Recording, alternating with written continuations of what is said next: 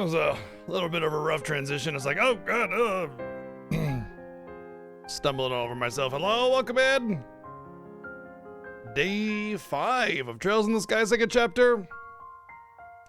I'm in one of two schools of thought. Either that this is the last chapter, and I think we're on chapter 4, or I'm like halfway through the game. It's one or the other though. It's definitely one or the other because, like, I don't know how this game is gonna treat the resolution of it. If it's gonna be like first chapter where the game has barely even started and all of a sudden you just get a little twist and then voila, roll credits. You know? And so this Ouroboros thing has like 12 members to it. It makes me feel like this is gonna be a constant thing across the entire franchise. Like, we're not gonna get all of the Ouroboros members. In fact, my prediction is that we'll only fight one Ouroboros member and it'll probably be the last boss. That's my guess. And because of that, we're kind of closing in on them. Things are about to happen. And that makes me feel like that,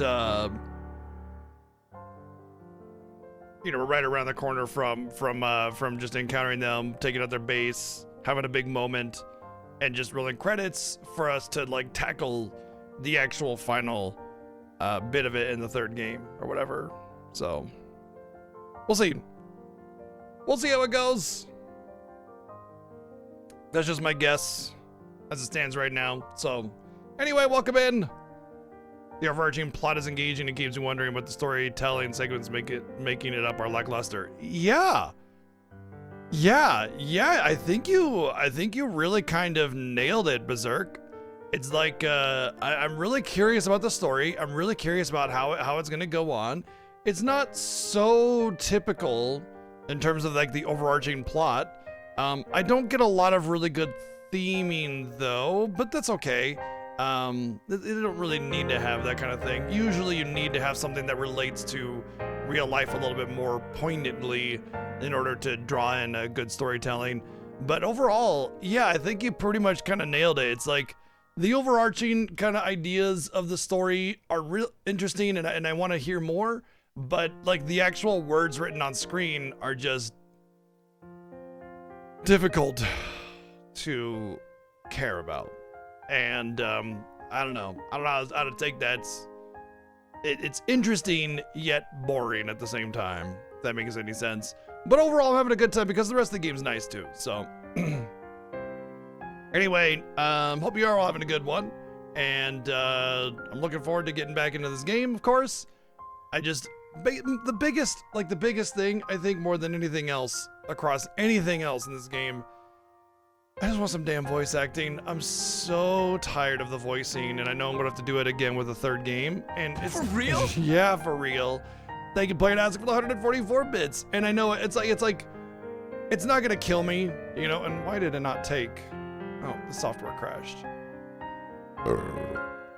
Oh no, it did not crash. Oh, then it crashed. Okay, so it did take it.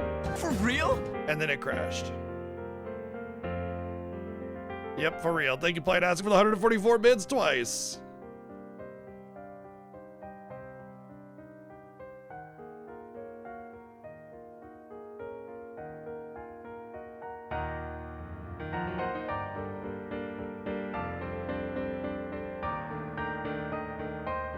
For real? Okay, good. I was worried there for a second because I was editing the amount as you sent in a cheer, and I was like, oh no. Because it didn't take the second one since the software crashed after that one. Thank you, Player Ask for the 144 bits again. Yes, for real, for real, for real. For real? For real, it did, yep. Software crashed. Thank you, Player Ask for the 144 bits, but it worked out okay. I watched it update and it was good.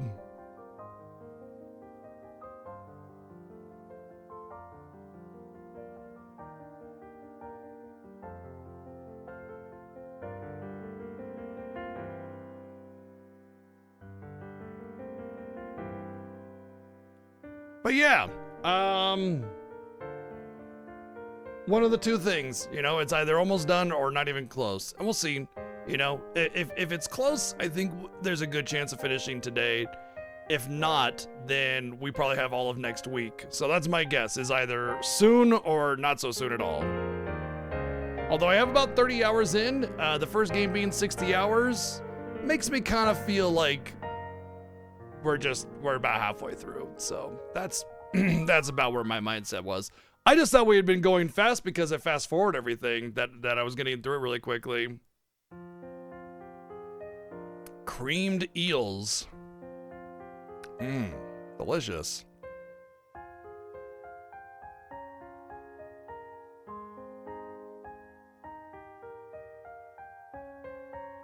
Oh, you are close, bullet catcher. Dang. 95. Hell yeah. The fat streaks. Wow, 305 up there. Damn. It's so weird. The first time I saw 105, my jaw just about dropped. Or 100, rather. And now we see 305, and I'm just like, all right. Yeah, I know cream deal was from something. I just couldn't place it. For real? For real. Yeah, it is. Yeah. Thank you, Blight Ask 144 bits again. Thank you. But yeah, I don't know. I don't really have much to say. I'm kind of out of it. I didn't get the greatest sleep and I had to wake up really early, so kind of just gonna be vibing today. Gonna be just vibing. Who do we got? North Rex, Ryu Power, hello. Dimension Harvester, what's up? Mecha, what's going on? What's up, Velacor? Berserk now, Suntop, hello. Playing Azure, gonna be doing good. Big Sammy, Lurkers. So yeah, as I was saying, like I'm gonna For real? get through the game. I'm gonna voice act everything, and I know I got another one to do. It'll be fine. Like even though I'm tired of it, I'm a pretty patient person. I put up with a lot, so yeah. Thank you, Playing Azure, for 144 bits again. It's kind of funny though. We've only had 2 days of this week, and you can already probably tell that my throat's feeling a little raspy. So 2 more days to go. I mean, just we're only halfway there. It's like, is my throat gonna make it by the end of this? I don't know. We'll see. That's why I try to take it a little easy.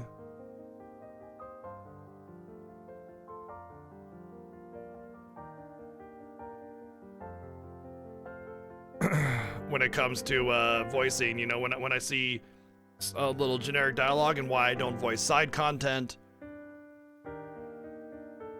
all the dumb pleasantries, I don't voice it because, first off, it's very unlikely you can actually determine the difference between one character and another based on what voice I'm using, especially when they're all just saying hi, hello. That it just doesn't matter, you know. Like you can see that it's a generic pleasantries being done. So I don't voice a lot of that. Come here, buddy. Hey, come on. You can come here. Okay, or there. That's fine too.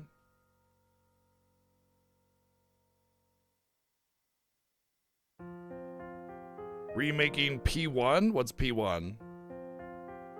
Got it. You can't use acronyms when nobody knows what you're talking about.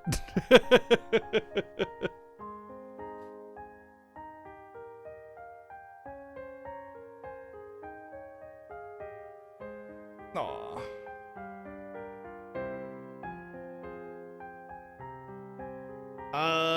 But yeah.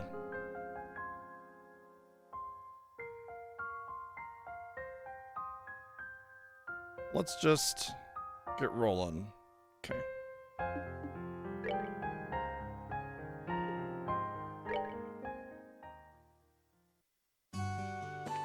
The only thing I can think of that P1 is Persona 1. But I mean, it could be all sorts of things. It could be Pikmin 1. It could be, I don't know. I don't really know very many games that start with P, actually. Okay, so we just did one of the,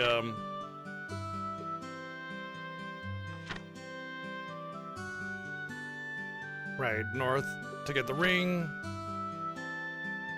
Grun Gate, and Illegas Highway. We gotta go to all these places to see how far the fog goes anyway, so we're just gonna do that. I kinda wanna go around town talking to the NPCs and everything, but it's like, they're all just gonna be like, oh my god, Elise, how are you doing? How's Joshua? Oh, don't worry, I don't need to know how Joshua is because your father came and told everybody in the town, one person at a time for some reason, I don't know.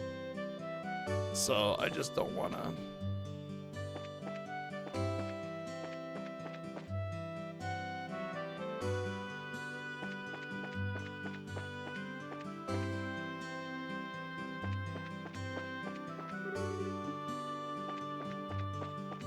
So if that's the Magna Trail, what's this?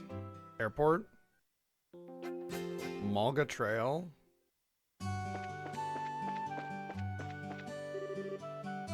Oh, that's the landing port. Okay.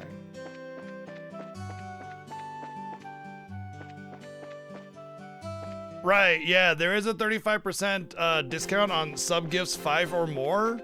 I just want to point out before y'all decide that you want to go big with sub gifts, that with this time around for the sub gifting, I also take a 35% cut on it. So it's not just like, yeah, you can sub gift and then I just get the full amount still, which is what it normally is.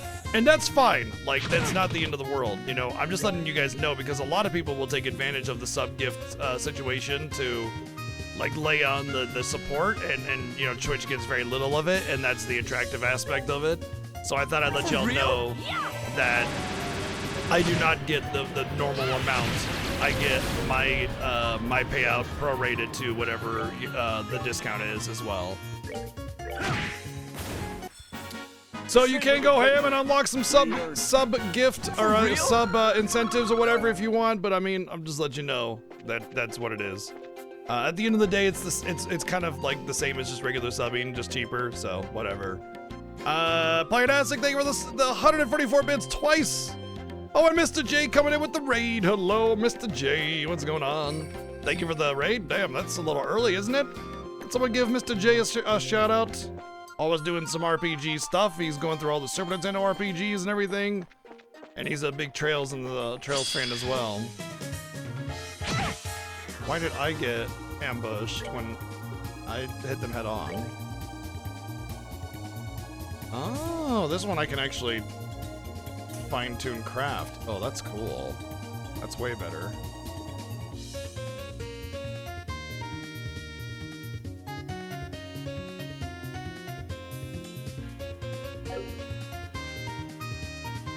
Early bonus day, nice, cool, awesome.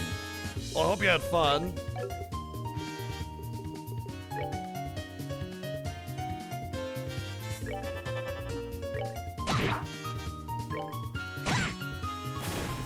Well, we just started today. We literally just started moving just before you walked in, so we're right at the beginning of our content today, and so it's going good, you know.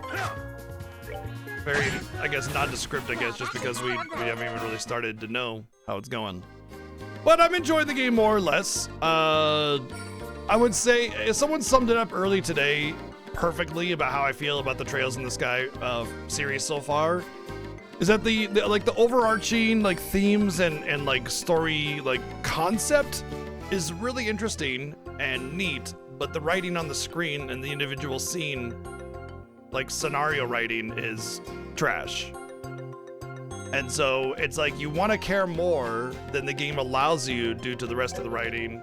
But the gameplay is solid and interesting. Oh. And what was the other thing? Music's good. A lot of people like try to say that the music is godly. I would say it's good. It's good. It's good. It's good OST. You know, I wouldn't call it godly.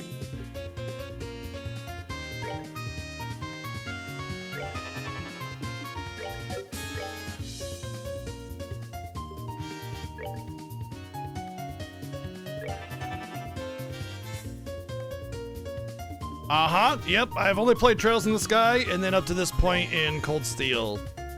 And my theory, I guess it's not really a theory, my guess is that once I get out of Sky, things will ramp up quite a bit in terms of quality.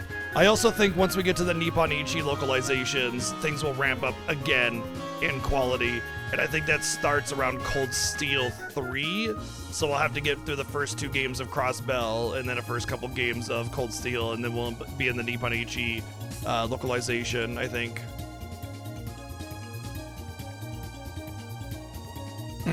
To each our own. Yeah, of course. That's just my take. You know, of course. But my goal is to, if you're curious and coming in from Mr. J's channel, to get through the entire Trails of series before the end of the year. And actually, it's technically before December 1st because starting December 1st, we always do a big Final Fantasy event called the Final Fantasy Fiesta. We've done it 8 years in a row. Obviously, we're going to be doing it again this coming year as well, or this year as well. But I just think that the Sky games have the highest probability of kind of just, you know, lacking, and especially considering it's like the first game in this vein. You know, obviously you have the first, what is it, like 5 games that came before this, like Legacy of the Wizard and everything, which are technically part of the same series.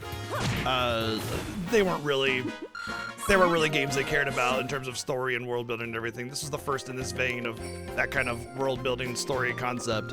And so, you know, getting through that first arc, and it has relative success, and now can go and say, okay, you know, we had relative success, let's put a little bit more effort into the next one.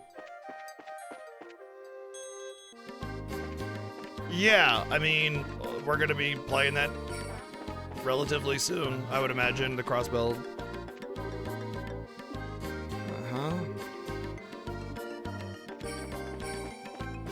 Wonder what, you know, I'm gonna go here and see if the crow went this way. There's a good chance of it, yeah.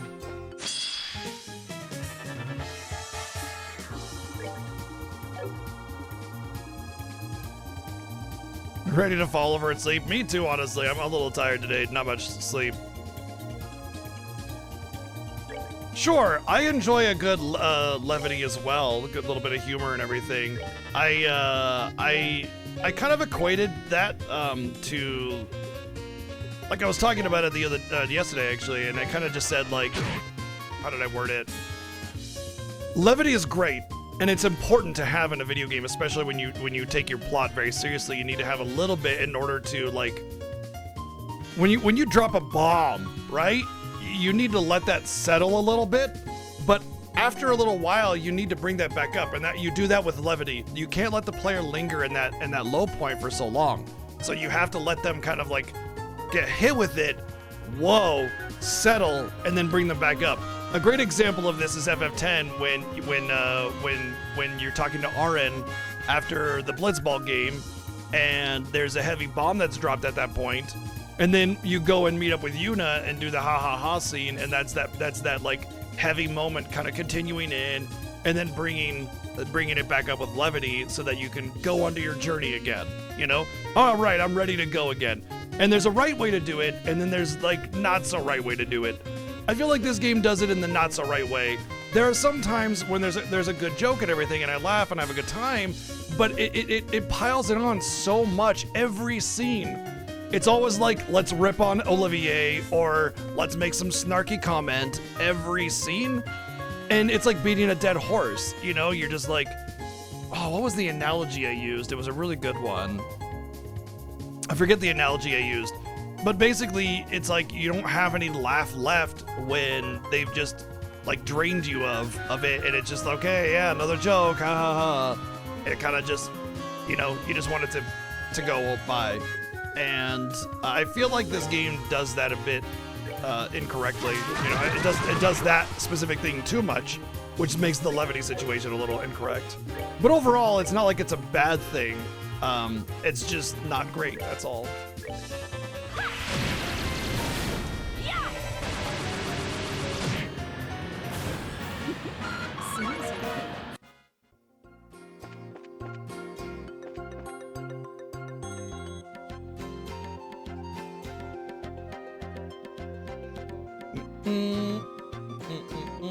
Maybe you need some horse meat. Or your horse jerky.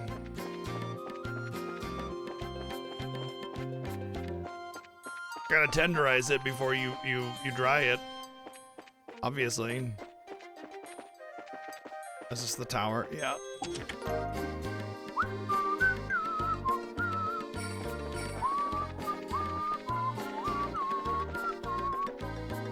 Burp.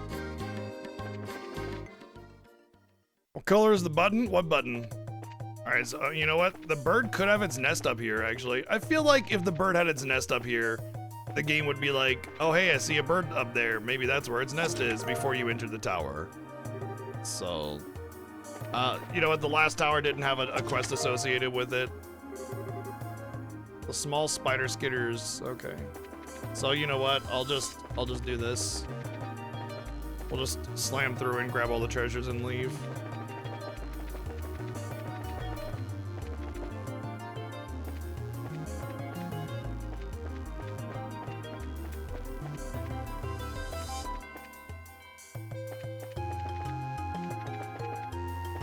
Oh, really?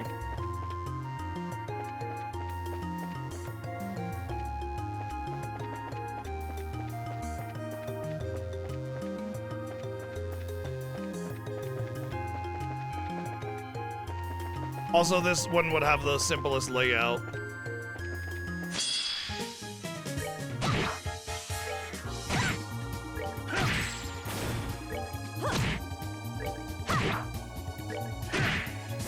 Savor the victory. But yeah, I mean, no, like, I'm not trying to like bring down anybody that loves these games or anything like that, and I don't dislike them either. Just trying to be as clear as to my particular thoughts on it as I can. Okay, that's probably the right way.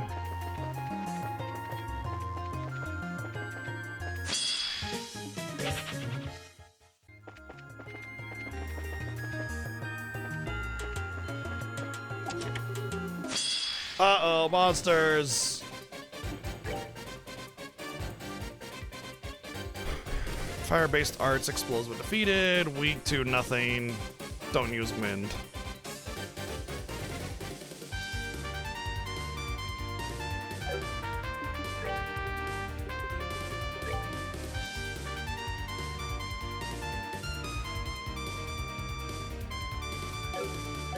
You know, she has a crit here.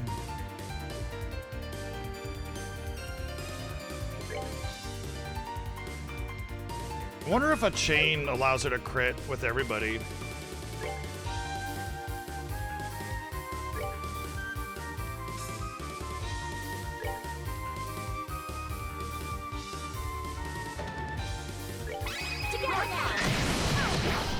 Yep. Okay, so getting a chain on a crit tile actually allows for crit with every single attack.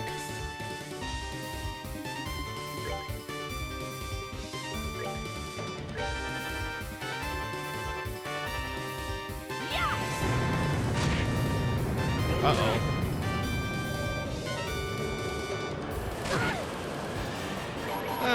Let's go ahead and stop that right there.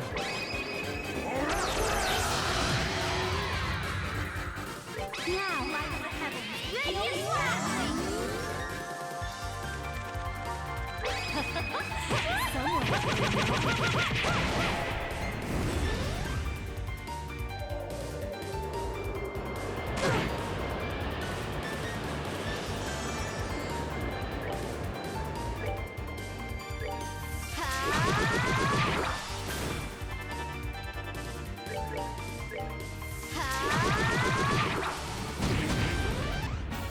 Alright, that was probably a good idea to interrupt that with my limit thingy. Gypsy Queen feels like it should be for Charizard, huh? So, increases speed and dodge. Great defense, but she already has amazing defense. But it also does not give her magic attack or defense, which she needs. So this is actually probably better for her, honestly. Because it just gives her defense, and dodge. I wouldn't even want it on Chloe. Also, she's up in the front line. She needs to have... Oh, really? It's only 10 better defense for her? Oh, we had that no signal thing. Whoopsie. Yeah, let's give it to her. Gotta read the chest.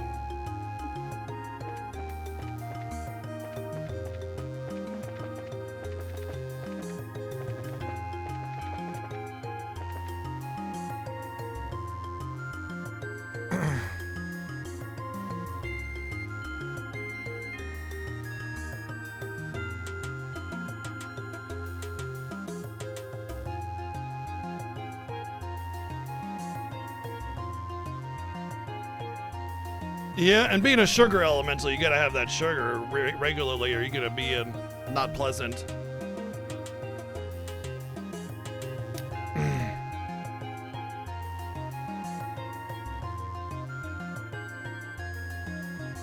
I'm not even sure how to break Breath of Fire 2, honestly.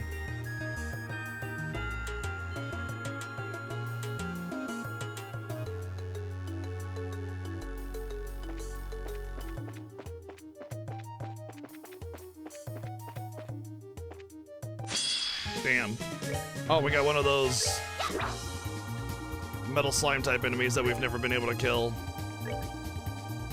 I'm not even sure how to, because they immediately run away, and you can't catch up to them, and that's it, they're gone, right? So, and they're immune to magic.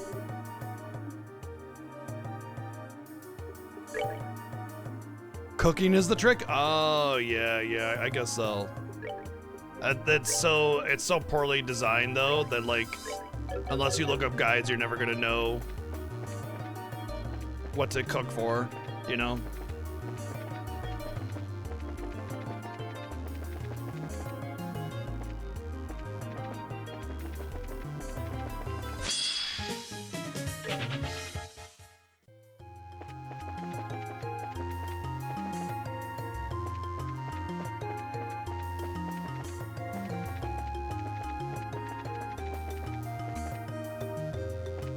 This is going down.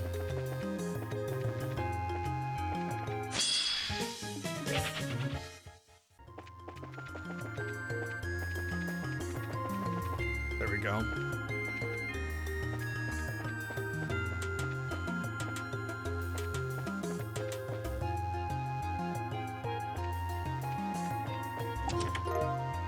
Ooh, shield 4. Hell yeah, I didn't know exactly where that's going.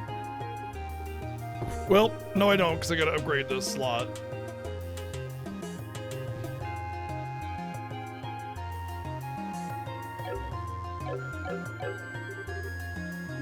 We find the greatest treasure of all, friendship.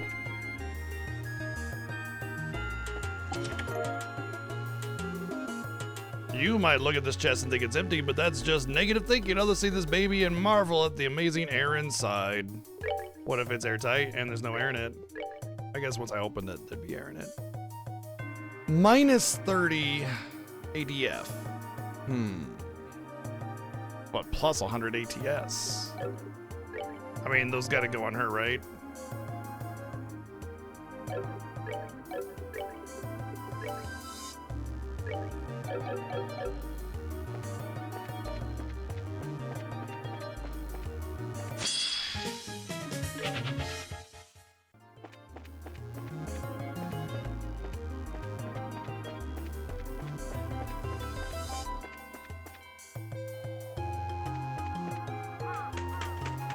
Wow, I'm actually blown away. The fact that they didn't have like a little scene that played out that let you see the crow flying to the top of the tower, kind of crazy actually. You just had to go up this tower and just guess that it was up there.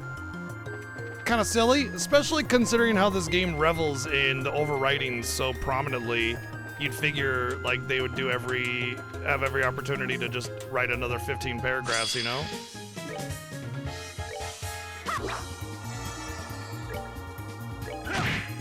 I did 1 point of damage to it. Maybe it's maybe it needs like chains. Maybe it needs space or something magic. There it is. There it is. That's what we needed.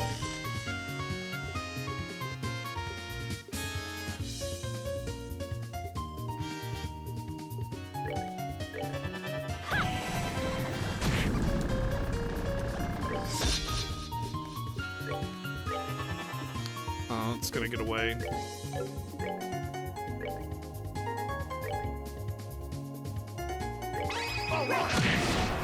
Nope, chain doesn't do anything.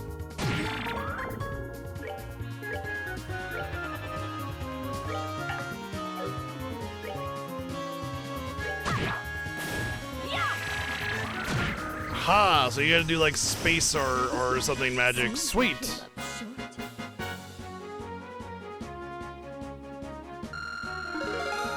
Yeah.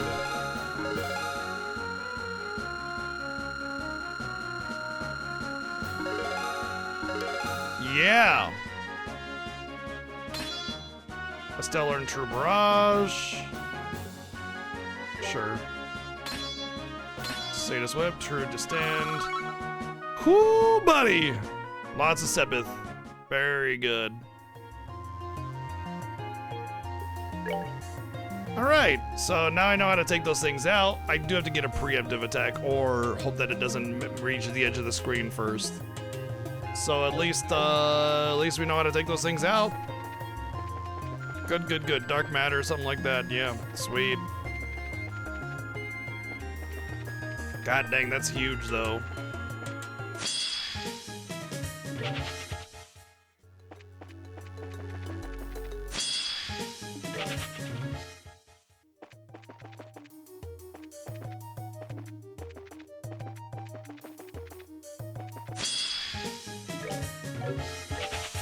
Finally some rewarding aspect of the combat, you know? Because XP gain in this game is really, really low. So you gain levels very slowly. Hey, what's up, Titus? Oh, hello.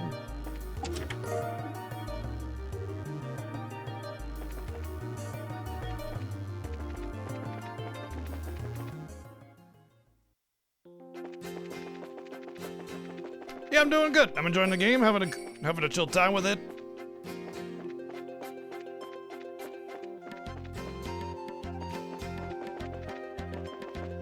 Okay, we gotta get to the edge of the fog. And then...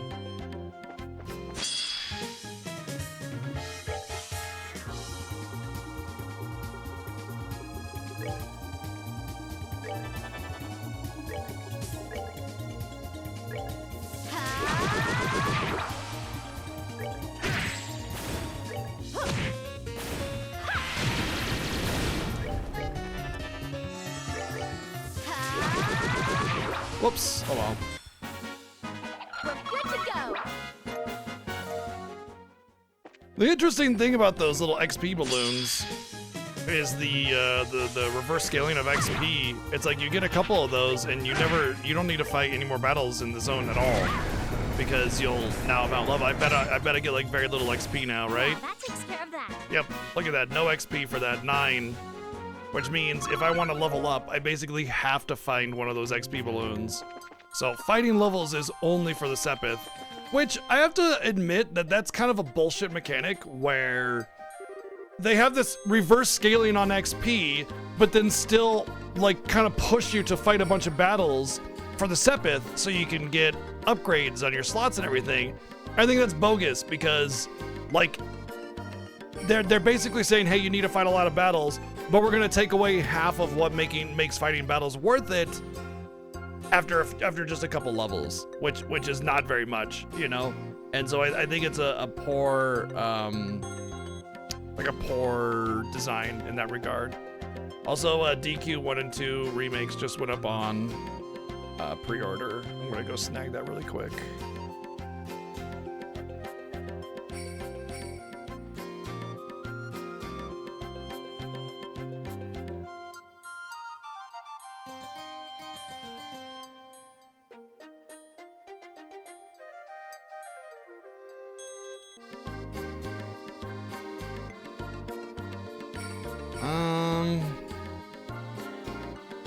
I do not see it. I see Dragon Quest 3 remake.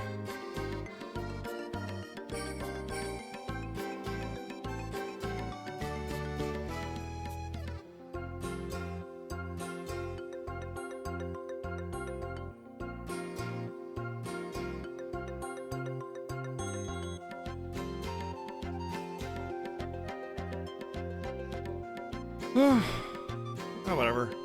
I'm just gonna get the standard edition anyway, even if they have a collector, so I'll just wait. Yeah, the 1 and 2 remake is supposed to be up on pre-order, and I don't see it, so whatever. The fog is cleared, so along the Malga Trail, the fog goes all the way to 140 Selg out of the city. Not only does the fog extend halfway up the blasted mountain, but there are monsters everywhere. This is bad. This is bad. Yeah, let's make sure to let Aina know how bad it is. All that's left now is to check the Elise Highway. I'm guessing the Elise Highway, it'll end really, really quickly. And the reason is because I'm willing to bet that it's coming from this area, and because she mentioned something about the hill, it goes up the hill. It doesn't go up the hill, it goes down the hill. And so it's probably being pumped out one of the hillsides and settling into the valley, would be my guess.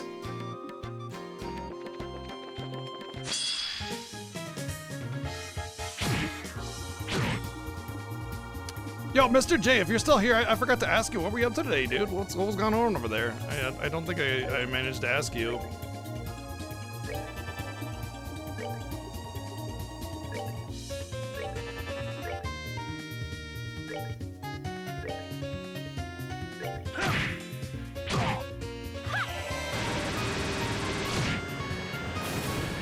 Oh, that's gonna hit nobody.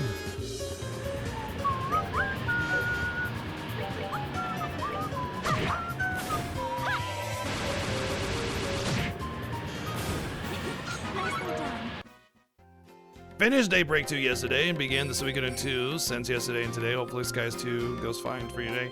Yeah, we're chilling. We're having a good time with it. Like I said, just because I don't like ultra vibe with the story doesn't mean that I can't like have fun with it. You know, everything else is nice about the game. Like I said, also what I said is like I think when I get to Crossbell, it's really going to pick up and I'm going to start enjoying it a lot more.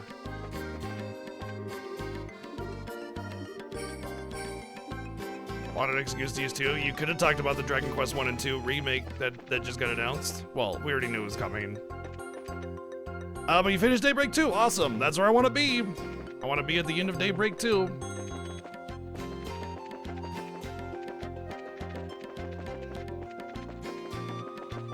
Oh, you know what? There's no elite over here. I kept on looking for an elite. There's no elite here.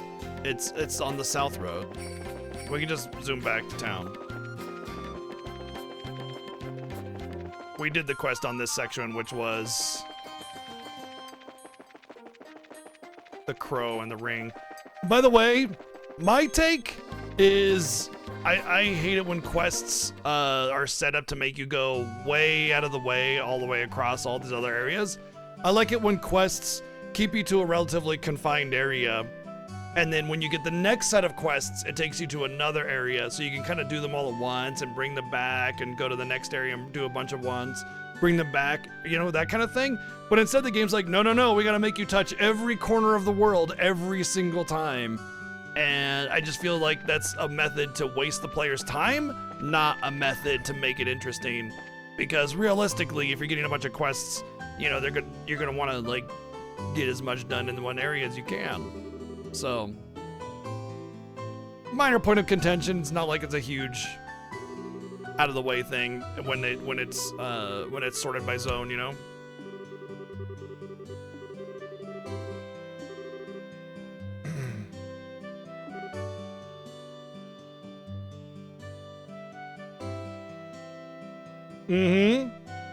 Exactly. World of Warcraft did it really well. To be fair, most MMOs do it like that, and it's crazy that no other game does, like almost ever. Most single player games don't load you up with quests though, not anymore anyway.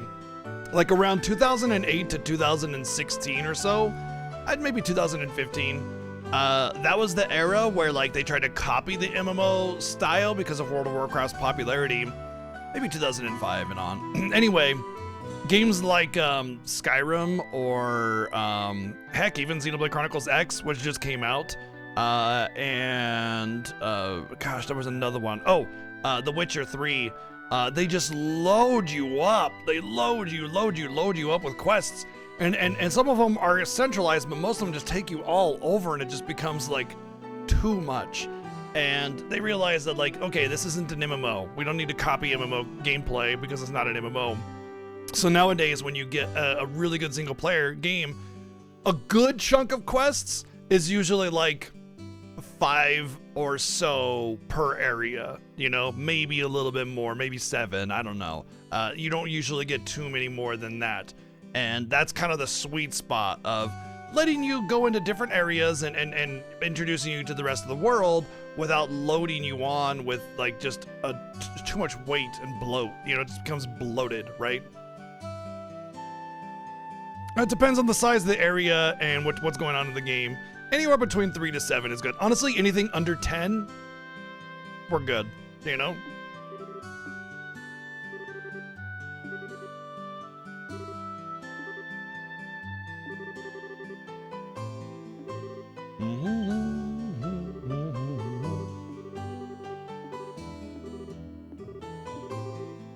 We just said we need you to identify the ring, and then we just showed it to him, and he was like, "Yeah, oh yeah, that's totally mine, totally my ring."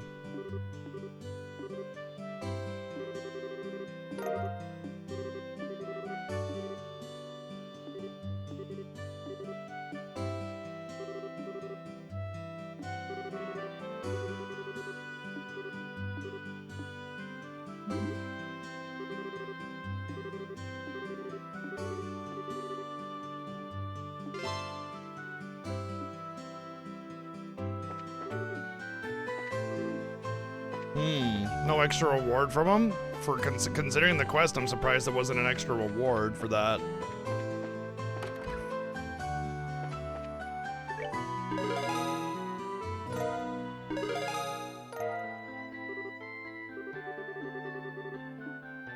Should just be the one quest now. Oh, the fishing one, right? Let's take a peek at our map. Well, that's where we're going. Groon Gate, so anywhere. I just don't want to go home yet. So I'll hit the road south, and we won't go back to the house just yet.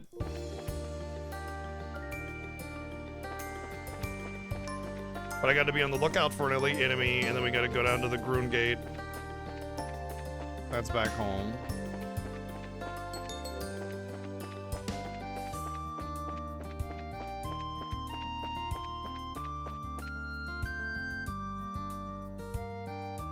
Well, what do you know? Looks like the fog's cleared. So along the Elise Highway, the fog clears roughly 60 Selg from the city.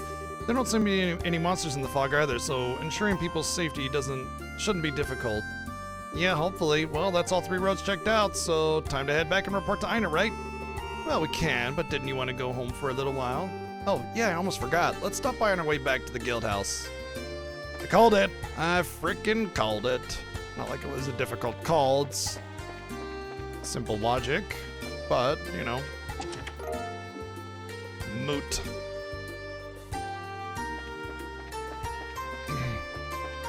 Oh yeah, I do gotta upgrade my slots.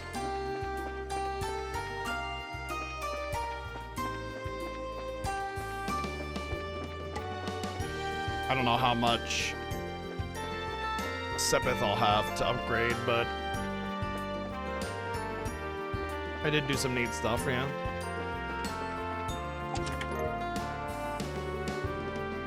Oh no, it's a mimic. Prepare for battle. Wait, no, false alarm. Ha ha ha ha ha ha ha ha.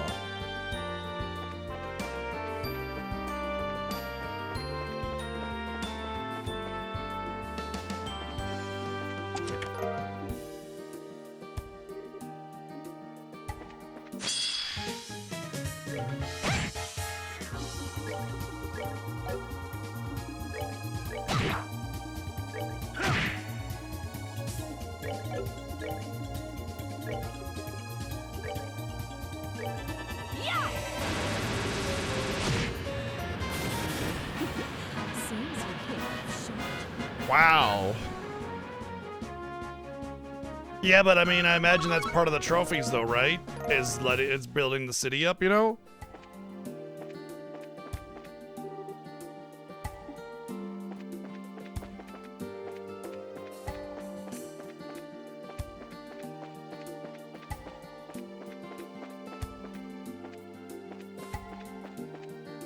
There's a boy.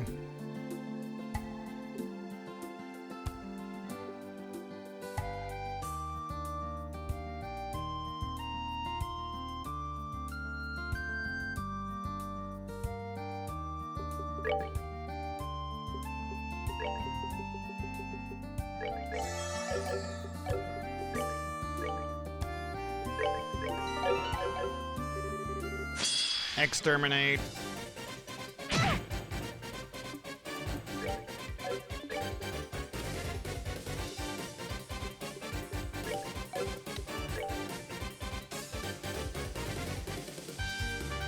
Okay, basically just fire, if at all possible.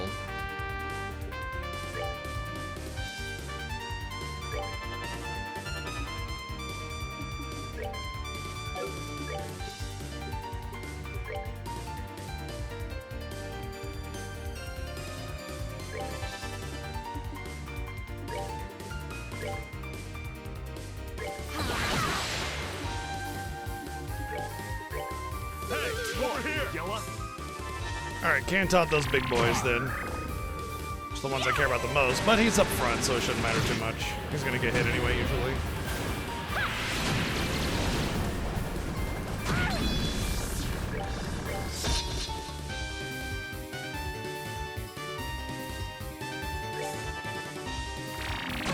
Wow, he really went out of the way to make sure nobody else got hit by the AoE, huh? Real nice.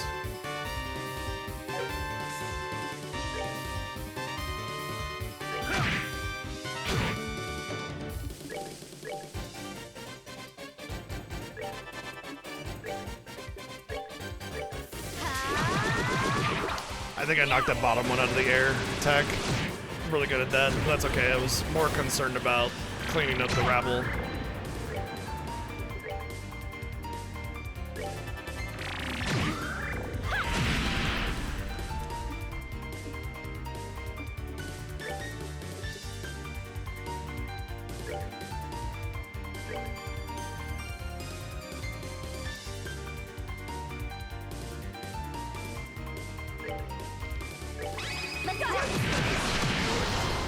Damn.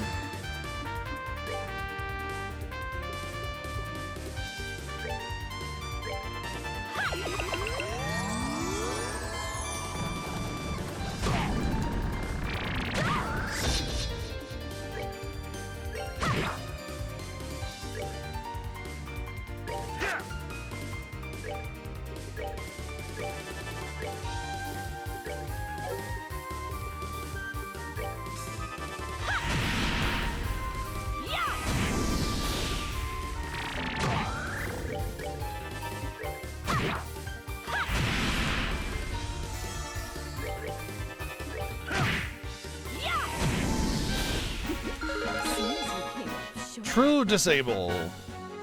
Sure.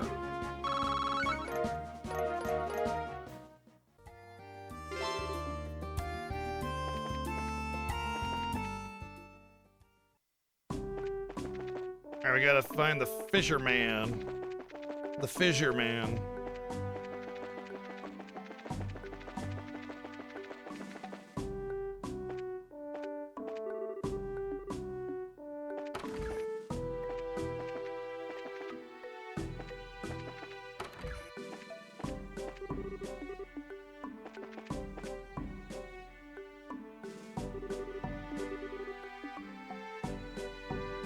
Honestly, this might be the one quest that I intentionally do not do if it's gonna make me fish out a bunch of garbage.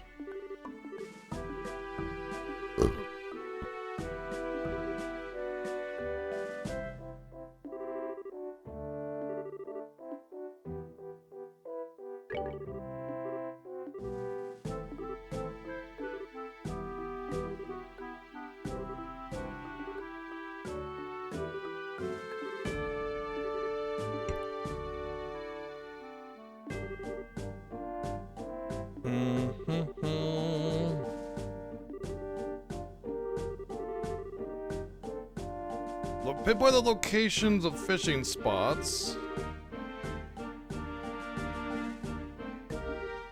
Oh.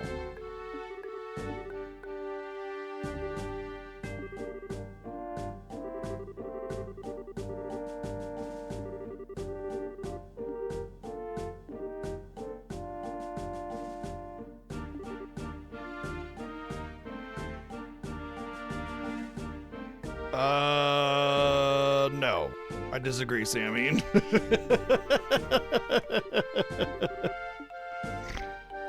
There are lots of bad games with fishing.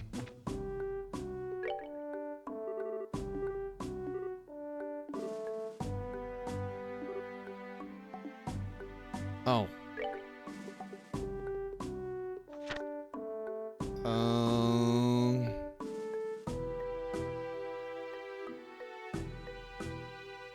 Okay, just search the region for fishing spots and then fish there. I can do that. I don't have to catch anything specific or anything like that. I'm good with that. I can do that. That's no problem. If it made me do like special catches or whatever, I just was not gonna do that. Cause then it's like, oh, you need this bait and this time of day and blah blah blah blah blah. I just don't care. Just don't care. That's the part of fishing minigames that I hate the most. Aside from the anxiety-inducing waiting for the pull-up to happen, you know. But that's not so bad if there's a good window for it, you know.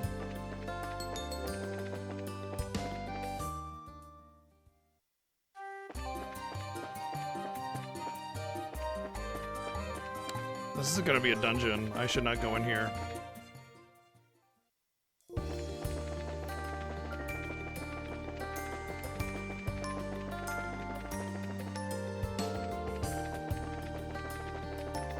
Well, I already know there's like 1 or 2 fishing spots.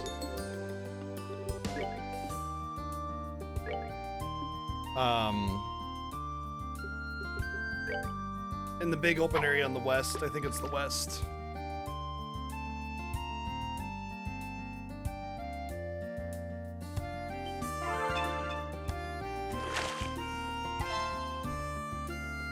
Damn.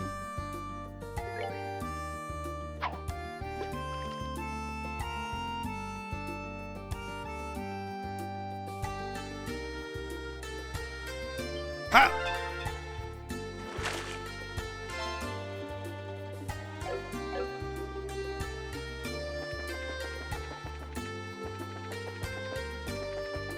I wonder if it's like one of the other, like most of the quests in here that have like a number of different nodes that you have to kind of hit, most of them are usually like, hey, if you get some of them, it's good enough.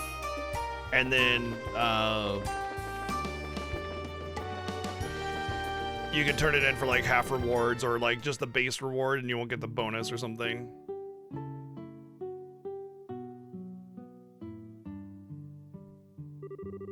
Doesn't look like much fog's gotten here yet. Oh, is this your home, Estelle? I like it. Simple, but a bit refined.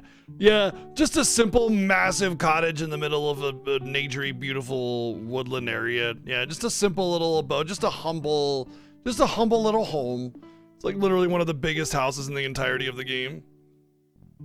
You really think so? Thanks. Well, anyway, I can fix everyone some tea or something at least. Come on inside. Nobody's been there for 3 months, so everything's rotted. I'll handle making the tea. You head on up to the room upstairs. Why? Look up, Estelle. Oh, right. The house is gonna get pretty damp in this fog.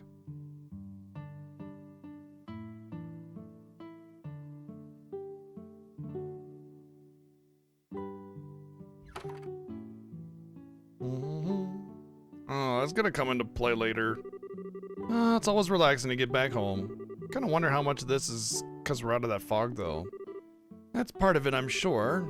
If you don't mind me saying, Shara, you glide through this house like you know every corner. Of course I do. I've known this house for a long time.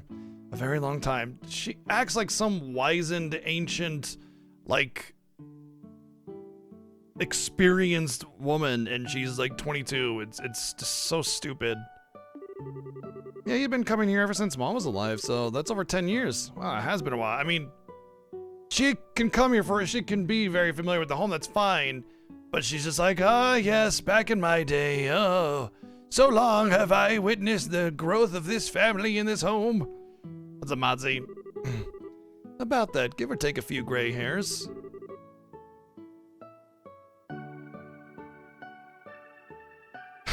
Shara, you were part of a traveling circus, weren't you? How did you come to make Estelle's acquaintance? Well, you see... Wait, Shara, you don't need to... It's fine, it's an old story. It would have been about 12 years ago. When she was 10, our troupe had come to Roland to perform. Estelle at that point was even more fearless and curious than she is now. After one of our shows, she strode into our tents with purpose, the purpose of playing.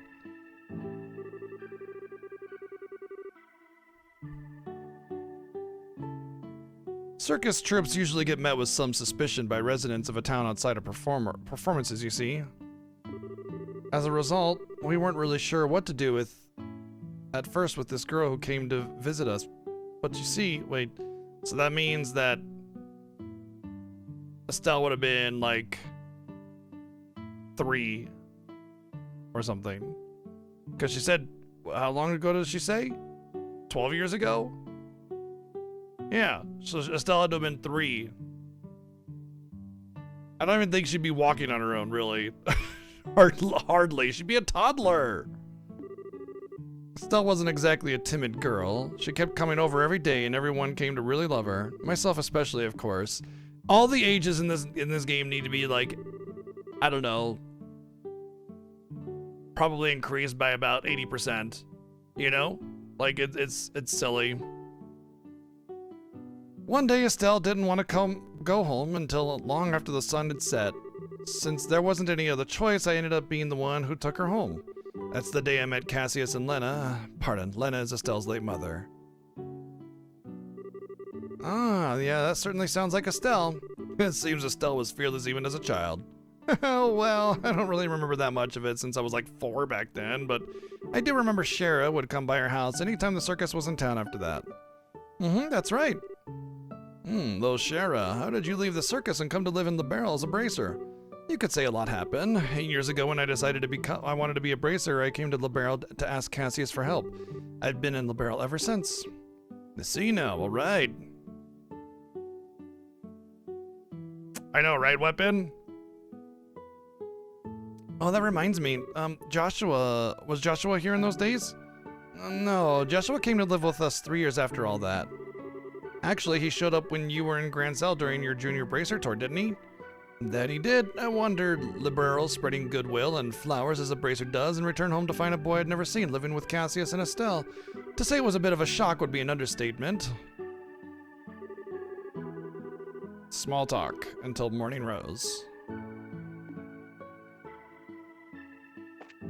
Oh, that's it? That weirdly felt like it ended suddenly.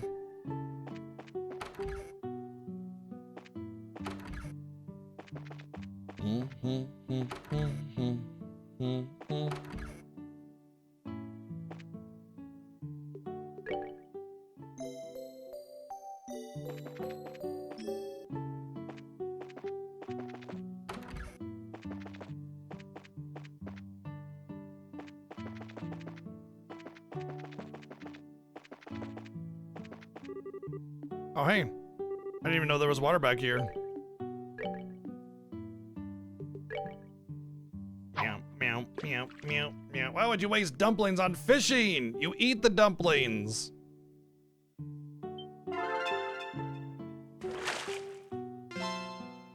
The unfortunate reality of low resolution games that are made into higher resolution games. You can see, if you look carefully, you might not be able to see. Actually, no, I'm looking at the screen. You all should be able to see it. You can see the tiles in the water. There's the lines, and you can see the square tiles of the water. That's pretty forgivable for a game that's made originally in lower resolution and then made later in higher resolution. You're not typically going to notice that in its native resolution, but when things get smoothed out, it's really easy to see. You can see that in the Final Fantasy VIII Remaster as well. It's pretty standard stuff that happens when you do that, but the most egregious form of that I've ever seen ever in any game ever wasn't in any kind of remaster or port or whatever. It was in Ephemeral Fantasia, which is a PS2 game, which is plenty enough resolution to cover that. No, it was just really obvious bad water tiles. It was awful. What's up, Wells? Hope you're doing good.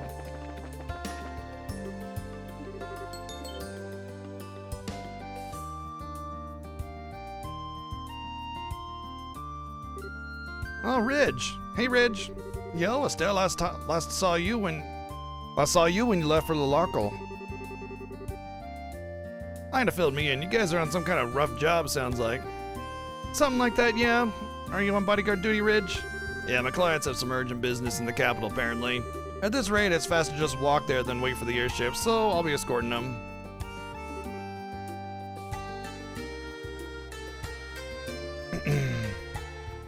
Gotcha. Well, keep up the good work. You too, good luck with the fog. How do the roads look anyway? The Elyse Highway isn't too bad. If you follow the path down a ways, you should reach the edge of the fog fairly quickly. Oh, good to hear. Anyway, if you'll excuse me. Right, everyone, follow me. Right, everyone, follow me off to go to the capital.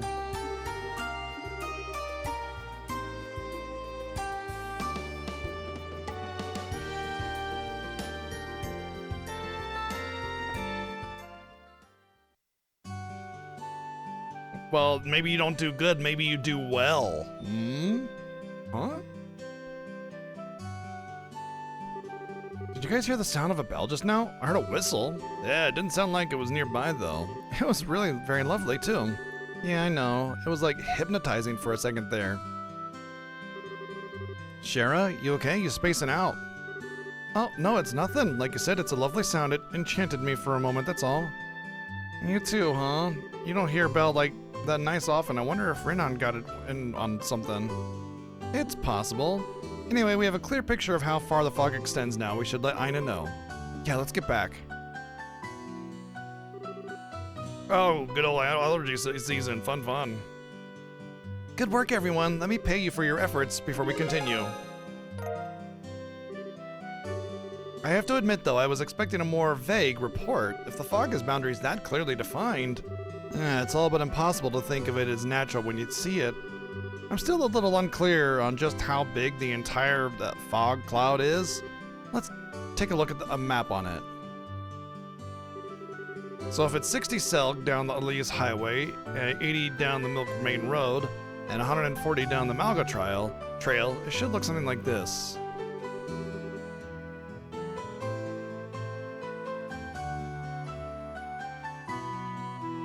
Well, it's clearly coming from Malgamine. Yeah, with their tree jizz. That's not really as helpful as I thought it'd be. It's strange. The way fog spreads should change based on its point of origin and the direction of the wind. Meaning we're still completely in the dark on what's causing this or what it means. Guess all we can do is stay ready for anything. I'm afraid so. The army's still on the fence about mobilizing too. I like it when games visualize stuff like that. You know, they give you a clear indication of, like, where the fog is on the map like that. I love that kind of visualization. A lot of games do, like, the whole pieces on a map and how they're moving when different countries are going to war or whatever. Like FF16 did it. What's that one? The DioField Chronicles, which is really good, did it. That kind of thing. I just really enjoy it when a game clearly outlines and visualizes with the use of a map.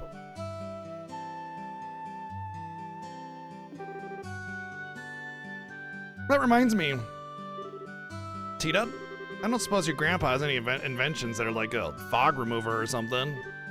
A what? Grandpa did make something called a dehumidifier once. A dehumidifier, so it removes water vapor from the air, right? That's perfect. Can we use that? I don't think so. It's meant to be used indoors. You'd need hundreds to affect a place as big as Relent. And even if we had them all, it wouldn't fix the actual problem. Technology fails us, huh? It'd also be nice if we had some solid evidence. The society's behind this. This feels a little half-cooked, I think, for them anyway. I think you mean half-baked, and what makes you say that? So far, everything they've used their gospels for has been sort of world-shaking phenomenon, right? Literally, in one case. But just producing some fog isn't really that impressive. Good point. You'd think this would be like a flesh-eating doom fog thing or something coming from them. And let us not forget, every time they have given us a message in some form or another. This time, however, not a murmur. Wait, have they? My rival's ghostly projections, the goat wolf appearing amongst the sheep, and our kitten's lovely letters. Each time there were provocations, or provocative signs spurring us into action. But here, silence. That's true, I guess. Put like that, it does come across as rather half-baked. Shara, something the matter? A message. We may have received one already. Yeah, the bell. What? When did... Help, someone! Mayor Claus? It's the Claus. The Mr. Claus, a.k.a. Santa. He's got a white beard, and he's clearly out of shape because he's wheezing. So, this is Santa Claus. I can't believe this is in the same universe as Rudolph the Red-Nosed Reindeer. Oh, Estelle, hello. Mr. Claus, hi. Oh, what's wrong? You look like you just ran a marathon. Wait, why am I getting the weirdest sense of deja vu? Mayor Claus, please catch your breath. Has something happened? Has something? You could say that. I'm glad to see you all safe at least. Mayor, if you could please explain? Just a few moments ago, Lita collapsed in my home. Several other citizens have fainted in the same way. What?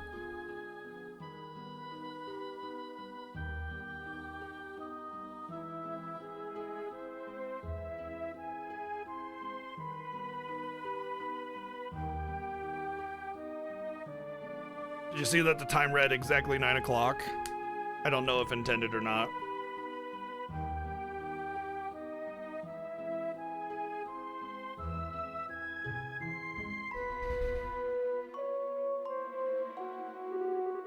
I've been to all the houses and it seems the symptoms are the same in every case. The breathing is stable and their pupils look fine. They seem to be asleep, so they shouldn't sicken further, I think. I see it's a small mercy at least. If we cannot rouse them, however, I doubt I need to elaborate. Mayor, we have to find a solution as fast as we can. Estelle, are you feeling alright? Maybe you're so pale. I'm okay. It's just even Elisa's mom and Luke collapsed. It's kind of a shock. If you're not feeling well, you can go back to the guild house, you know? Or you could rest at home. No, I can't let myself get all mopey, you know? Father, you really have no idea why they're comatose? I'm afraid I don't. I desperately wish I did. The traditional church remedies for awakening— oh, that's the wrong voice. For awakening, sleeping, not working, so I don't think it's poison or illness. It's more like ideals preserve us, but it's like their souls are trapped or something. Their souls? What are you talking about, teal for sub? What are you talking about, teal for subs? Oh. Wait, what?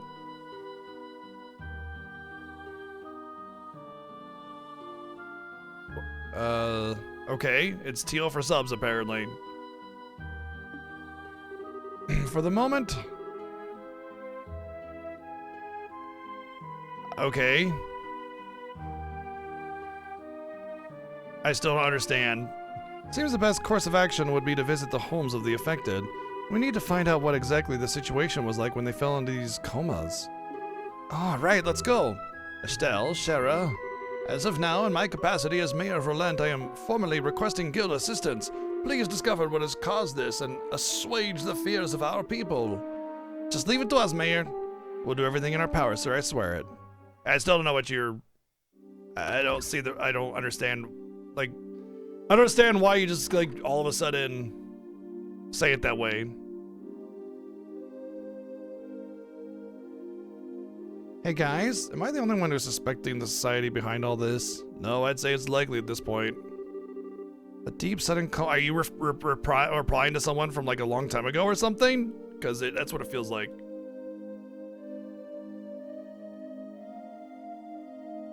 Unless maybe I lost connection and I don't see the chat or something like that. That might be it. A deep sudden coma at the local church head can do nothing about. That certainly seems like the sort of incredible phenomenon we were talking about. That would make sense why I'm confused.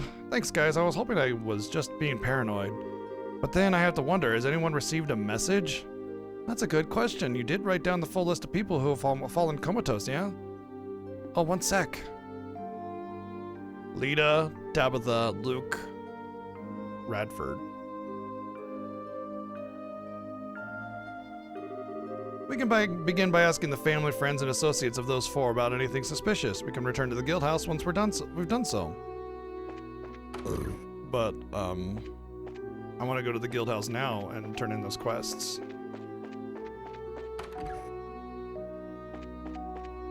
Oh, quest. Hey, D rank. Yeah. We got the D. Received haze.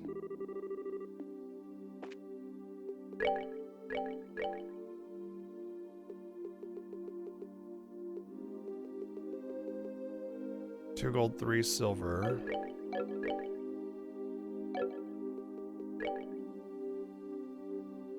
Enemies become unaware of presence.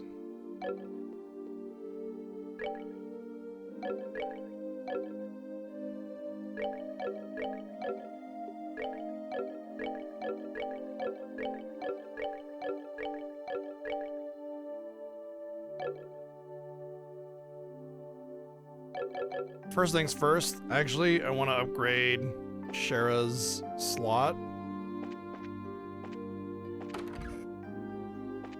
No, my slot.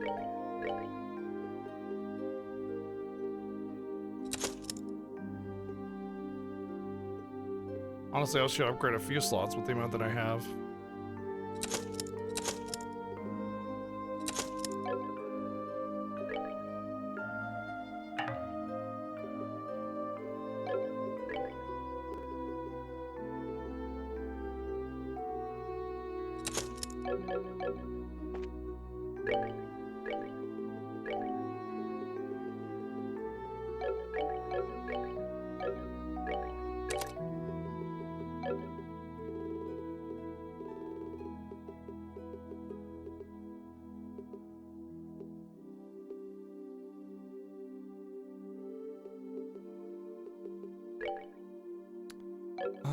You know what I should do is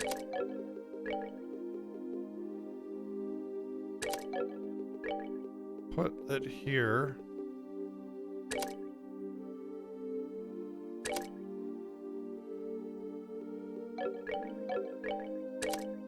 Because I think wind and I think wind, earth, and sorry, wind, fire, and water work well together. Let me see.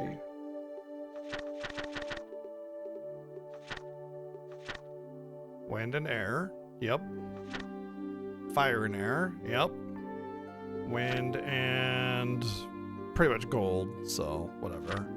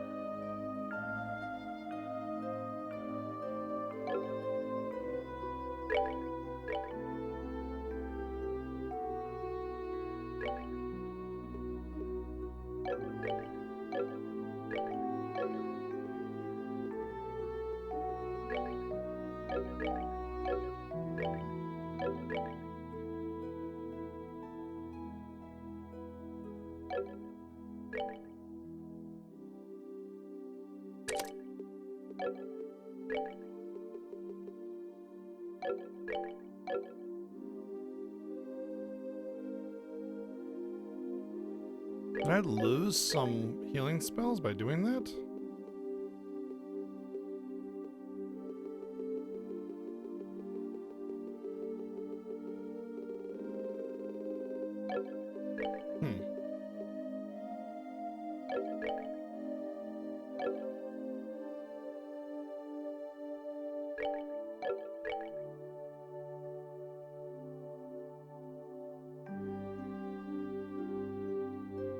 Honestly, she doesn't really need EP2. She doesn't really care about her EP value. So getting something like the crest might be better. Yeah. It'll be a party-wide defense up, which is really valuable. Why does it... There we go.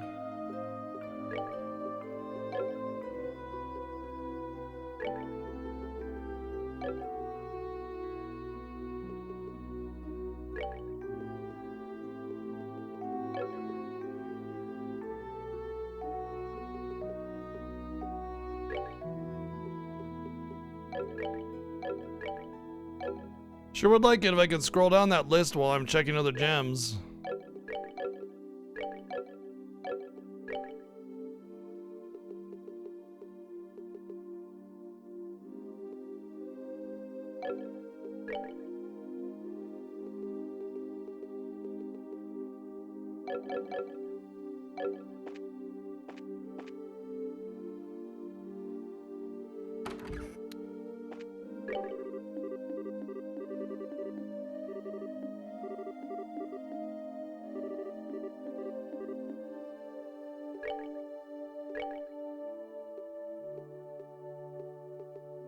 I do want an EP cut 3 on, I think I only have one and I have it on Shara or something.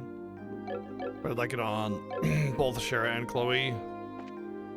I think she has an EP cut, the other one has an EP cut 20 though, so it's not that big of a deal.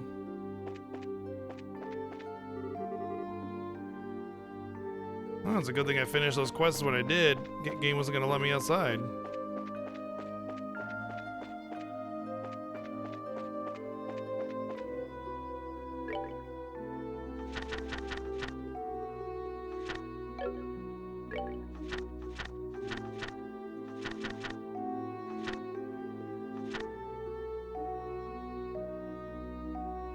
Ashton's house, Westgate, Manor Bar.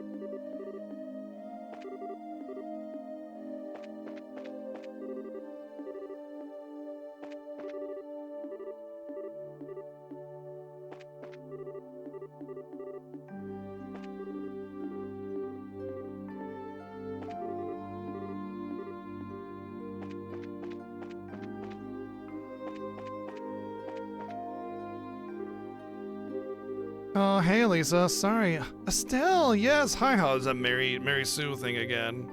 She's the coolest, greatest, and everybody just loves her.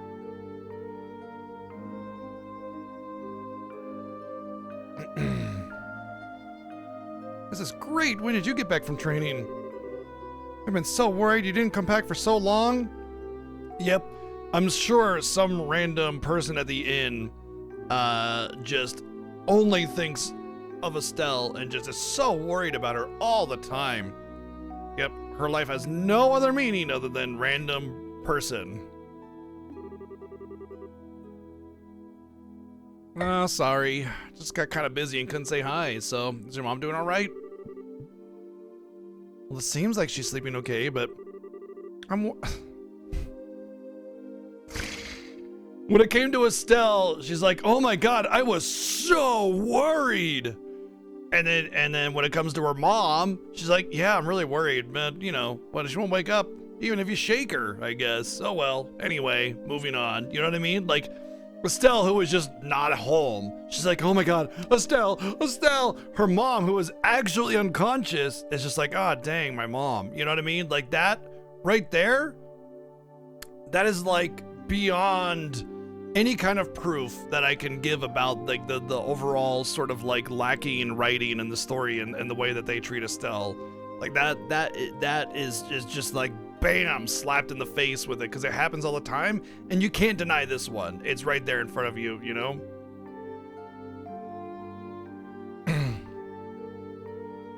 But I'm so worried. She won't like wake up or anything, even if you shake her. Father Divine said there's nothing to worry about, but we're investigating this at the request of the mayor. Could we ask you a few questions? Oh yeah, sure. Ask me anything you want. Okay then, first, where'd your mother fall asleep and when? Let's see, it was about 5 o'clock, I think. Mom and I went up to clean the chairs and stuff on the terrace. The chairs? Yeah, we figured they might get damaged from all the humidity in the air due to this creepy fog, you know? We'd finished weatherproofing the ground floor, you see, so we figured we'd totally store the chairs too. I see. Alright, and then? Okay, well, so while we were cleaning up, Dad called me.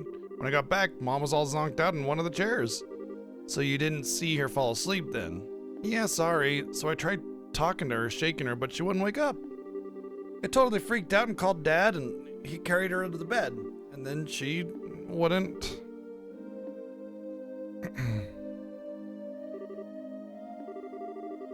Sort of losing it because you're home too, Estelle. Yeah, I know. It's okay. You don't need to worry.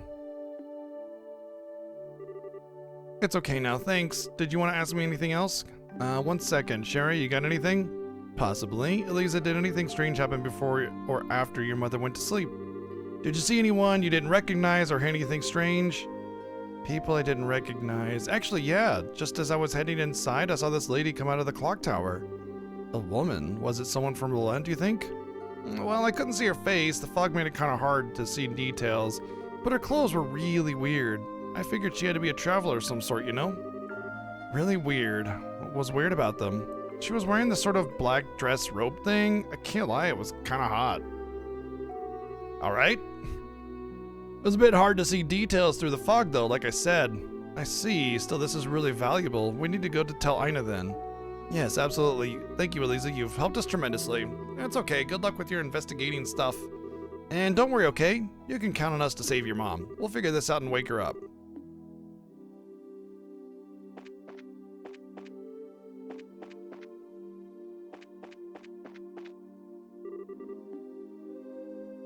Is there a guard barracks here or something?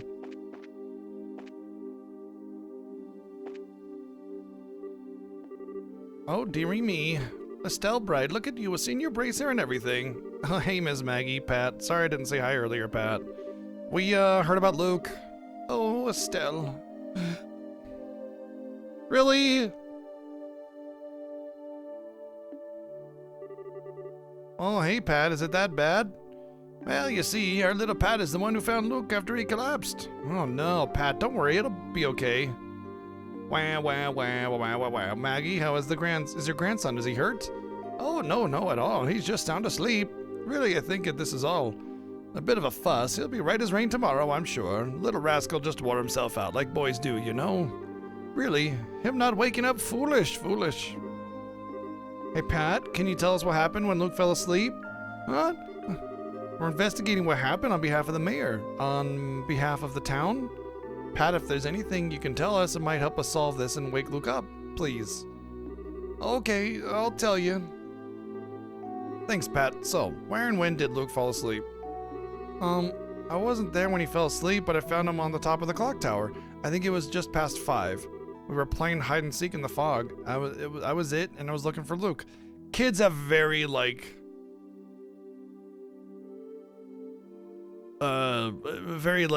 non-specific, interpretation of time. He wouldn't know 5 o'clock. He wouldn't know 5 o'clock from his own hand. Wouldn't know it. He would be like, it was almost at supper. And then Maggie might pipe in and be like, we eat supper just past 5 or something like that. And then you go, okay, so it was around 5. You know what I mean? I was it, and I was looking for Luke, and when I found him, he was asleep. I thought he was just being a jerk, and I tried to wake him up, but he wouldn't. I see. Wait, one thing I don't see. Who the heck carried Luke down from the clock tower? Oh, that was Mr. Paddington. He came up and found us just when I was trying to figure out what to do. He said he came up to make sure the clock was working and the fog wasn't causing any problems. Oh yeah, that's just like Mr. Paddington. Okay, I think I got the gist of it. Pat, I was wondering, when you were playing, did anything strange happen? Did you see anyone you didn't recognize, hear any sounds? Like Estelle said, anything could help. I don't remember much except all the white of the fog. I do remember thinking it was really creepy not seeing anyone at the landing port. I see. So creepy fog aside, nothing really suspicious happened. Nuts. Seems that way. Thank you, both of you. You've given us some food for thought. I'm glad we could help, dearie. Estelle, is Luke gonna be okay? Yeah, you bet he will. Pat, don't cry anymore, okay? Luke will tease you if he finds out when he wakes up, you know. Yeah, I won't cry anymore.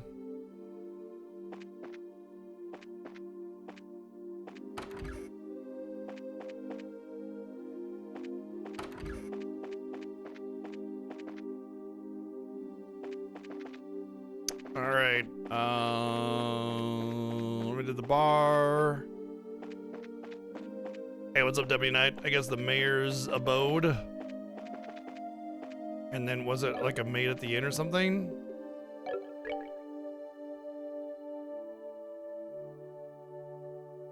Oh. So Mayor and Radford near the West Gate, apparently. I guess we didn't grab whatever that was at the West Gate.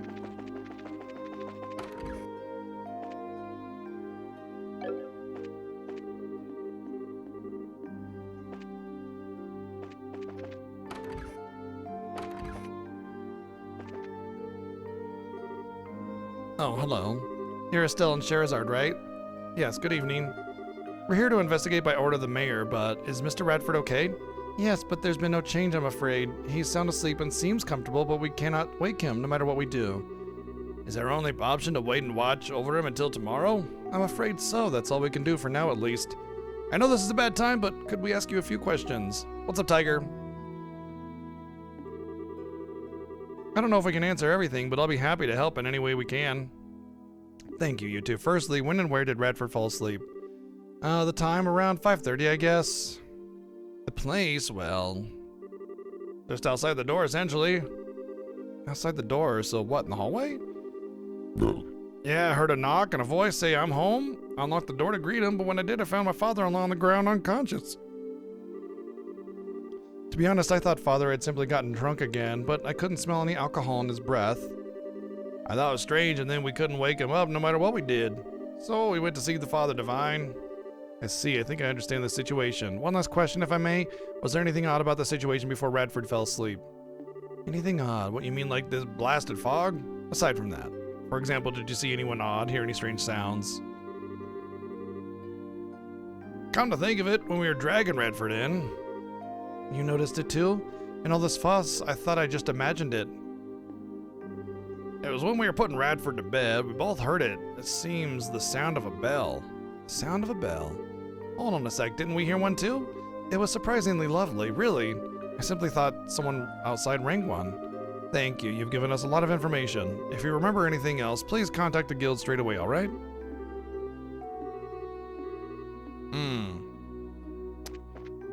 The one commonality I'm noticing between everybody that fell asleep is that nobody saw them fall asleep. You know? They were all alone.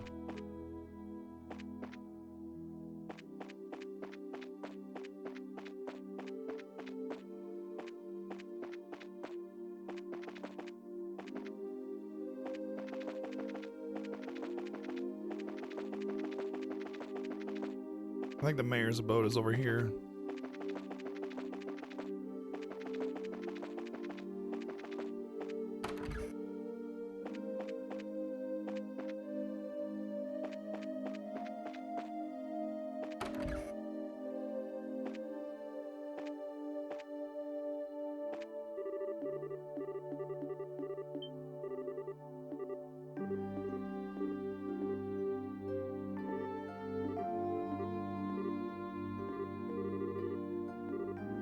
He's not going to attend the signing ceremony tomorrow because of the situation right here.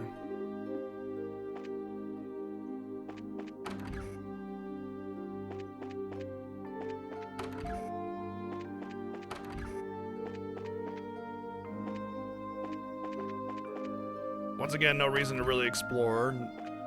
No little bits of treasure or lootables or anything. Oh, Estelle, Shara, welcome. Hey ma'am, did Mayor Klaus tell you about us? Yes, you're investigating the fainting curse. Is there anything I can do to help? Please feel free to ask. Thank you. Well, firstly, how is Lita? Lita, she won't awaken no matter what we do. I pray she'll wake up normally come the sunrise, whatever that's worth in this fog. But for now, all I can do is keep an eye on her. That's awful. Where exactly did Lita collapse, and do you remember when? Let me see. Could have been just before 5? Stepped out of the kitchen and found her collapsed in the entryway. I panicked a little, needless to say, and called for Klaus, who was able to carry her to bed. But to think there are others affected the same way? She collapsed in the entryway. Hang on, was the door locked at the time? I don't believe it would have been. After all, people have been visiting all day to speak to my husband about how to deal with this fog. Well, that's a list of suspects, Selge Long, then. Okay, how long were you in the kitchen, by the way? About 30 minutes, I suppose. Alright, I think we have a good picture of what happened. One last thing, was there anything strange before or after Lita collapsed? Strange? What do you mean? Did the house have an unfamiliar visitor, or were there any odd sounds? Anything you can think of? Let me think. Well, I'm not sure I'd call it strange, but it was memorable. When I was in the kitchen, I heard the faint sound of a bell. Sound of a bell here, too.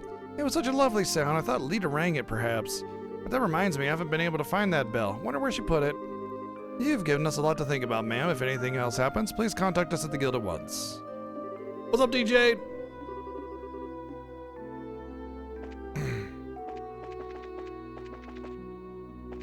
So, the bell just might be like a magical trigger. Heck, it might even be the thing that the little gem thing is attached to, and that's what's allowing them to cast some kind of mass sleep or something like that. Who knows? Search for lost cat? Oh my god. Well, we were gonna turn this in, but now we have a much, much more important thing to do.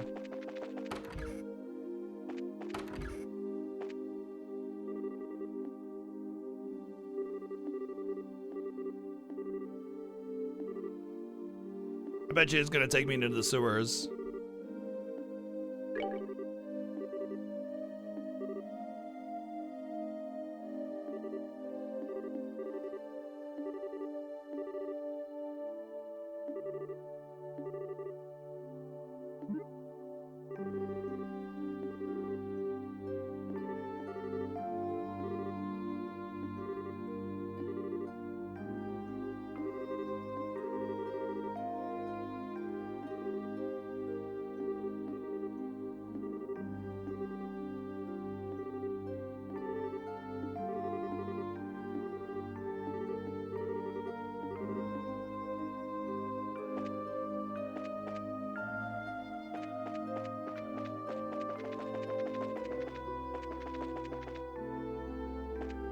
Well, either it's going to be a random spot we have to search, or just a series of plot triggers that we have to execute.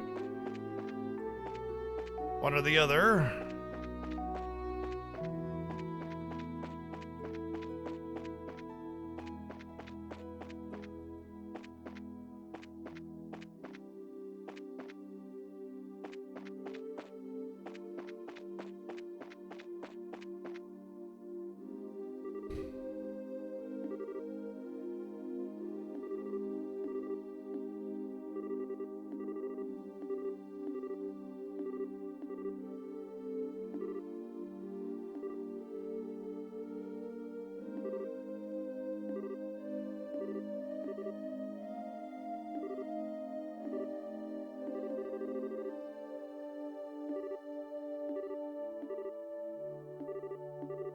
Well, at least we have a lead. Finding a needle and a fog stack. Definitely a stack of fog going on. The restaurant is over here.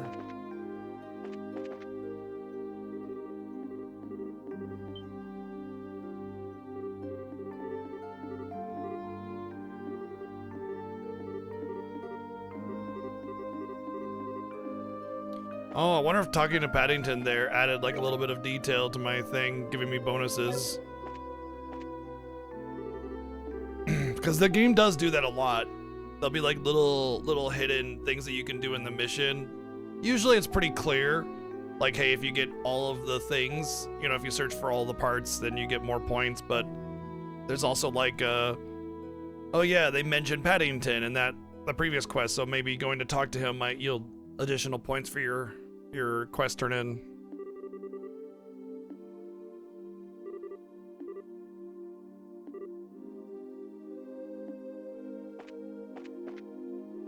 We're looking for Quint, who's killing time in town.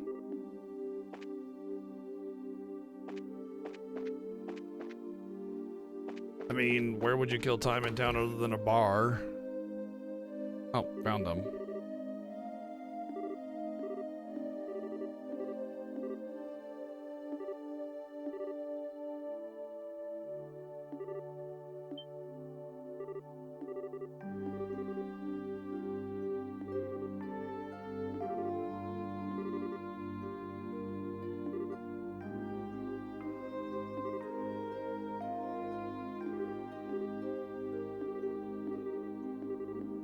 Well, thankfully I just talked to Zazimov, so I know exactly where that is. Oh, never mind, he's not here anymore. He was right here, I just talked to him.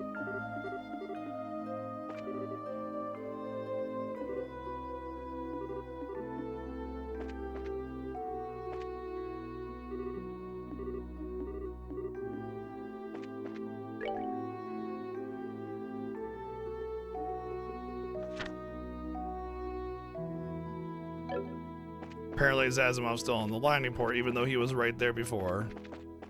If he was supposed to be at the landing port, then he shouldn't have been there. They shouldn't have placed him there.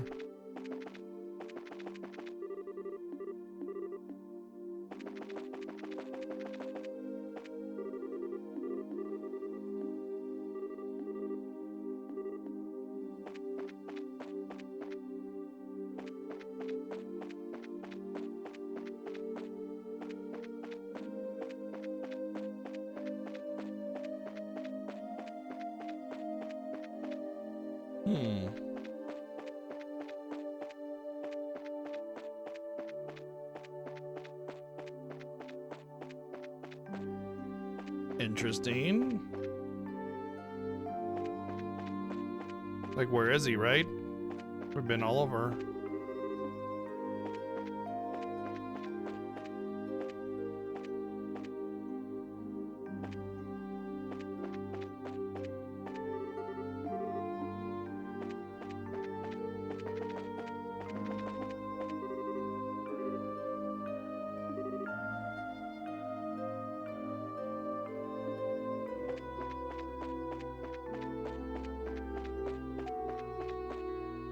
Say you should be around the dock somewhere. I'm at the dock.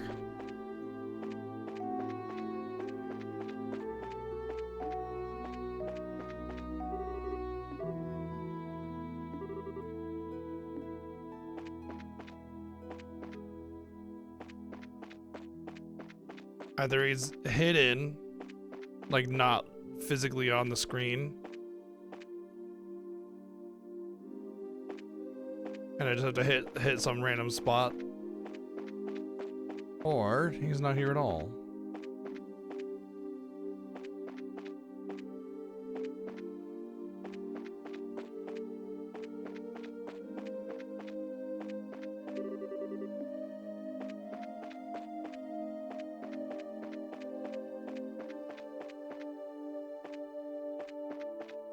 Oh, I didn't realize I could go through here. Okay.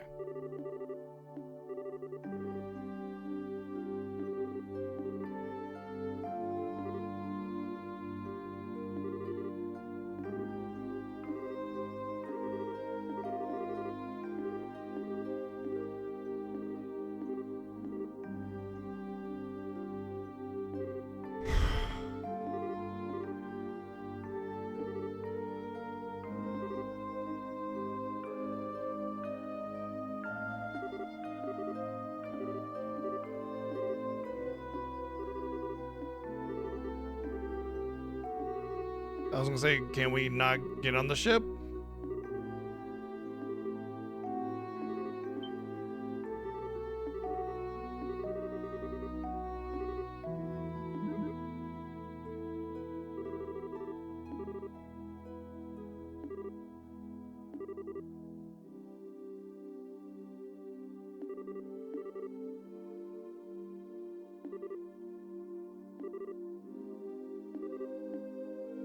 Can we even go onto the ship though? Maybe the block on the little chain is out of the way now. We can go.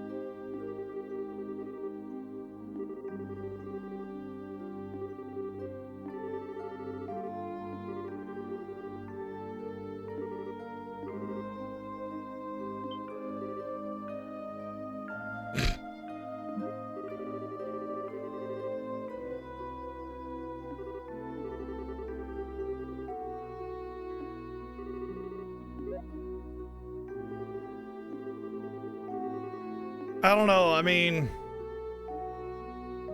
I like pretty ladies just as much as anyone else, but I don't think I've ever, even when I was super young, been in a mental state where just some girl like hitting on me would cause me to drop all integrity and all rules and just be like, oh, okay, yeah, for you, as if I was gonna get something out of it.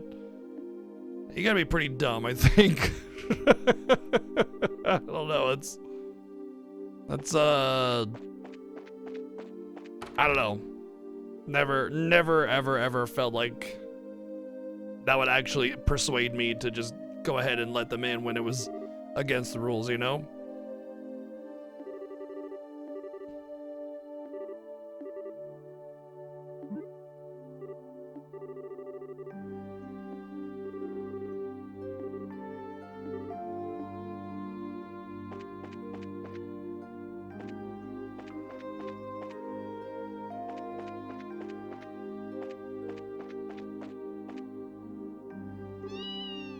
It's a kitty cat.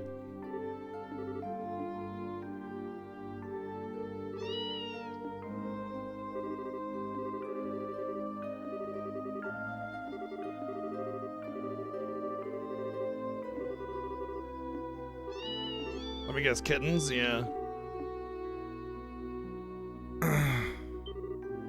Yep.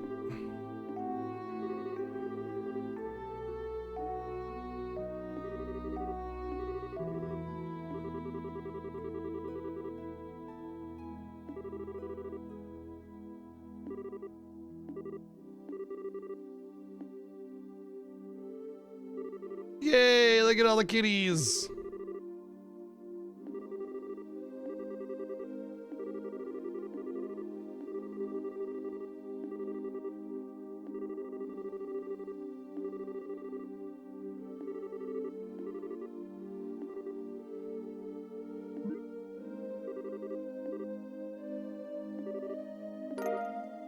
Master beads. Oh yeah? Why is there a heart after everything in this? It's like she's talking and she's like, oh, I got a special surprise for you with a little heart icon. It's like, take care of them, and it's like, what are you trying to imply? You know? I don't get it. I mean, I get it, I get what I think they might be trying to imply, but still, it just seems like, I don't get why they would, for this quest and this whole situation, it just seems really awkward.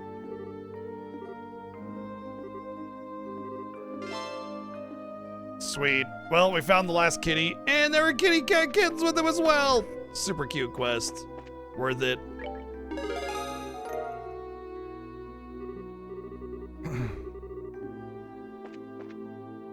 Alright, so let's see what the accessory is. Prevents sleep and confuse, a simple ceremonial tool used widely for the East for prayer. Cool, that's good. What do we got? Faint. Let's give this to her so she can have more debuff protection.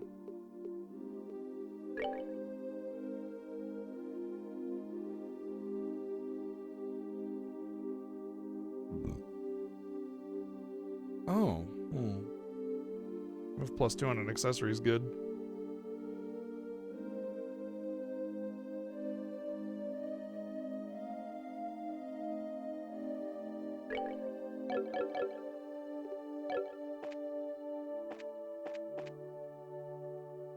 All right.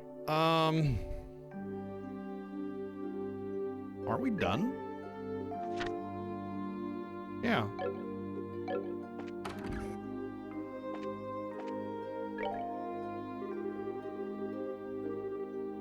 How's the questioning going? Pretty well, I think. We've heard from the families of everyone who's been affected, but we're ready. All right, let's call everyone together and compare notes on what we've discovered. I see, it sounds like your investigation went well. The testimonies of those close to the affected is particularly interesting. There seems to be at least one common thread among all of them. No witnesses. Yes, exactly. The one commonality between all 4 testimonies is that there were no witnesses to anyone collapsing at all. I get it. They were put to sleep when they were alone. Is that what you're saying? In that case, the fog begins to make sense. It's hard to see anything when vision is this poor. A demon that devours the souls of its victims, unseen by others, shrouded in fog. A horrific image, to be sure, but one which fits our antagonists perfectly. Well, that's scary. Thanks for the nightmare fuel, Olivier. In that case, we do have some useful testimony on the identity of our demon. Yeah, the sound of a bell and a woman robed in black.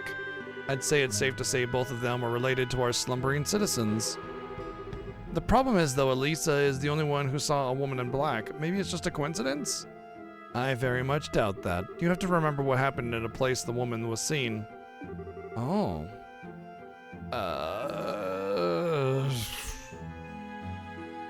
I don't know. Tabitha. Sure, fine, whatever. That's where Pat found Look.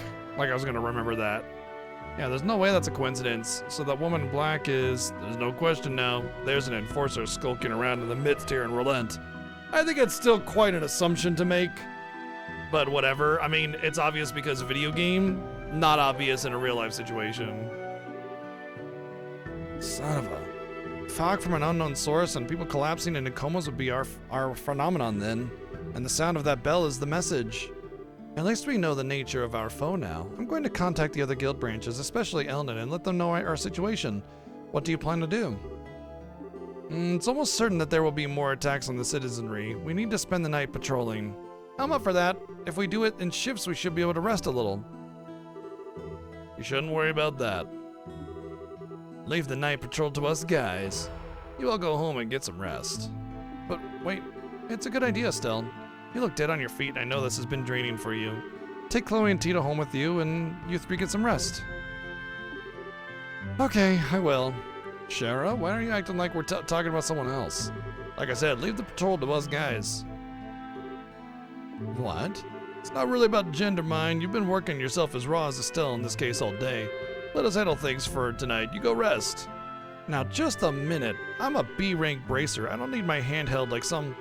Shara, do you look a gift horse in the mouth? Your words protest your lack of wariness, but your body language states otherwise.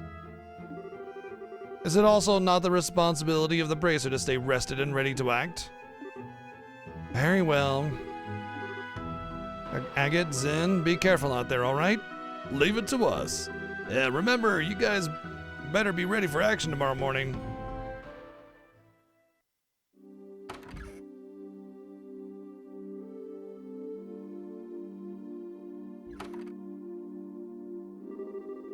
Oh, the high moon weaves gossamer threads through the mist. We should rest soon. Well then, Estelle, lead on to your home. Why exactly are you coming with us, Olivier? Oh, fear not, my sweet. Olivier Lenheim is a perfect gentleman who would never overstep his bounds, especially in a gathering of lovely ladies such as this. Nay, my purpose is merely to protect you.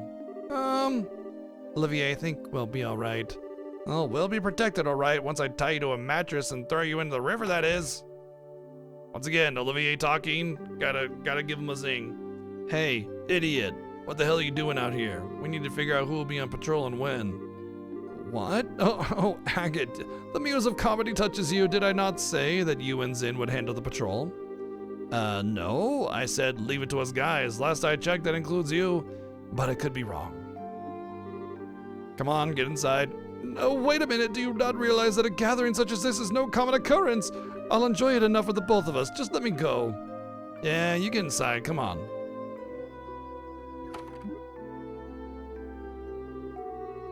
Well, that's probably the best way to domesticate Olivier on the whole. Domesticate him.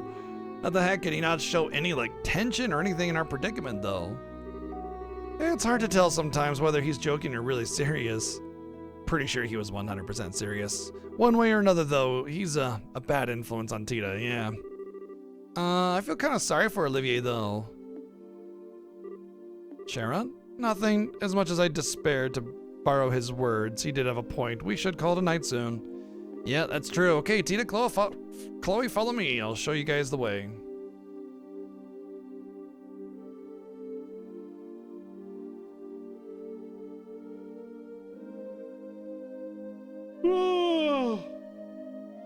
frick. Ugh.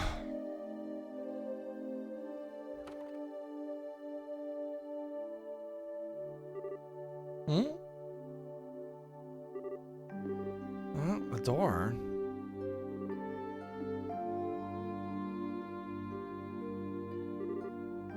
Huh? Estelle, what? Oh, sorry to wake you, Tita. I'm just gonna make sure I locked up properly, okay? I'll be right back, so you snuggle up and go back to sleep. Okay, back soon.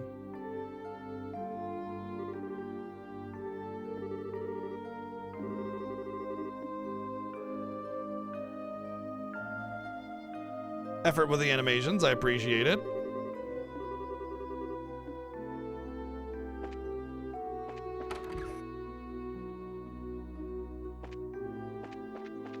We got Cheryl be on the balcony. Nope. Ah, the fog's still really crazy.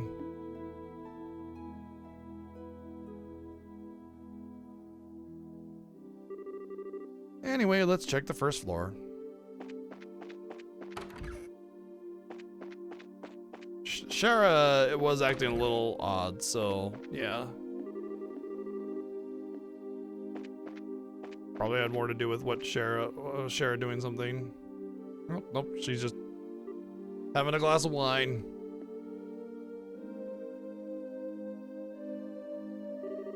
Oh, Estelle, is something wrong? I heard the sound and got up to check it out. Thought it might be you. It was, I'm sorry. Being able to wake up when you sense the slightest change in your environment, now you're acting like a proper bracer. Well, I don't know about that. I think I'm just nervous. I've got a lot on my mind and I kind of feel confused. So hey, are the cards showing you anything? Let's take a look. The Inverted Emperor, mercy, empathy, trust, difficulty and experience, and uncertainty regarding your enemies. Wow, I don't really get how one card can have that much meaning, but what do you mean by uncertainty regarding my enemies? I didn't draw the card for you, Estelle. Sounds like you think some of this does apply to you, though. This wouldn't have anything to do with what you spoke with Mr. Burns about, would it? Excellent. Oh, I'm sorry, Estelle. I'm not really trying to rush you. I do think getting it off your chest would help, though, once you're ready. Shara, do you have a few minutes? Honey, you're practically my little sister. You have all my minutes. That's what older sisters are for. Could you take a look at this? Oh, it's the photograph of Joshua. Well, this answers one question at least. I can see why you've been so distracted. I bet he's with them as a front of sorts for what clandestine work he's doing. I see. With them, he can do all the sorts of things he couldn't easily do if he was having to maintain a bracer's face. I wonder what his goals are, though. Shara, aren't you just a little bit surprised? To be completely honest, I was expecting far worse. I remember hearing that the soldiers attacked during the bandit raid were simply knocked unconscious, not killed. I'm certain Joshua's skill had a lot to do with that. Yeah, that's true. Getting caught on film was a bit careless of him, though. I should demand better of a student of mine. Well, to be fair, it was Dorothy who took it. Sometimes I swear it's like the hand of the goddess is guiding her pictures or something. She does seem possessed of a camera of miracles, yes. So Shara, should I hand this photo over to Aina or Elnan? As a rule, bracers have only one obligation, that is to come to the aid of civilians who are unjustly harmed and to prevent such acts whenever possible. So let me ask you, is Joshua a danger to the citizenry? Will he work with the capos to bring terror to liberal skies? What? No, he'd never do something like that. Then you have exactly zero obligation to report anything. And I see no reason to say anything either, as I, too, am confident Joshua presents no danger. Ultimately, it comes down to whether you believe in Joshua or not. Or is that actually an ongoing question? I do believe in him. I do trust him. I'm just so worried. He's out there somewhere and I don't know where, and he's got those cold, unfeeling eyes. He looks like he doesn't care what happens to himself. I almost want to talk to Dad and try to get Joshua put on protective custody or something. But then, what did I do all this for? Wasn't this all because I wanted to bring Joshua back myself? But then, maybe I'm just being a selfish little girl. And yeah, once I get this far in, the headache sets in. I see. I wouldn't worry, Estelle. You're coming to an answer in your own way. I wouldn't fret. What do you mean? From the sound of it, you have a fairly good grasp of your feelings on this. All you've lost sight of is what you want to actually do. You'll find the answer you need if you take it one step at a time. I know you will. You already seem a lot calmer now than when you got off the airship. You certainly seem to know what you need to do right now, at least. That's true. When I heard that Elise's mom and Luke had both collapsed, I actually felt kind of motivated, you know? Like, I can't sit around on my own little rain cloud. My own problems seemed to fade into the distance a little after that. Oh, great. Now I think I sound like a vapid, flighty palm. I don't know about that, though. You're definitely cute enough to be a palm. I do think you should keep moving forward. You've always solved the problems best by putting one foot in front of the other without stopping. Thanks, Sharon. Now I sound like a charging rhinociter, not a palm. Still, really, thanks. I think I kind of see the answer in the distance. I hardly did anything special. Anyway, Joshua's doing pretty well for himself now, isn't he? I never thought he and that bandit girl would be a match, but they are cute together. Oh, great. Now you're getting in on that. We don't know if there's anything going on there, you know. Oh, you think not? She is a very strong-willed, boyish sort of girl, and yet beneath that there is a sort of deeply buried sense of refinement to her. That sounds like just a kind of girl that Joshua would snuggle tenderly with. Shara, did you become a perverted old man while I wasn't looking or something? The fog seeped into your brain, didn't it? Oh, they overcome perils together. The soil would become fertile with affection. Oh, but Estelle, why are you worried? If someone steals Joshua from you, all you have to do is take back your man. Bright versus Capua, a struggle to the death. Note to self, never talk to Shara about anything in the future at all, ever. Still, though, if you want to worry about Joshua, that would be the thing I'd worry about more in your shoes. You two are at that age, after all. Oh, believe me, I'm plenty worried on that front, too. Like, there's Chloe, for starters. What? Nothing, I totally said nothing. Anyway, even despite all that, I'm actually a lot calmer now. I think I'm going to get back to bed. What does Chloe have anything to do with her interest in Joshua? Are you going to stay up, Shara? No, I won't be too long. I'm getting back to bed myself. Wait.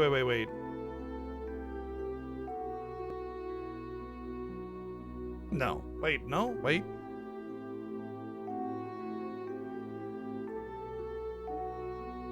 No. I thought there might have been something between them, but there isn't. Also, apparently I have an unstable connection and my bot keeps disconnecting. I don't know if anybody's having any issues, but seems like Twitch is fine.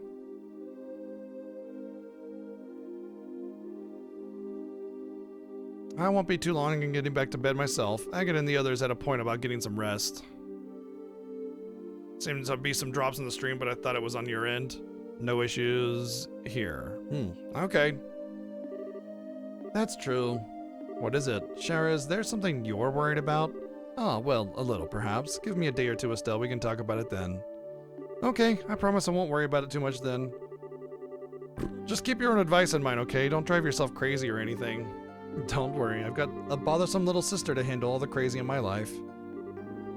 Well, good night, Shara. Good night, Estelle.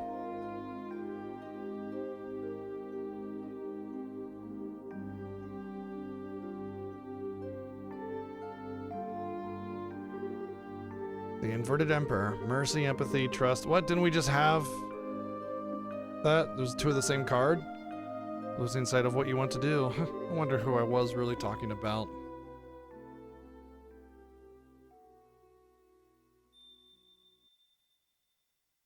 There's that bell again.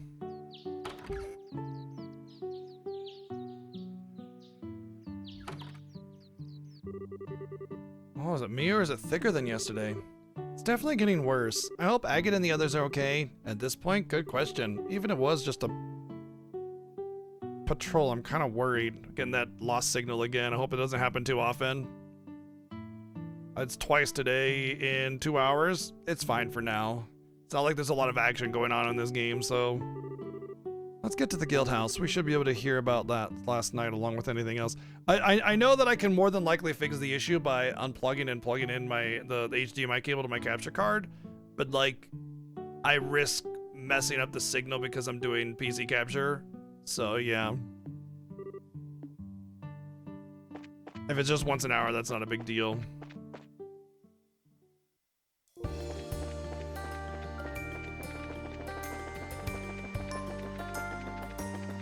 So, Anybody see anything from the Nintendo Direct today that they particularly were interested in? Unexpected Saga Frontier 2 remaster news. That was definitely unexpected.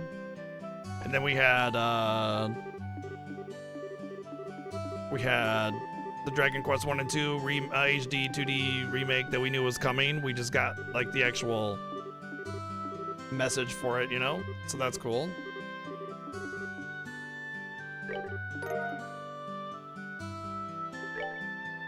The Pac-Man Metroidvania thing was definitely odd. That was a weird thing for sure.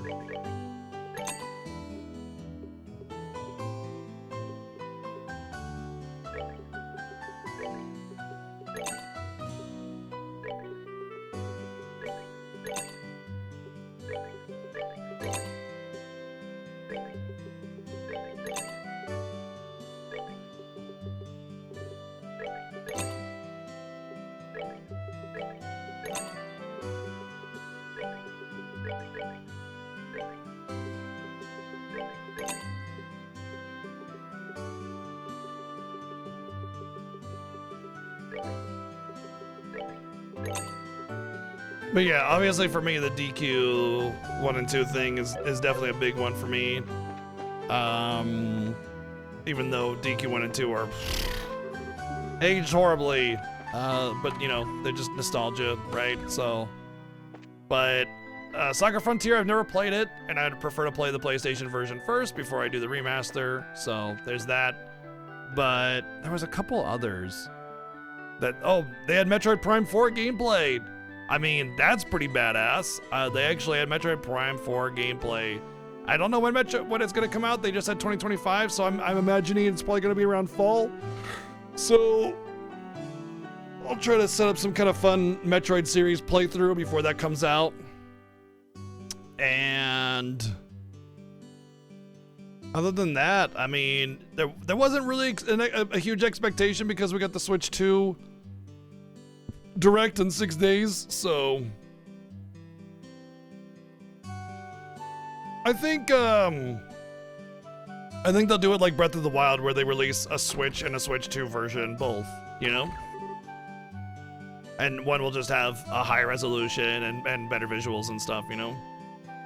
But yeah, I mean, Metroid's huge for me. That was definitely awesome to see that yes, this project is still happening. Yes, it's got gameplay, which means that project is going to be like finished. We will get Metroid Prime 4. So I never finished Metroid Prime 3, but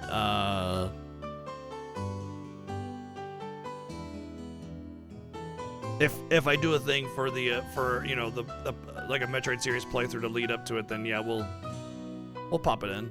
Yep. Maybe that's why they don't have a concrete release date. Yeah.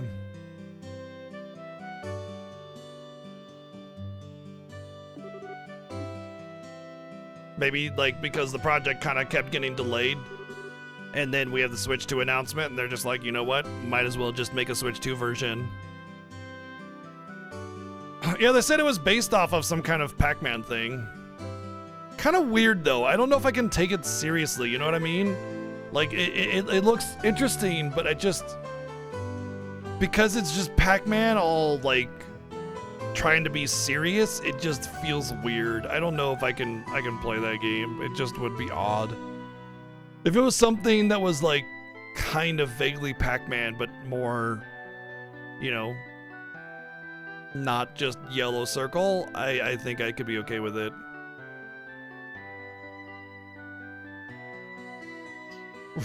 Yeah, it would, wouldn't it, Jay? Bit of a full circle. Good morning. There you are. You slept well last night, I hope. Yeah, thanks. Definitely recharged my batteries. While not necessary, the extra rest was appreciated. Thank you, Toon. The night patrol wasn't too rough, I hope? Thank you for doing that. Not at all. We slept in shifts, so we're fine. Of course, there's one of us still passed out at the hotel. I'm guessing you mean... Yeah, duh! Of course it's fucking Olivier. He's the only one not here.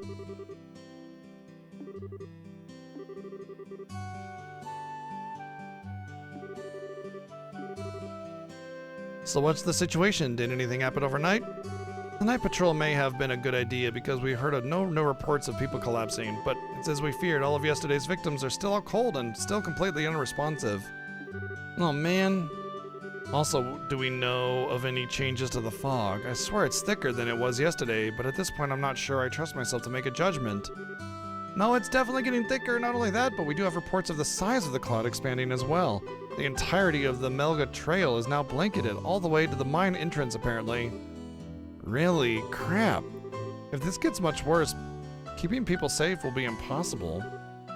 Well, it's not all bad news. Between the reports from us and others, the Royal Army has agreed to dispatch 2 full squads here. They'll take over the defense of the city proper. Really? Sweet. Yes, they'll be coming from Bose over the Verte Bridge. That'll be a relief. If the army can take care of the city, that leaves us free to investigate the entire region. Right on. This gives us a chance we need to find that Ouroboros clan and barrier. My guess is that our suspect must be concealing herself in the region's more remote areas, but that gives us a huge amount of ground to cover. Yeah, Relent as a region isn't that big, but even just the 7 of us can't search the whole thing with a fine-tooth comb.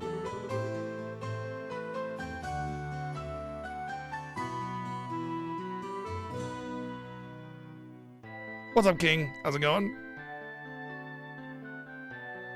Wonder if there's anything specific we should do. Well, on that note, how about I press gang you into helping with the evacuation of citizens to the city? Evacuating? It seems all but certain that the comas occur within the fog.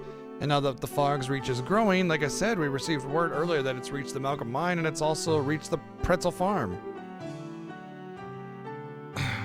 Pretzel Farm too now, huh? So we need to bury the pretzels and the miners back in the city, where the army unit can keep them safe. Yep, you can consider it a guild-assigned mission, pay and all. Think you could do that before you go looking for them? Keeping the civvy safe does take priority, I guess. As I remembered, the mine is some distance from the city, and it sounds like the same is true for the pretzel farm. If that's the case, I would be wise to split into 2 groups. We didn't need to take all 7 of us to one location. As much as I'm sure Will and Cher would love to see a small army of bracers show up the door, I agree. Well, speaking of which, can we go to the farm then? It's run by the family of an old friend. The seed. Agate and Olivier and I will evacuate the mine then. Sounds like a plan. Come on, let's go. Haul Blondie out of bed. Haul me out of bed. What cruel summoning is that? You're awake. Why are you strumming your lute? My rose, but the weather casts a pall on men's heart this day. I thought to perhaps brighten the mood a little with a lovely serenade. Consider it a ray of sunshine piercing through the gloom, courtesy of Olivier Lenheim. How the hell can you be so cheery so early? Does sound like you were actually doing your part out there, though. I'll admit, you can be a good guy when you want to be. I merely did the duty of a gentleman and defender of love. To be honest, I had thought about stopping by Estelle's home while I was on patrol for a visit, but the fog was so thick I could barely even find the city gate. It was a tragedy, I tell you. Seriously, just when I was reversing my opinion of you. Every time he's on screen.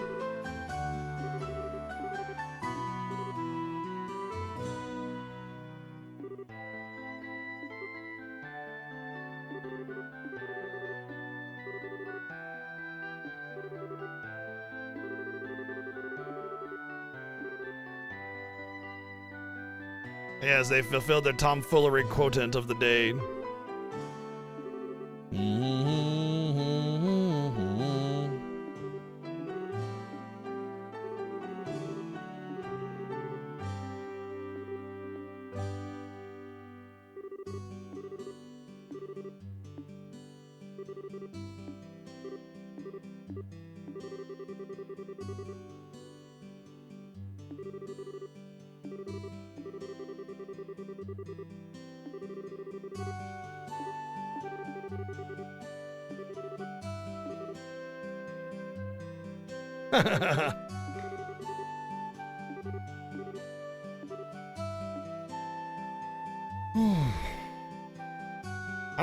I think talking to that shop NPC and buying the chocolate was a completely optional thing. But I guess Tita and everybody wanted to get chocolates for the guys for working, staying up night.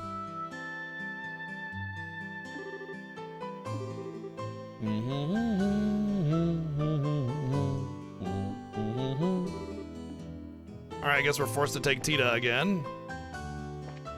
Weirdly.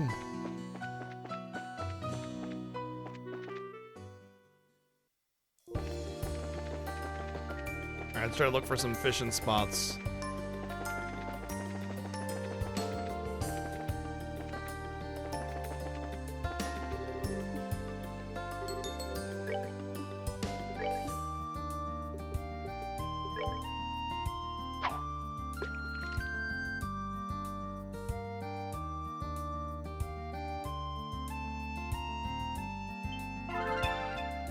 Hito!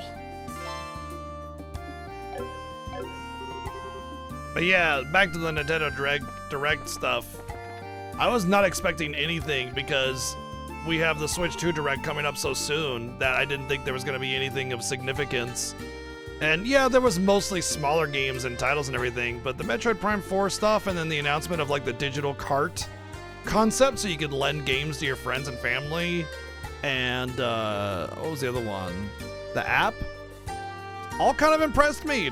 I was really, really surprised. And I think they intentionally had a decent final direct with things that were not game related because they kind of wanted to make a bit of a splash despite the fact that, you know, this was obviously like not going to be a huge Nintendo Direct for video games since we have the Switch 2 Direct coming in a week. So they just wanted to be like, hey, here's our last one before we start talking Switch 2, so we want to make it a big thing. And what's really cool about that is it's very likely that's going to be something that's continued on the Switch 2 is the digital cart thing. So a lot of your games you'll be able to, you know, lend to your friends or family or something if you get it digitally. Oh, hey. Well, there's the military.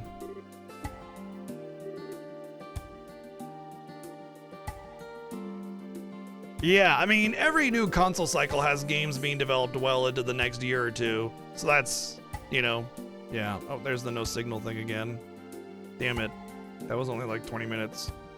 And yes, Zyfreak, almost positive. Like the first thing I thought of was like, oh, that's like the family share plan on Steam. So that's probably what inspired them, you know?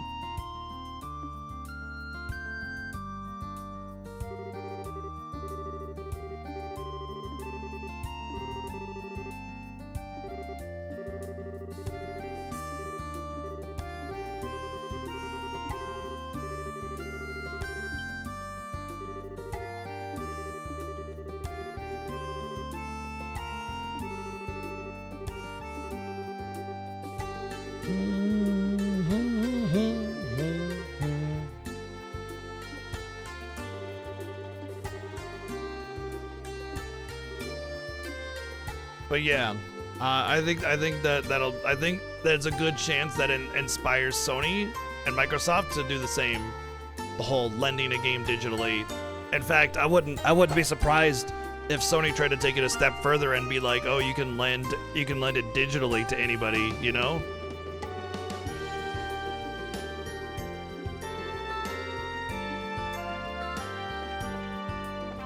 Just to try and one-up Nintendo. Because, like, Nintendo is kind of the master of innovation, right? They always have new innovative stuff coming out all the time. Nobody does it better, honestly. And it's not like suddenly they can make the Switch, or sorry, the PS5 be a handheld console or anything, but a whole digital lending of a game can be done very easily with the PlayStation. Yeah, that's what we're talking about. We're talking about how the Nintendo family thing was probably inspired by Steam. But the thing is that Steam is already exclusively digital. So being able to share your games on Steam is not the same thing as having a home console where you can still get a game digitally and then share it. You know, it's a totally different thing. That's why it's still extremely innovative. Either way, the point still stands that Nintendo is always very innovative, and this is something that Sony can actually follow through with, unlike most of the other innovations that Nintendo does. So there's a good chance that they try to one-up them on it. Fingers crossed, honestly, because I have very little reason to buy games digitally as it is. And sometimes you're forced to, and it'd be kind of nice to not be so stuck on that. Oh man, there wasn't even any fog here yesterday. Let's go explain the situation to Mr. Pretzel. I doubt even Franz would try to go and make a delivery out in this mess. I hope anyway. Well, knowing Mr. Pretzel, I don't know. Oh, there's that bell.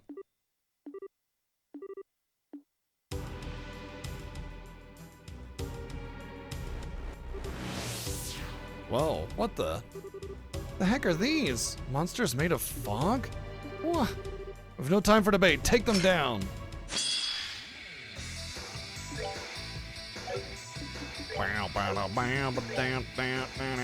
Oh, alright.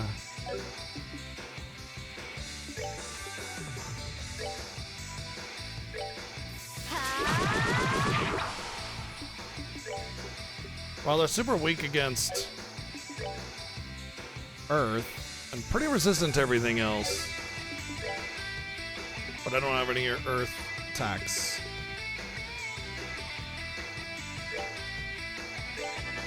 So I guess non-elemental would be better.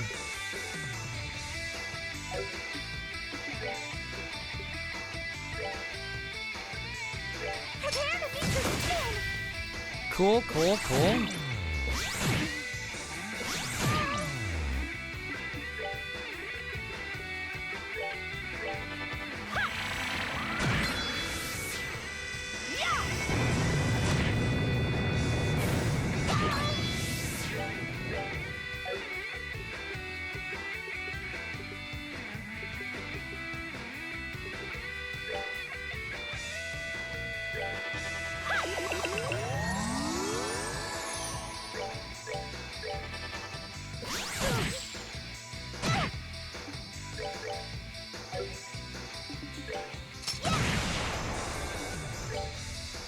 Where'd my spell go? Oops. Doesn't matter, they're dead here. Seems you came up short. Did we beat them? Yes, but they were simply a roadblock. We need to find the pretzels now. Find the pretzels and consume them!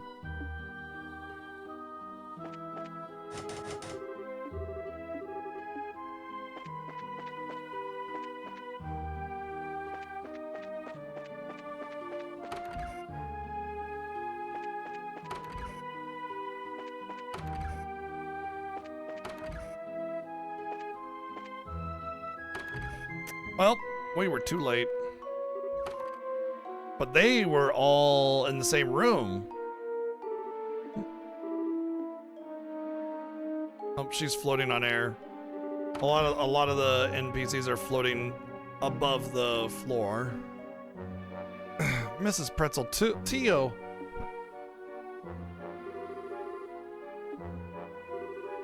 The ones over here are too. Oh, we failed again. It's not that big of a deal, they're asleep. Good lord. Damn it all. Looks like whoever is doing this knew what they were planning. That woman in black? There's no doubt in my mind. Oh yeah, also Kamen Rider, the family share on Steam allows you to like share up to 4 different people. Just definitely a little bit different. For sure, like it's similar. But like a home console doing it is definitely a big difference. But I still think Steam's is better because basically like, well, actually it's hard to say because so the thing is with Steam's family plan, what you do is you basically you link accounts more or less. So like all of your libraries are basically one big library. But if you're playing a game from somebody else's library, they can't play anything on their own library at all. So, or is it just that one game? I think it, you know what, I'm not sure now. Maybe it is just the one game. That's no longer the case? Oh, okay. Well, never mind then. Huh, well that's pretty good then. Let's carry them to bed. Can you show us to their rooms? There's not very much space here. She's acting like they just got like butchered or something, and they're just asleep. They're in a like it's not that big of a deal. Oh, they're in bed at least. Wish I had some idea of what to do now, though. I know this is a shock, but you must put it aside. If you can't, you won't be able to help them. But it's all because I'm no good at this. Not even half the bracer my father is. Put everyone in so much danger because I'm useless. Yes, you have, Estelle. You should just go ahead and retire.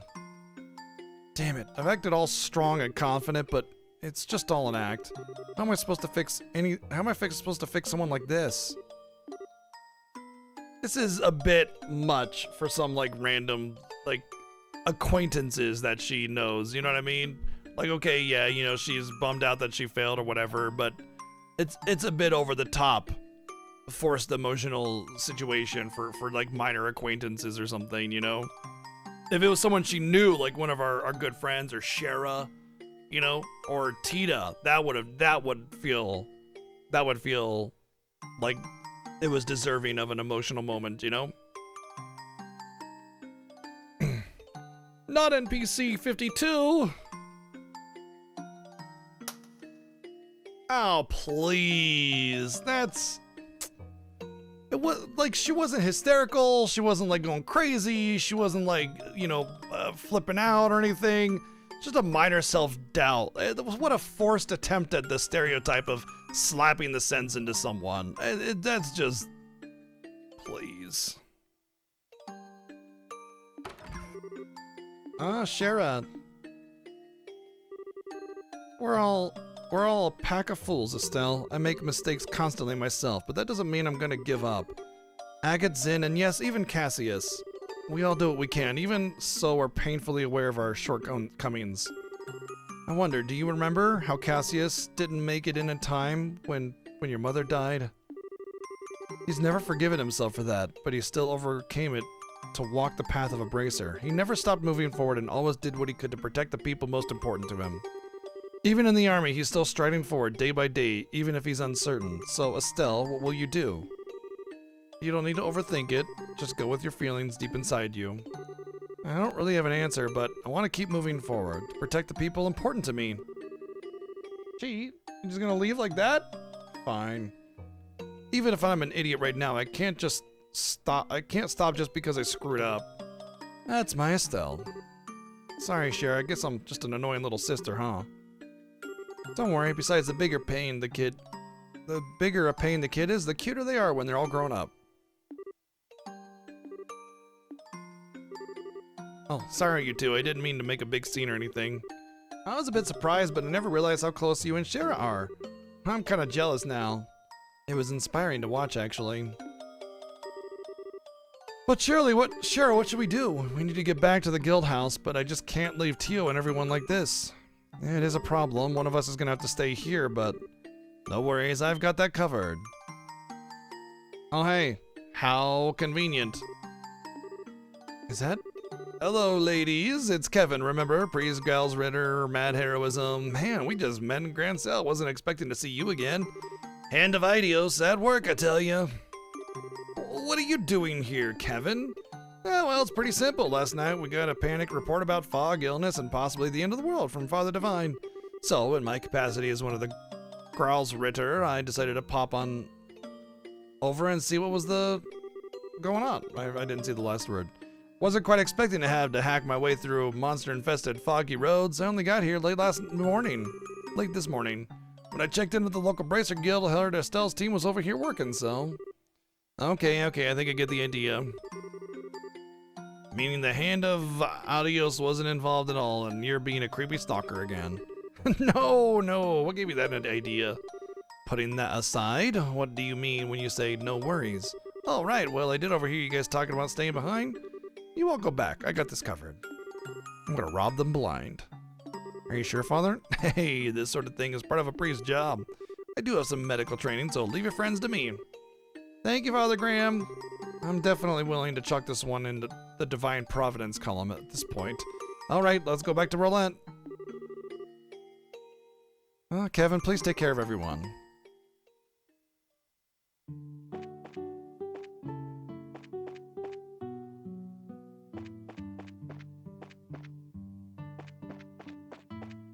Woo! Don't have to leave a party member behind. How convenient.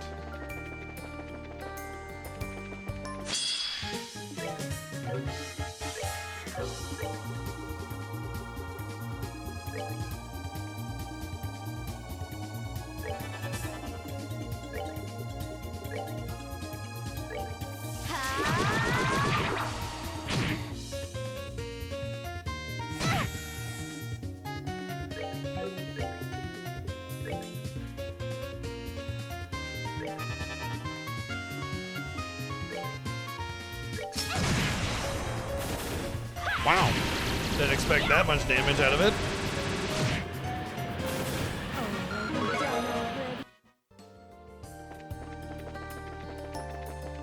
I just want to go this way really quickly just to see if I can find any fishing spots.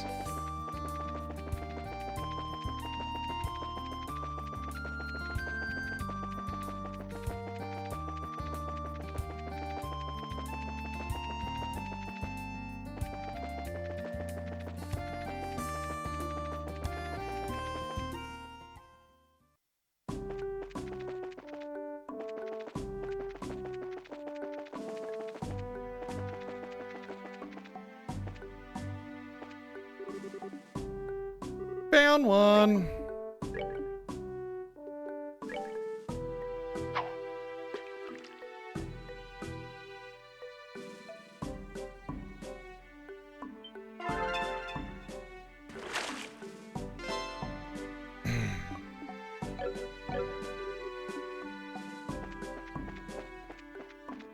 At this point, I'd be willing to bet that I could turn the quest in, but I'm not gonna. I'm just gonna, like, since I'm here, I am just going to head north,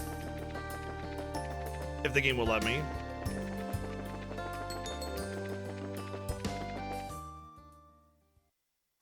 And find the fishing spots there. Ah, okay, the game will not let me.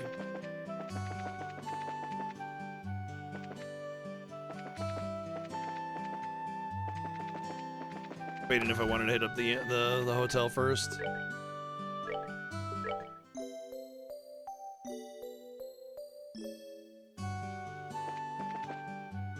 Only Shara was missing MP, but it was a good enough amount. I felt like it was a good idea.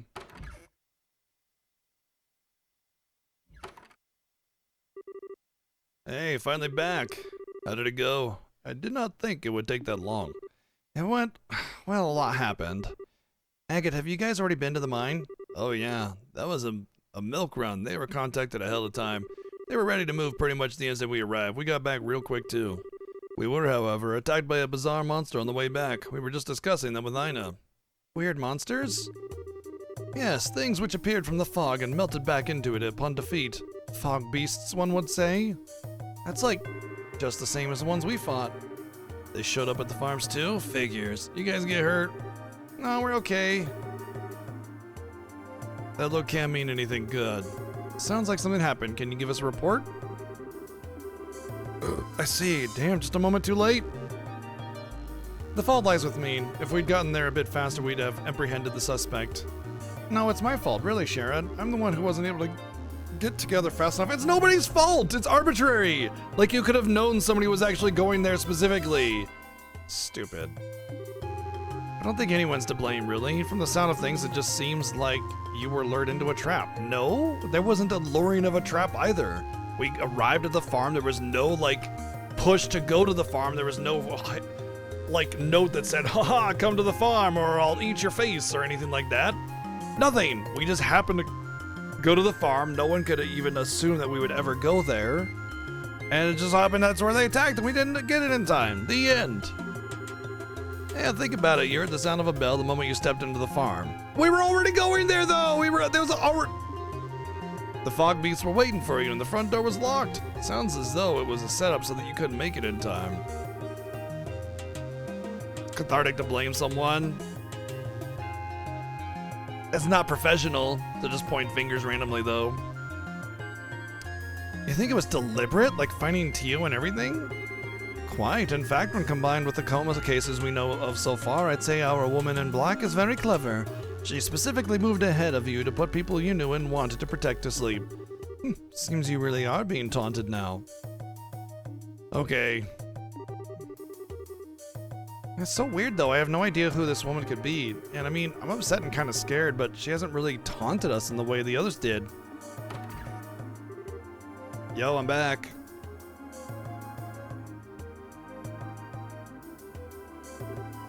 Ridge? Oh, Ridge, you were escorting the group to Grand Cell. Yep, left Grand Cell this morning, just got back. Oh man, what the heck's going on? The fog's getting thicker and now there's soldiers patrolling the city? Quite a bit has happened since last night. Oh, sounds like I missed a lot. Guess I picked a bad time to take a hike, sorry. It's okay, with the passenger ship stops, we gotta keep travelers safe too. And we hardly have time to take those kinds of jobs ourselves. Thank you for your help on that front, Ridge. Yeah, no problem. Though, hey, back up a step. You said something about the sound of a bell, right? That's like something you heard from the fog, yeah? That's about right. You don't know why it's being rung, though. Ridge, it looks like this, rings a bell, if you'll forgive the expression. Kinda. Thing is, I was coming up the Elise Highway just now, right? Could've sworn I heard the sound of a bell as I was passing along. What? Ridge, where exactly did you hear it? This could be vital. Whoa, give me a sec. I think it was just after I left the Garoon Gate. So it must have come from inside Mistwald. Mistwald. That's the forest to the southeast of the city, yeah? At first, I thought there might be someone there, so I called out in the direction of the sound. Didn't get any answer, though, so I figured it must have been my imagination. Until you mentioned it. I wonder if it was wrong intentionally, knowing this report would reach us. In other words, a taunt. Yeah, okay. Shara, what do you think? This is so obviously a trap that they may as well hang a sign on it. No, actually, I would say that's pretty far-fetched, personally. Like the idea that the person ringing the bell would just know to bring it, they would bring the information to us, is very far-fetched since he knows no significance of the bell. It's also making the assumption that he heard the bell, which he could have just been yawning or something and wouldn't even heard it. We got no choice but to leap into it anyway. This is a taunt we'll have to answer. Great. All right.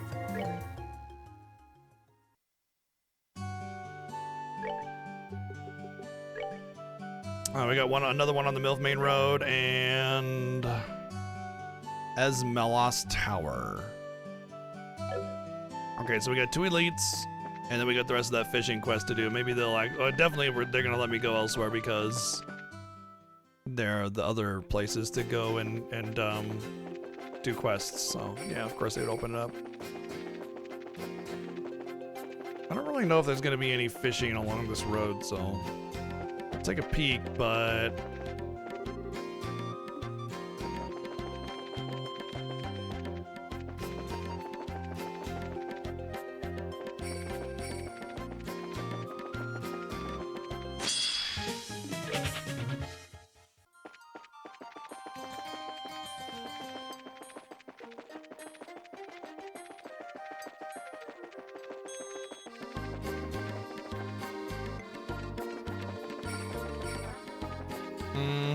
okay, so I thought there wouldn't be anything this way.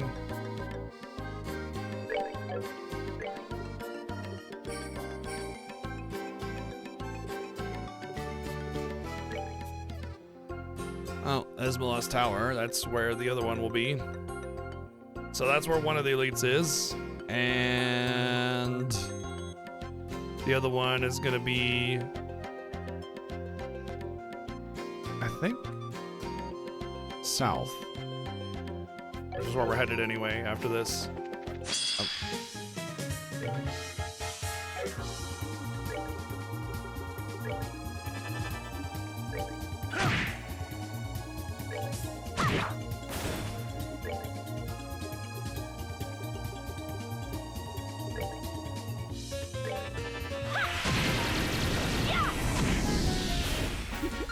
Seems you.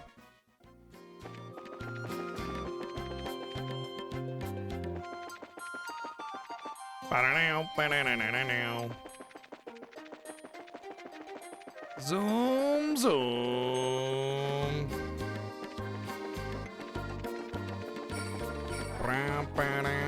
Oh, wait. Shit. I passed up the entrance to the tower, I think. Should be out to the left here. Yep, there we go.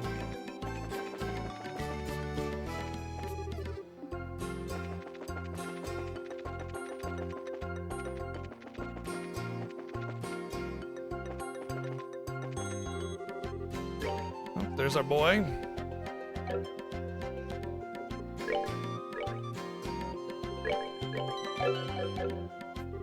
Sup? That's a big fishy.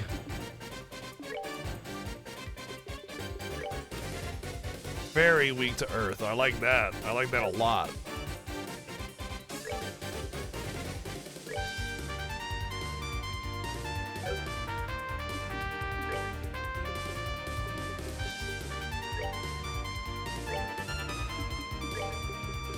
She doesn't have any earth, but I guess I could do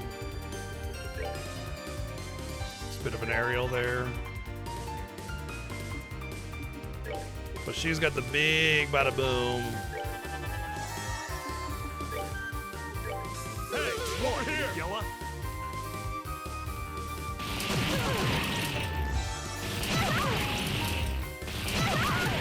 Ow.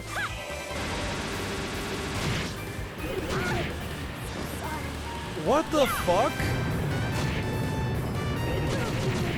Oh. Cool, cool, cool, cool. Yeah, they all have reflect.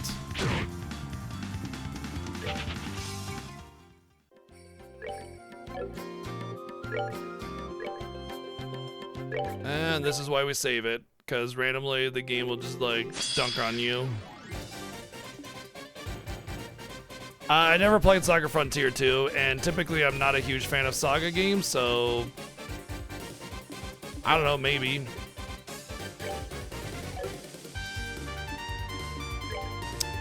Wow, this is gonna make things much more difficult.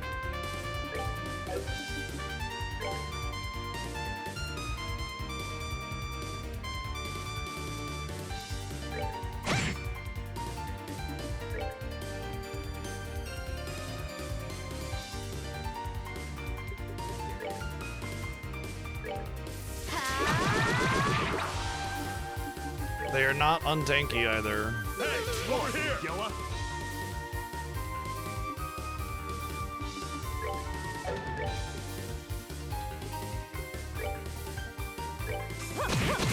This ought to perk you up.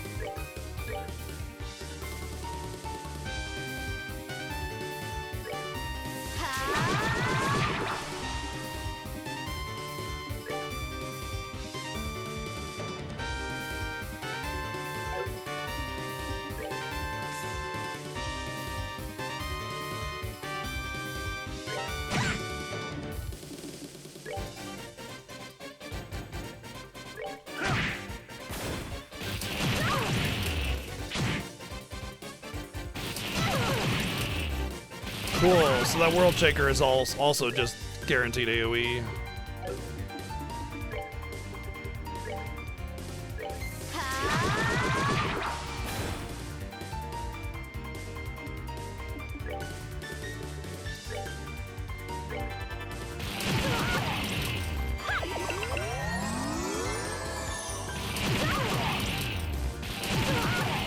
Yep, I never had a chance to heal her, not once.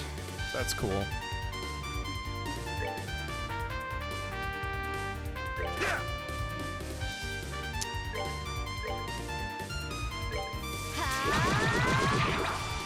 Alright, now that those guys are gone.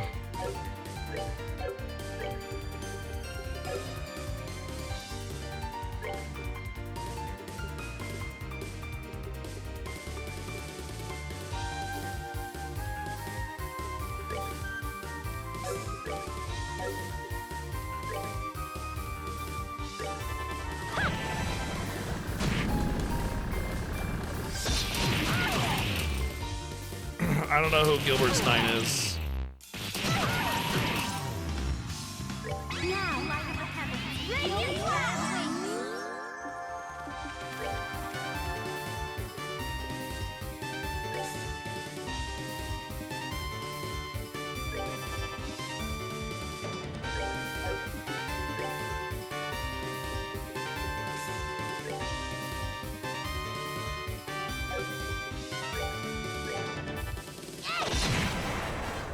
Oh, cool. It's not going to go off until, like,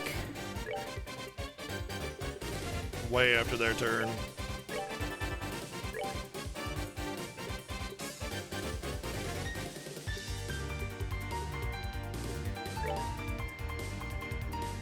And I can't really? I'm not, you, wow. Usually a heal is, like, almost always able to go off in time. Right.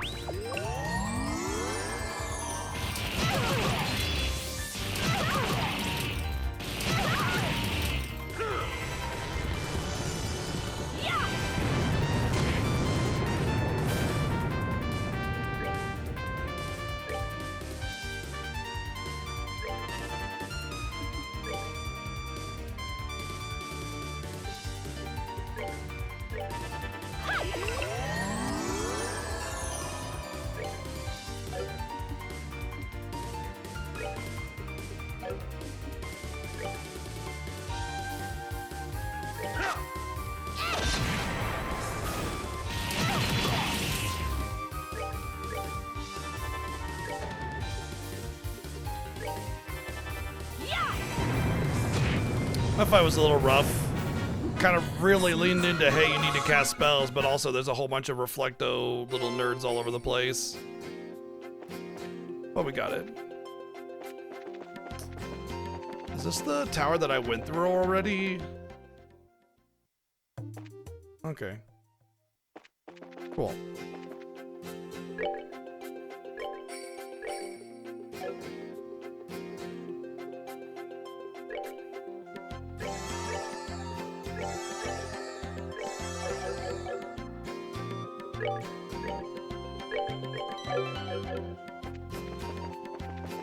All right, back to town.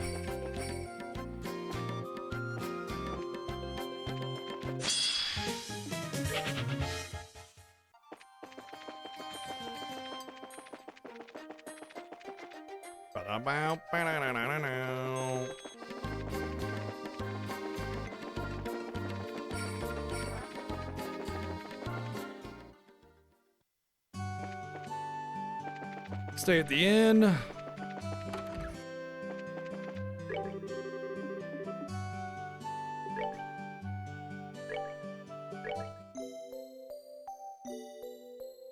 And then I think we should go turn in the fishing one. And along the way, we'll have the other elite, I think. It's on the MILF High Road or whatever it's called.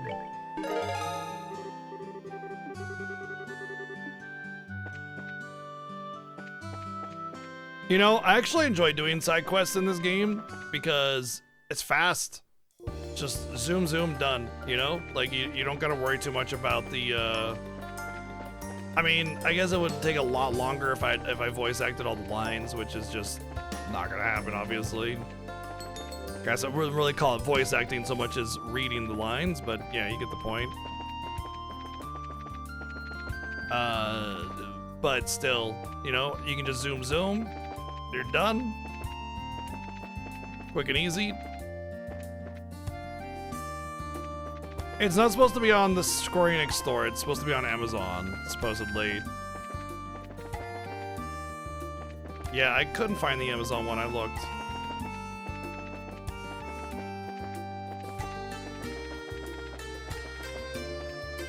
Again, I'm not really worried about it because, like, what is it? It's not gonna sell out or anything, you know?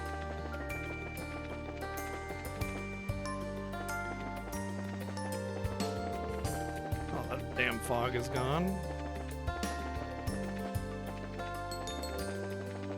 And if there is any kind of like special edition, I don't really care about it for that game, so. What do I get the feeling it's gonna be one of those that blocks the main road?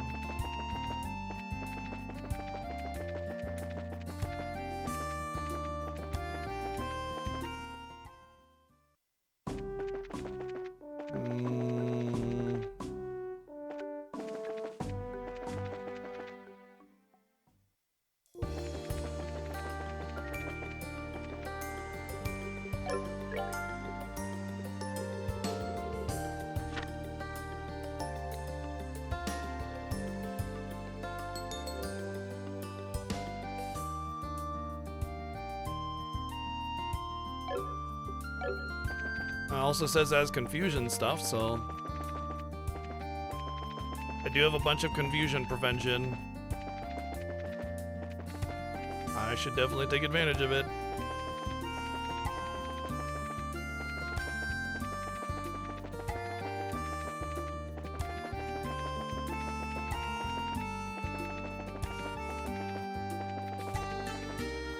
Why don't I just do that now while I'm remembering?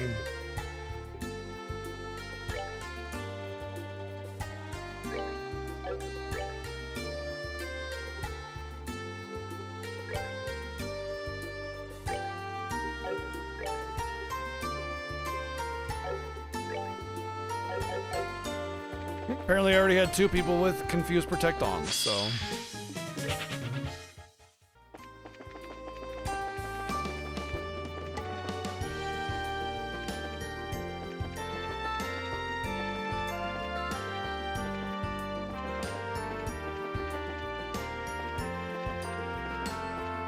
Fog makes it really hard to see anything. Oh, there he is.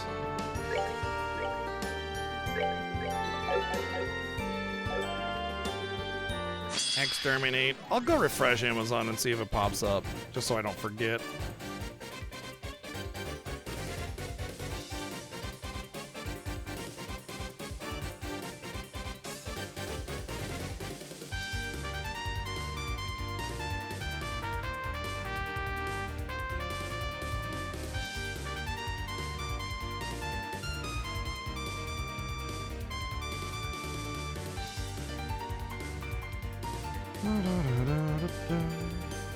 Yep, all I see is like the old ones, like the collection from like the phone versions. Oh, okay. Apparently if you don't search, oh, because I pressed number 1 into it, not I, like a capital I for the 1 and 2. Okay, that's why I couldn't find it. I found it now. Just if you just search Dragon Quest HD 2D Remake, it should come up.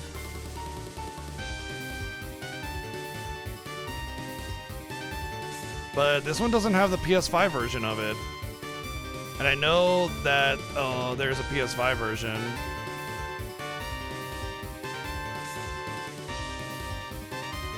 And I want the PS5 version.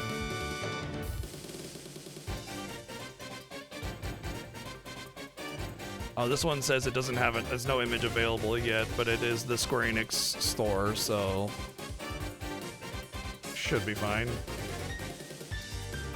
I'll leave the window up a little bit longer. Sometimes new entries don't load in the images and stuff correctly until a bit of time. I just realized you're not getting Estelle's HP. Oh well.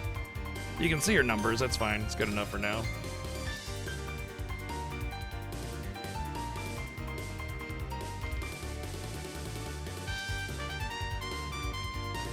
Yeah, whoa.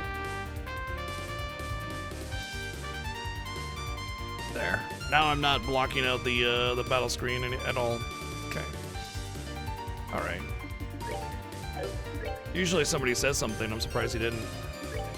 So weak to earth and fire all the way across the board. Perfect. Those are my 2 strongest elements.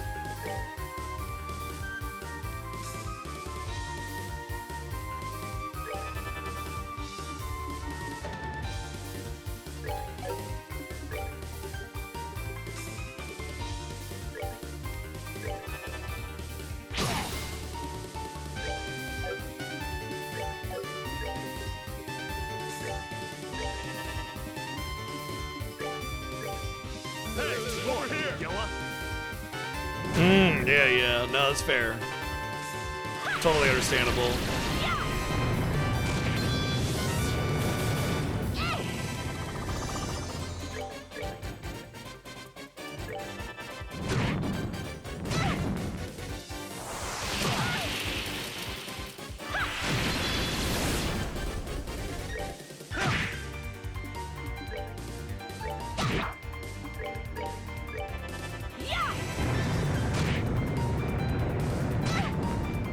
These 2 are not going to go down that easily. So I should probably heal up just to make sure I don't get wrecked.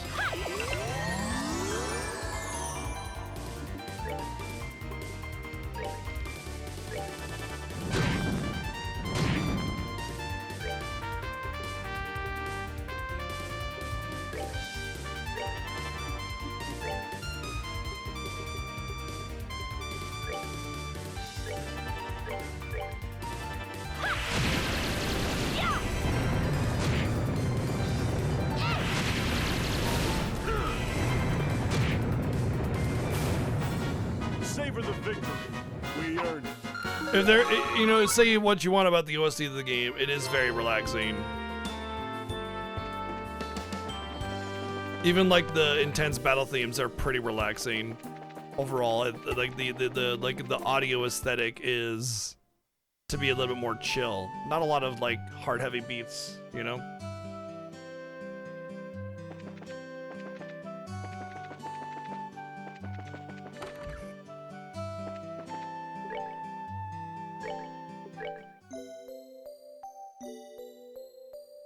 Alright, I'm gonna turn in the quests that I just did, just in case the game is like, oh hey, you can't turn in the fishing one.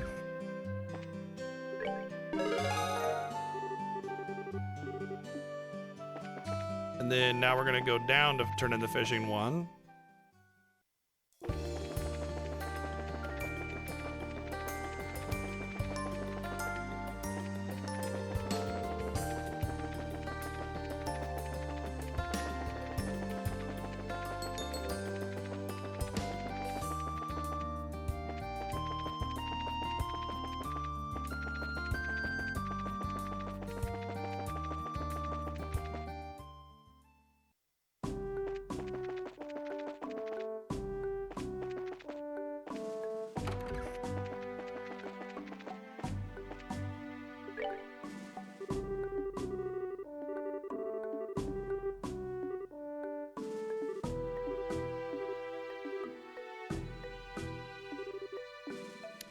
Damn it.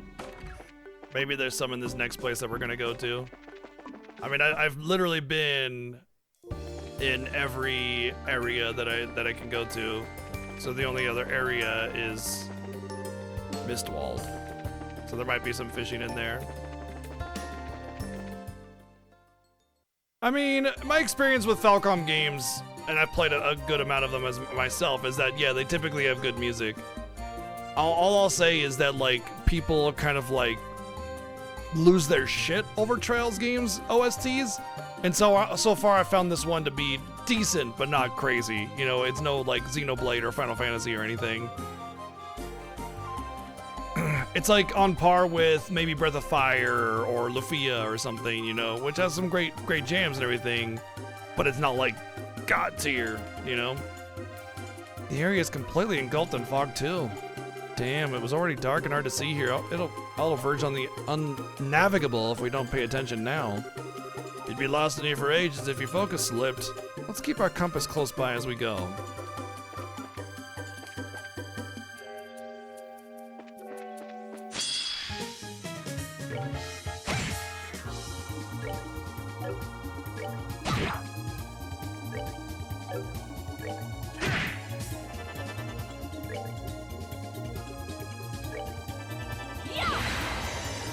What? Whoopsie.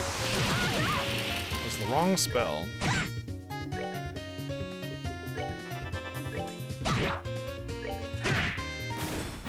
Alright, note to self, don't bother casting spells.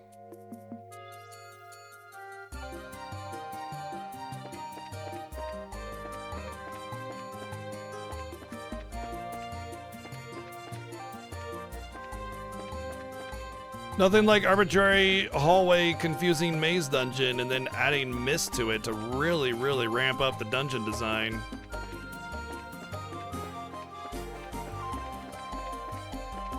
That looks like the right way.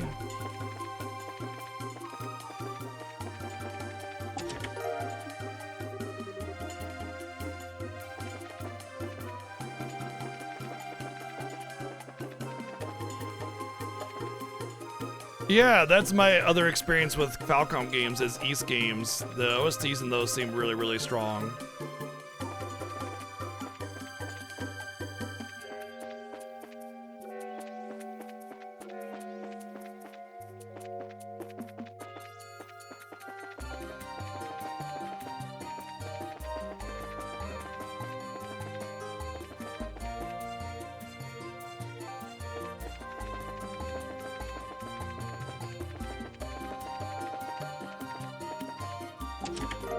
Wolf's Fang Whip.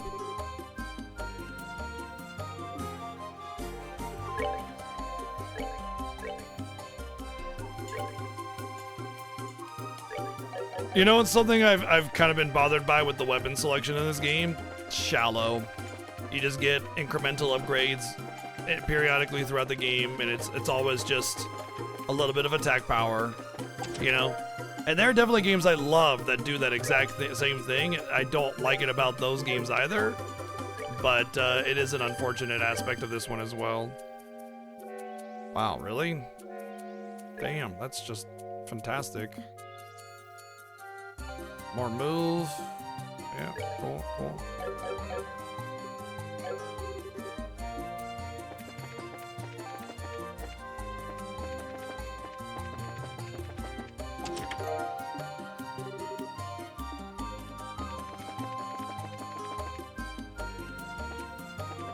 Piece 8, is that the Lacrimosa Mimosa or whatever the hell it's called?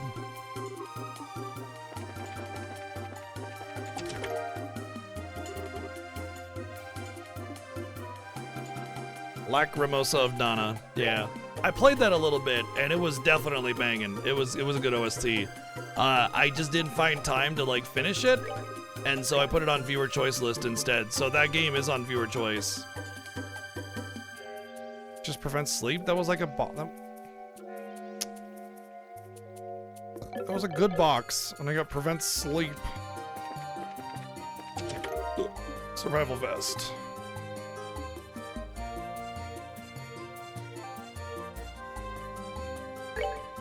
Yeah, but I mean, even like SNES games gave you weapons that did different things or had elemental affinities or something like that, you know? Like this isn't some kind of like ancient game. This was made in 2004, so I mean,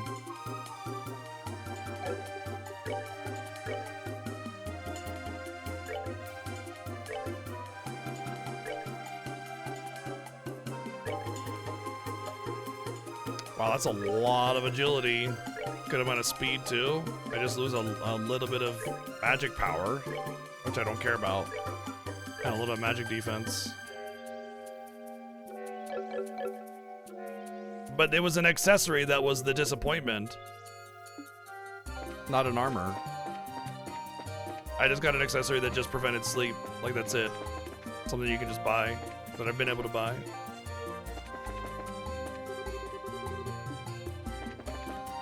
But yeah, I have East 9 and 10. And depending on like our playthrough of East 8, if it ever gets voted in, you know, I might just play them. But I've really tried getting through the other East games like Origins and stuff. I don't know. They're okay. They're fine. The game balance just feels really rough. Like, you'd be sitting there doing what? It's like, what's that one? Vagrant Story? I think it's Vagrant Story, where you're just like, if you don't know exactly what you're doing and doing everything perfectly, then you're just sitting there doing 1 damage on a boss, and that's it. You know, you just have to grind. Crap. Is it as I predicted in this game? Most of the things that I predicted have come to fruition, yeah. What the heck was that, all that?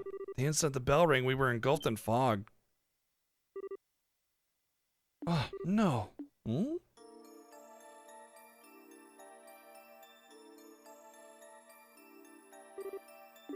Oh, where are we now? Looks like we're somewhere completely different now. What? Came in Dwangia? The Gates of Wonder in the Hidden Wood? How? Shara, what should we do? Calm down, Estelle. There should probably be a way out. We need to focus and find that. Right. I'm guessing we're asleep, but we're in a shared dream.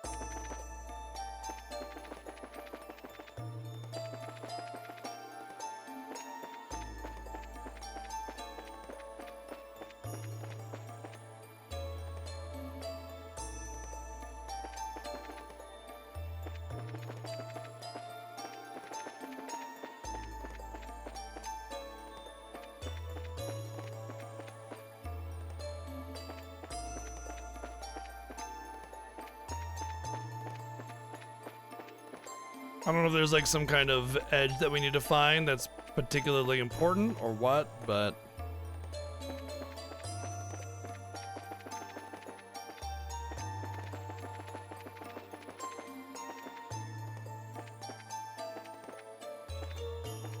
sometimes feels like I can go further in some directions than I can in others.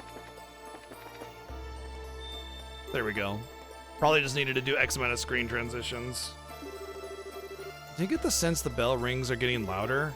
I'm sure of it. I believe that may be a hint. Yeah, I heard the bell ring, but it seemed like it was part of a song, and I didn't get to hear the bell until I was already at the edge of the zone in, and then I would zone in when I heard the bell, and I thought it was just part of the melody of the song.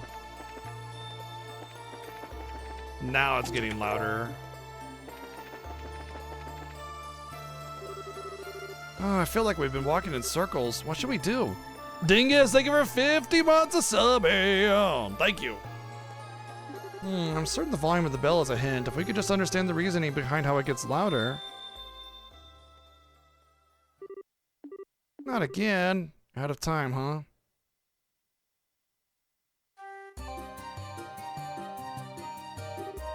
We're back. This is near the Great Servius Tree. Seems we got lost in illusion. I suspect there's someone or something waiting for us ahead. We should prepare ourselves. I suspect. I always love that whole even though there's nothing to suggest that they have this kind of power, like, I sense something ahead is dangerous. As like a really bad way of telling the player that they need to like heal up and everything. And I appreciate it's like better than nothing for sure. It's just there are better ways of doing it. Like dropping a rest point, right? Or a save point. But in this game you can save anywhere, so.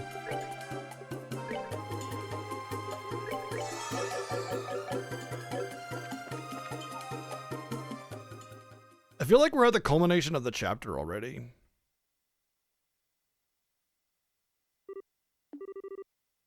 Sure enough, a gospel. Fog seems to be pouring from the water's surface. This may be the source. We need to remove that gospel right now. Wait, Estelle.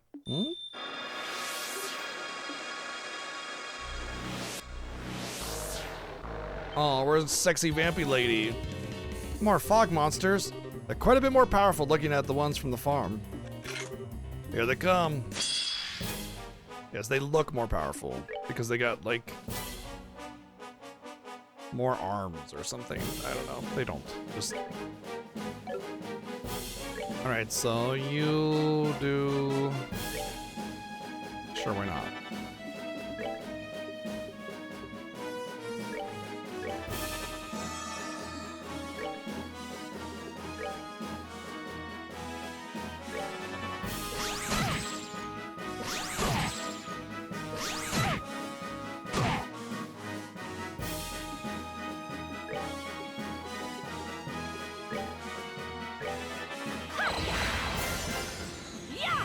Oh, this will be big. Got the crit on it. I think this is another new track. I don't think I've heard this one.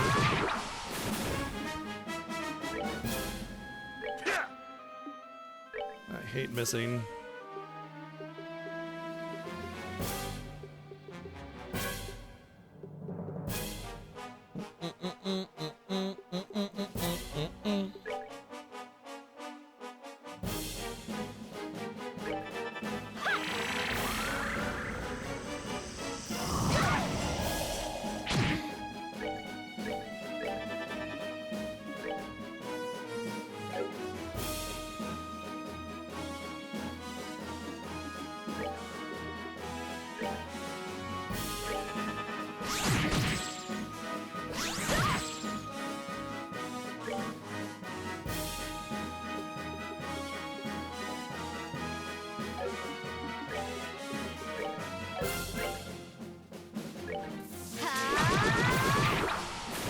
Chapter 2 boss, oh, okay.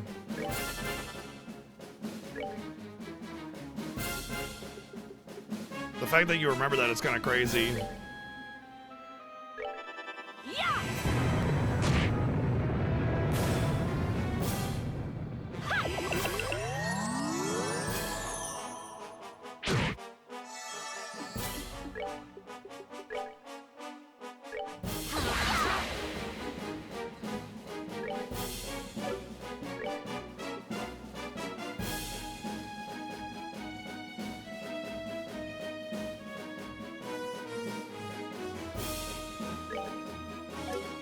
Well, he's gonna get that cast off. Nothing I can do about it.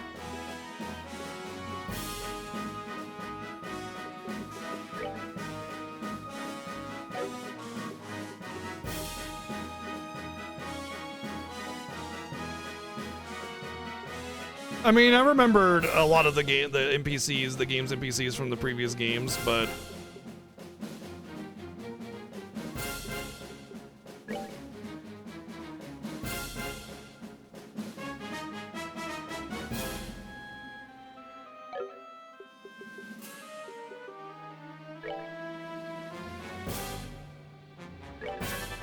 all of them, you know, knowing exact, like, the specific music tracks from different bosses and stuff, not without multiple playthroughs.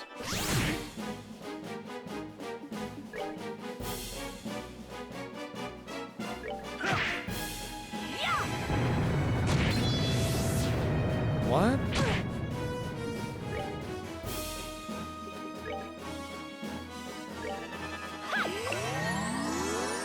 Hey, what's up, Dragon?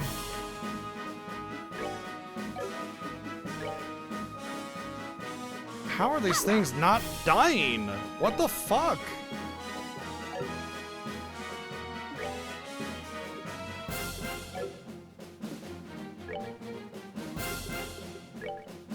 Right.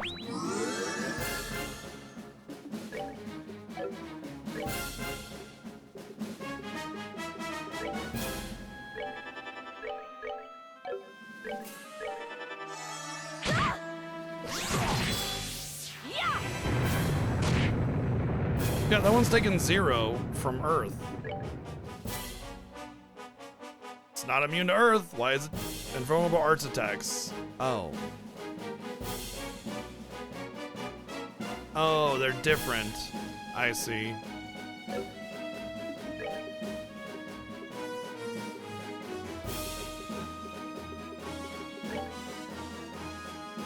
I thought they were the same enemy. They're not.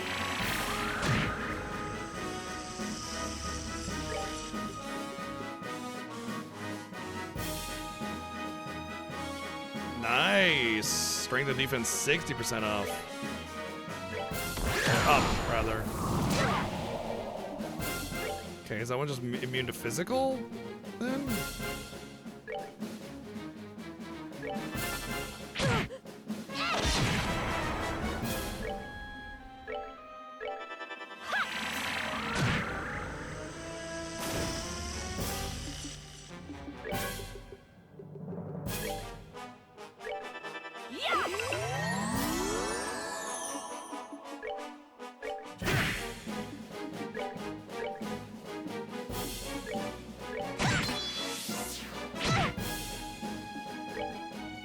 Yeah, names are like my Achilles heel. I spent a lot of effort, like, trying to specifically remember certain names of things, voice actors, names of tracks and stuff like that, and I'm still terrible at it. But I'd like make special mental notes to try and remember more accurately.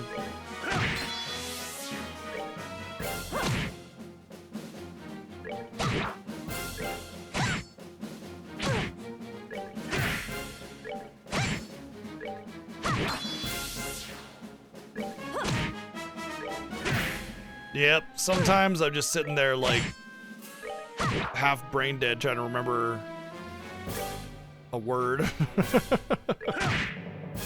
What's a word that means a thing where you do the thing?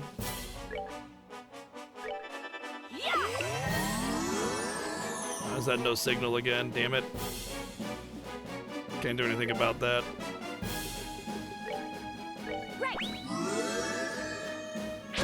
I'm doing some AP restore because I don't know if there's going to be a battle after this. I get the feeling that there might be. So I'm just kind of giving myself a little bit. Not burning everything, though. Yo, what's up, Jeff?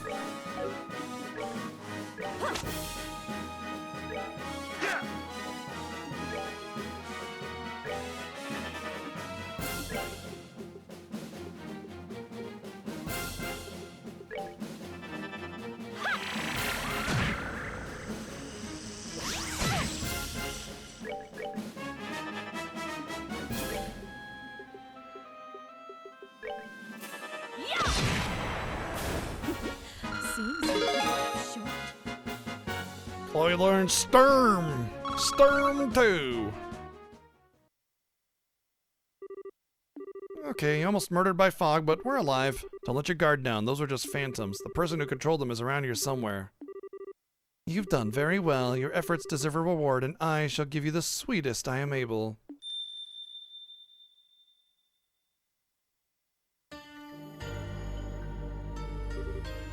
What the? Well, this track was kind of cool, and then it just went away after 2 seconds. I was digging that track. It had a very Tsukuyomi from FF14 vibe to it. This is my house? It's not the beginning of that track. Hold on, let me, no, I'm playing, I want to play it because it's like, where is it? Right, that's the beginning of it, but it's like you get this part, like midway through the track, it does this. That kind of gave me that vibe to it a little bit.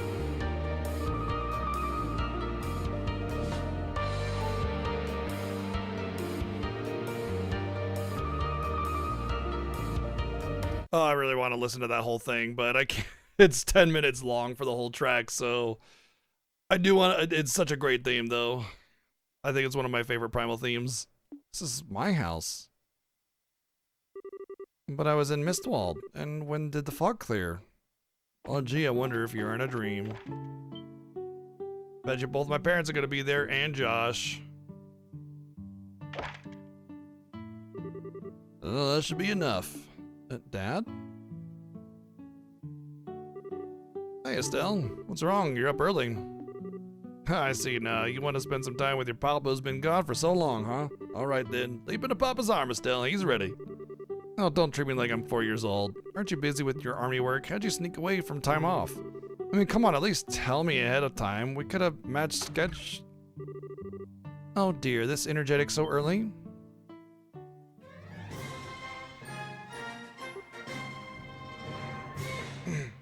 Aldog, thank you for 20 or 48 months. Damn, thank you. That's a heck of a long time. 4 years. Oh, Lena, I think I woke Estelle up with my log chopping. We're just getting some quality father-daughter time in.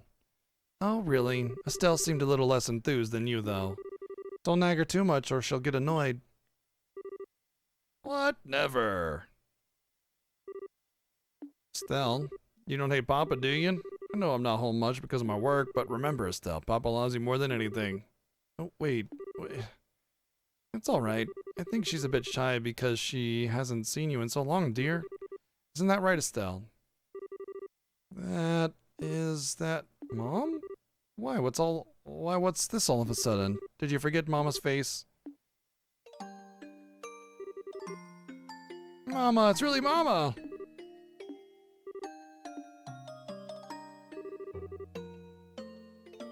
Oh goodness, Estelle, what is it? Did you have a bad dream? I don't remember much of it, but you were gone, and you couldn't come home, and I was sad, and... Well, don't worry, Mama's right here, and I'm not going anywhere either, I promise. So just relax, alright, sweetie? Okay. Papa's feeling a little bit lonely over here, you know? Oh, darling, you're still there? Ouch, an axe through my heart. Oh, come on, just joking, here.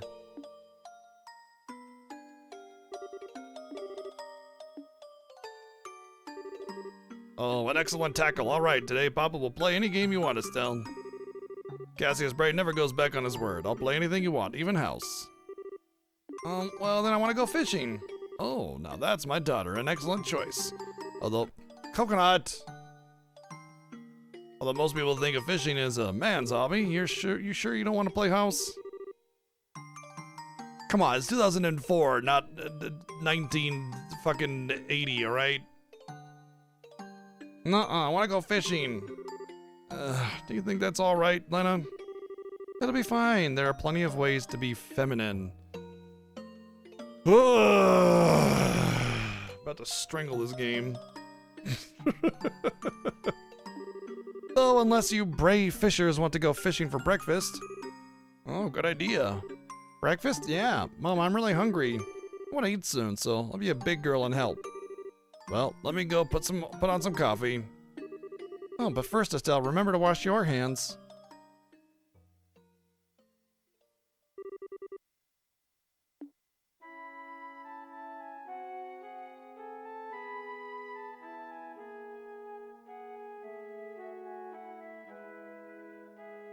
Was that toast and beans? Typical UK breakfast? All right. Toast and beans, no seasoning. Don't want to, like, excite our palates too much.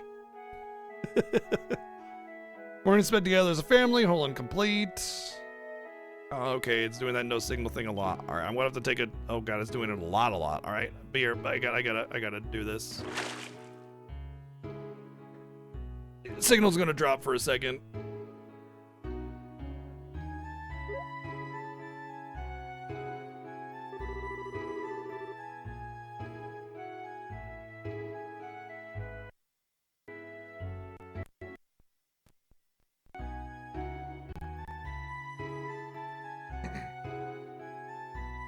Alright, hopefully that does it. The last time I did it like that, it did solve it. I think it just builds up over time and I gotta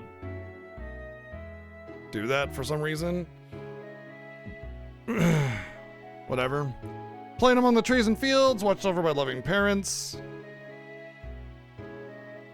Bored out of my mind with nothing to do but fish and chop wood.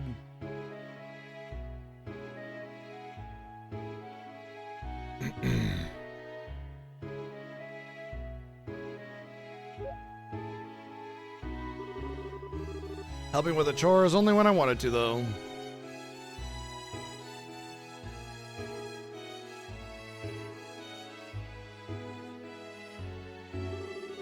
And at night, falling asleep, embraced by a mother's warmth. Days of happiness with no sight or knowledge of sadness or loneliness. It was the closest one could come to bliss. Well, it's about time I head out. Estelle will be back to play again in the spring, okay? Okay, but you just came by to play now. You're going home already? Can't you stay another day? Well, I'd love to, but everyone at the circus is waiting for me too. Oh, who cares about the circus? Now, Estelle, don't be selfish.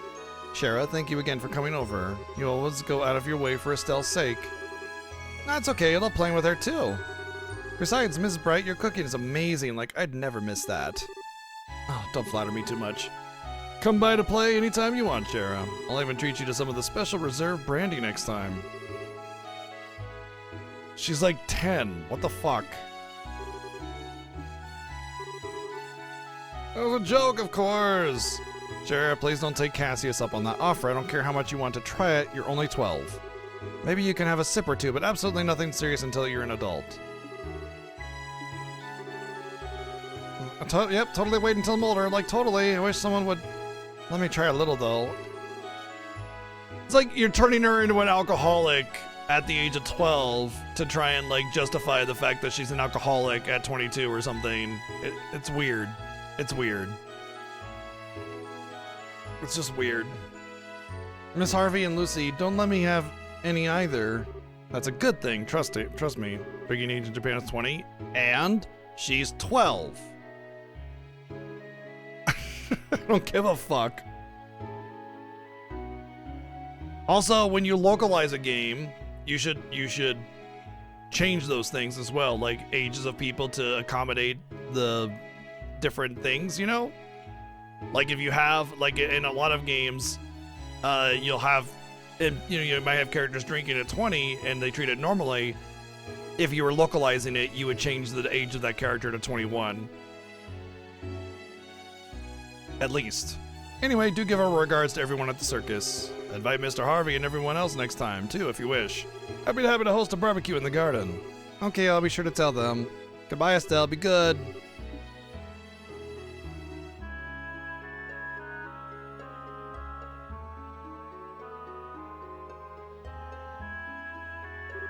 Hey, bud, come on over. He's coming over. Oh, buddy.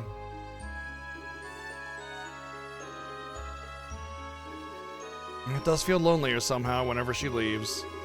She did say she'll be returning in the spring. I do have some time off then, so we'll make it a big party next time.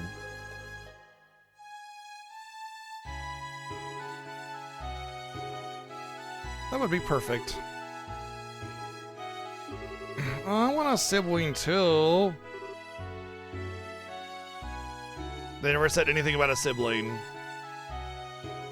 That's cat. That's cat aggro. That's cat no signal. Cecil's on my lap and he's not leaving.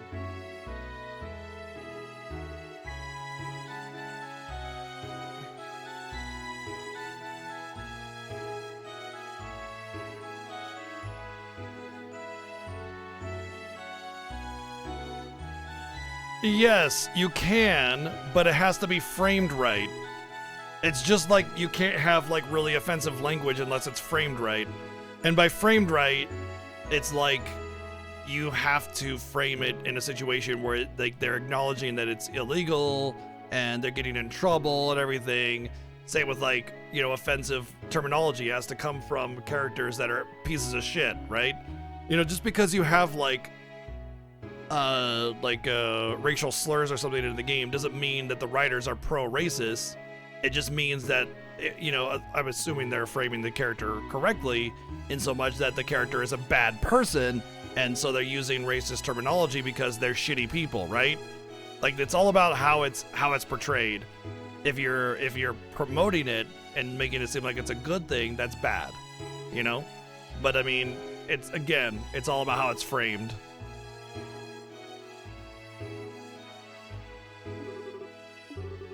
I mean, I only get to play with Cher sometimes, so I want a sibling I can play with always. It's quite a request, Estelle. Oh, so you want a little brother or sister? Well, you know, this is one thing I can't promise we can give you. It's up to Eidos to decide when people are born. Really? Yep, you see, when the goddess decides to give parents a child, she lends a beautiful bird from the cloud tops carrying the baby. And then often late at night, the bird delivers the baby to the mama and papa. Oh, I get it. I'll pray really hard for the goddess then. Oh, that might help too. But perhaps if you're a very good girl, Estelle, the goddess will send us one as a reward. I'll be the goodest girl ever then. You're amazing at this as always. Darling, don't act like you don't have a part to play in this. You'll have some hard work to do too after all. Huh. Well, we could get to work right now if you want. Perhaps later. Right now I need to get dinner ready. Well, I'll be in the kitchen then. What are you going to be up to? What indeed? Estelle, want to go fishing with Papa again? No, I'm okay. I think I just want to play around here for a bit. I suppose I can catch up on a few things in my office. Poor thing to be shut down by both of the women in his life. Estelle, be careful where you play, alright? Yes, don't play near the pond when you're done. Oh, well that's obviously where I need to go then to get out of this dream.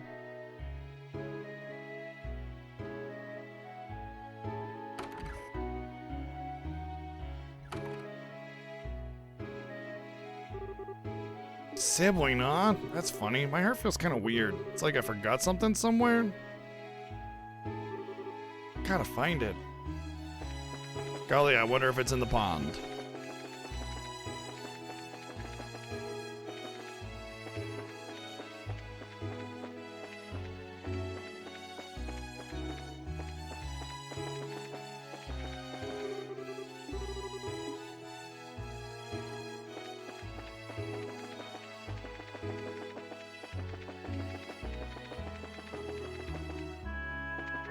Okay, then it's in Joshua's room.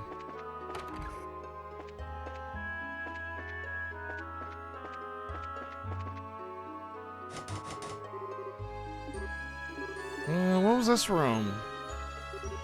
I don't know, maybe I should ask Daddy.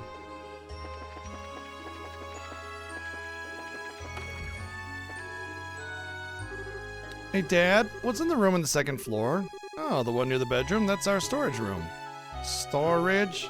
Storage, Estelle. It's a place where we keep things you don't use much, like a toy chest, but bigger. We haven't been in there since. How long now? Must be covered in dust and cobwebs. Oh, where's the key to it? It's, wait, what are you going to do in there? I want to go exploring. Well, I suppose it can't hurt. Man, Mama keeps the key to it. Go on and ask her for it. Oh, now she's missing.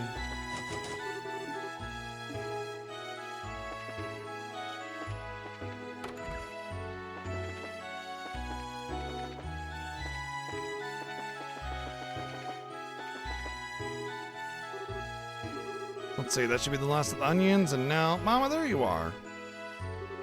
Oh, Estelle, trying to sneak a bit of food already. No, I got a question. Oh, you want to go explore the storage room? Oh, it's all dusty though, you'll get very dirty. Well, alright. You know the small set of drawers near Mama's bed, right? The key's in the topmost drawer.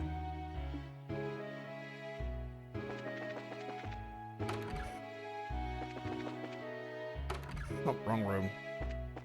Wait. Maybe the right room? So the top drawer, here it is.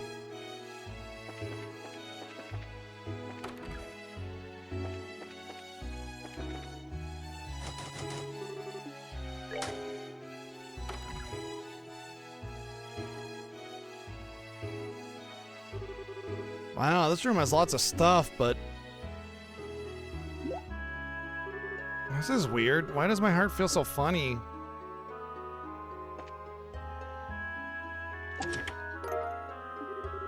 Wow, it's pretty. This is a music thing you blow, right? I'm gonna try playing it. And then you go in your items, and you probably use it, and then, oh my god, memories.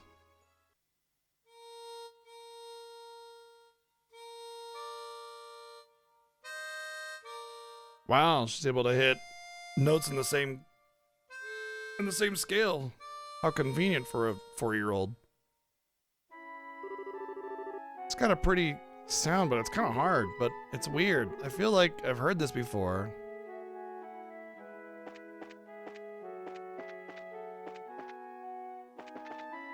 Now we go. Let's see what this is.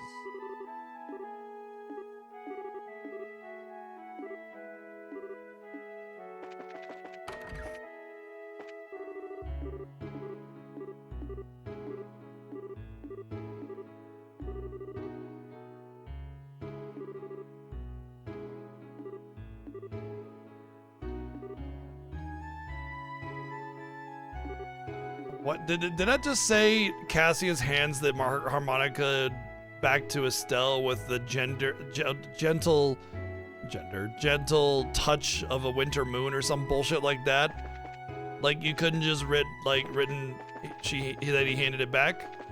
You know, like what the that's just obnoxious over detail. Once again, that purple pro's coming in hot. Cecil, stop fucking with my capture, damn it!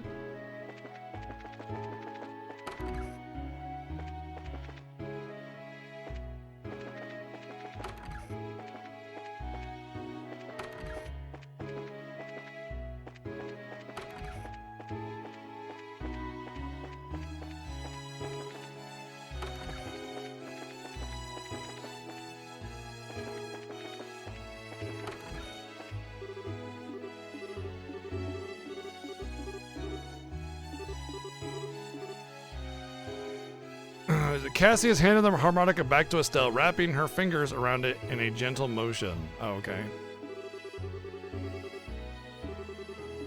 Not quite as bad, but still unnecessary over detail.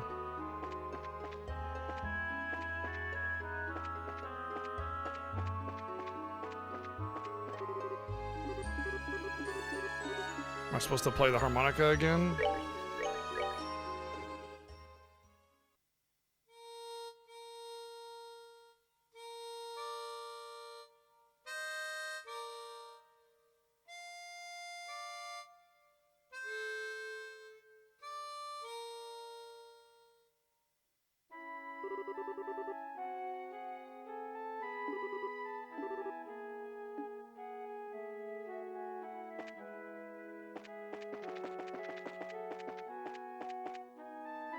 And we gotta play it here.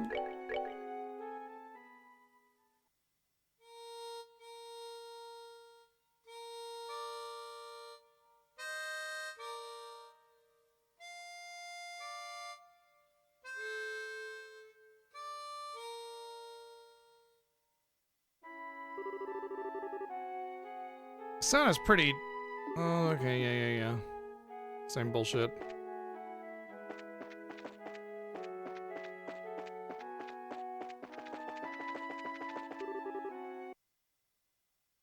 it's doing that alt tab thing again.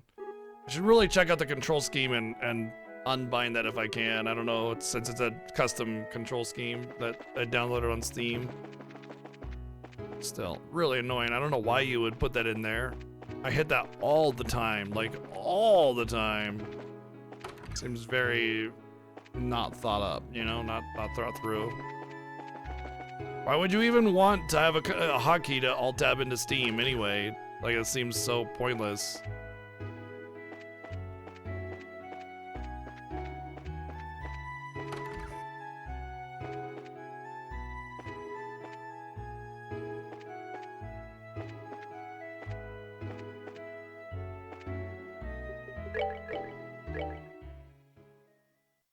There we go. This is kind of dumb because you have to remember this from the first game, not in this game, that you listen to Joshua play it on the balcony. And that's kind of dumb. Like, every game should have draw from the previous game, but all of its like actions and like the necessary components should be contained within that game, you know? Oh, I can't play it at all. This harmonica thing is hard. It seems like it should be easy, but it's way too hard. Compared to what it takes to use a staff, I think the harmonica is much easier. It really is just a matter of concentration. Overall, though, it's a great song. Cheerful yet somehow wistful. I like your other songs too, of course, but this one's my favorite. What's it called again? It was...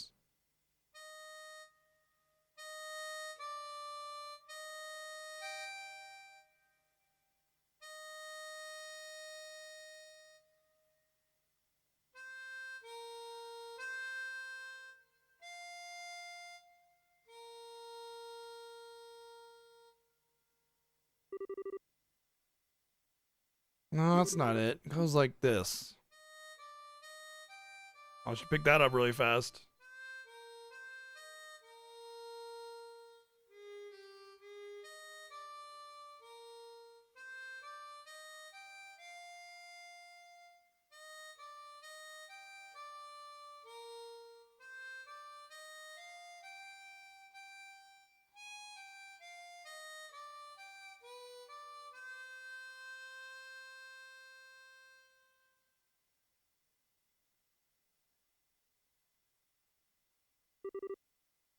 Hey Joshua, the Whereabouts of Light? I finally played it.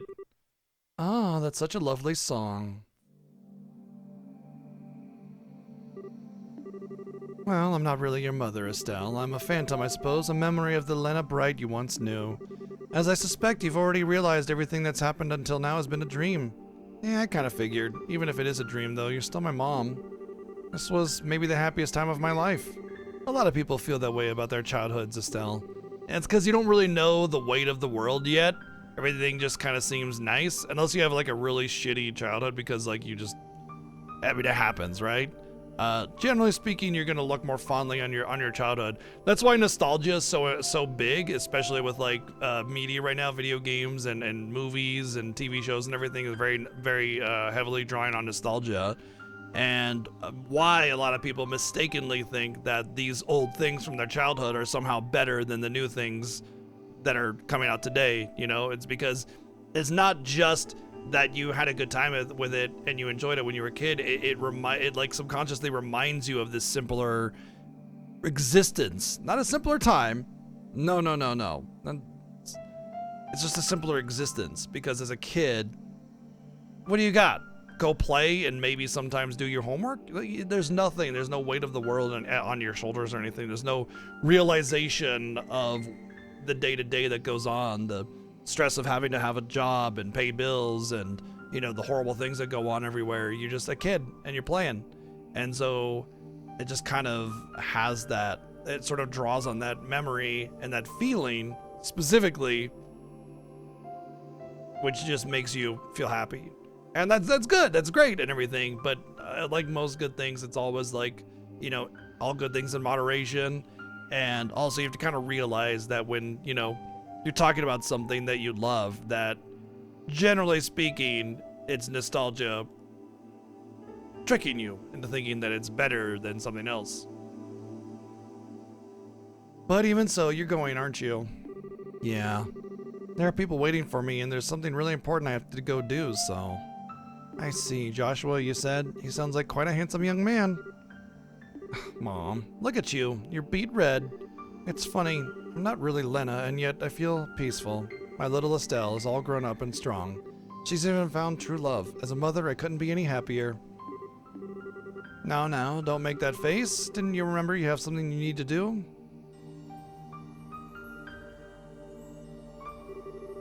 This is the end of the dream, the way back to the waking world. Now, go on with your head held high. Kinda wanted to eat your omelet again before the end, though. Really? If you want to have it, you should try making it yourself. Your omelet will probably be just as good as mine, if not better. Everything you are as a parent, your skills, your dreams, your hopes for your future, you pass them down to your children, knowingly or not. Even if you never have a chance to teach them directly, everything you do, every thought and word they carry with them as long as they live. You carry me with you, Estelle, omelet and all. Yeah, I guess I do. I'll be going then. Give my regards to your father and to Joshua. I will, I promise. Goodbye, Mom. Peace.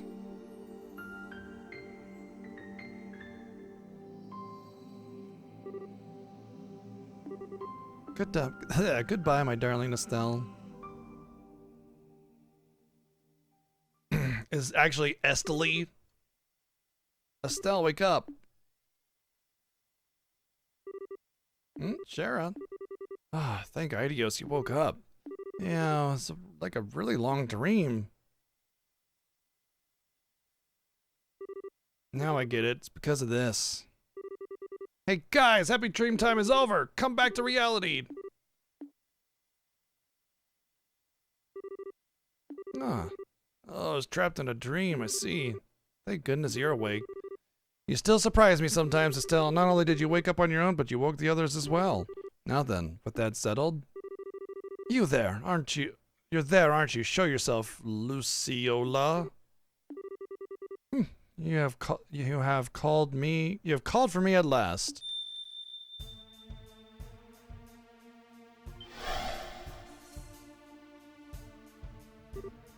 What?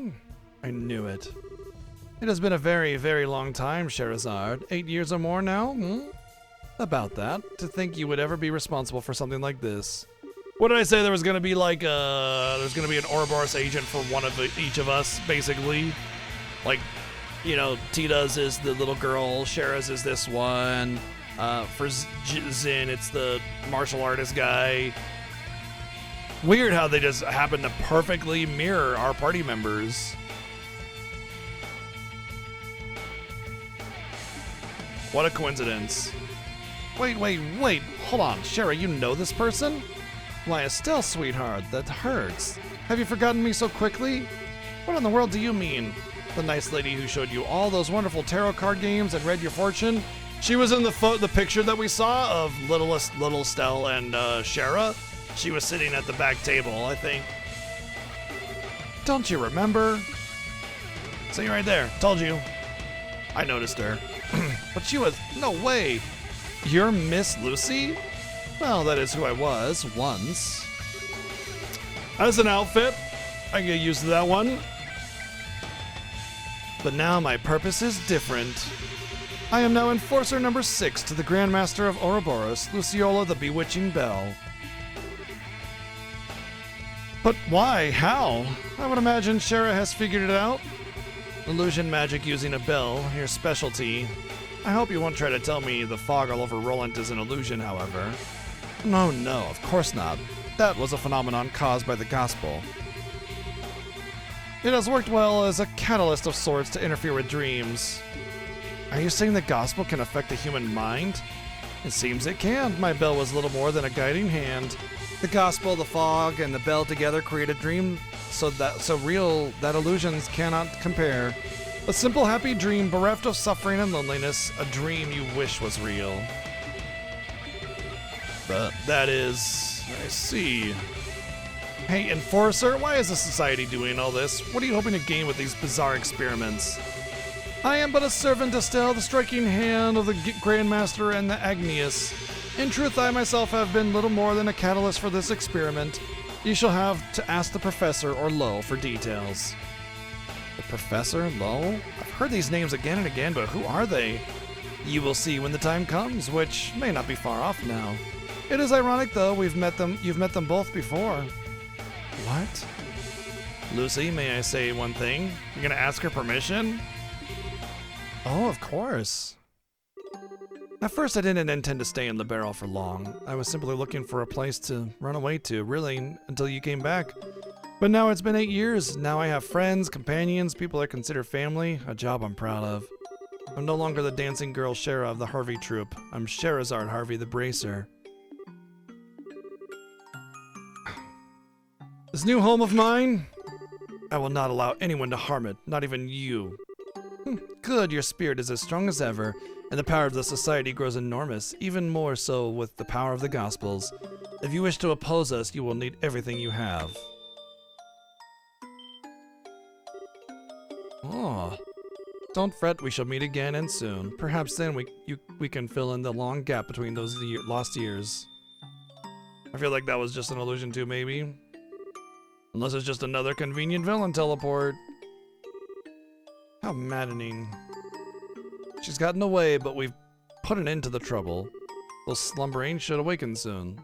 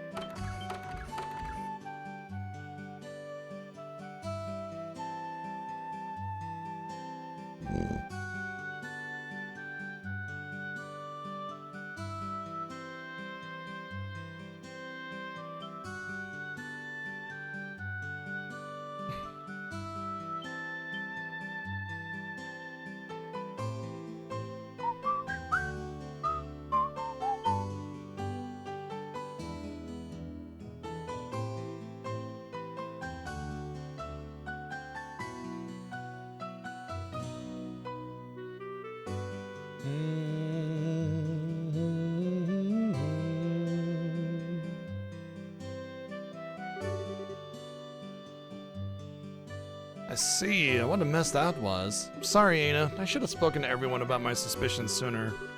It's not a problem, Shara. Even if we had known it was an acquaintance of yours, it sounds like it wouldn't have helped much. Just pay for my drink next time and we'll call it even. Given the way you two drink, I'm not sure that's the best promise to make, Shara.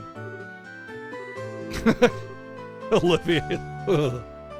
Remembering the memories of him unable to keep up.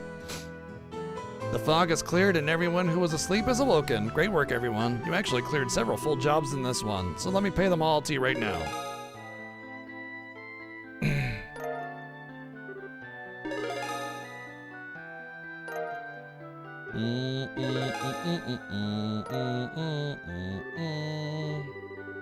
I don't know, it still feels like we didn't manage a real solution to this one.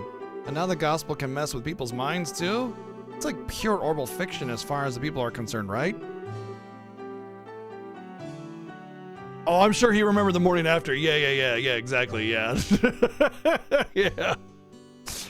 That one's the hardest to explain so far. I think I need to call Grandpa and send him a letter. Well, why do you need to do both? Why don't you just do one of those? Well, either way, all we can do is wait for Grams to finish picking apart the gospel he's got on hand. More to the point, I think the society's really starting to tip their hand. Adding to this event, we know of 5 enforcers in total. Of like 12 or something. Enforcer number 10, Blue Blanc, the Phantom Thief. God, this is so anime. It's just like just obnoxiously anime. Like if I was watching it as an anime, I don't think I would mind as much. I just expect more from a video game, maybe, I guess. Maybe that's my problem.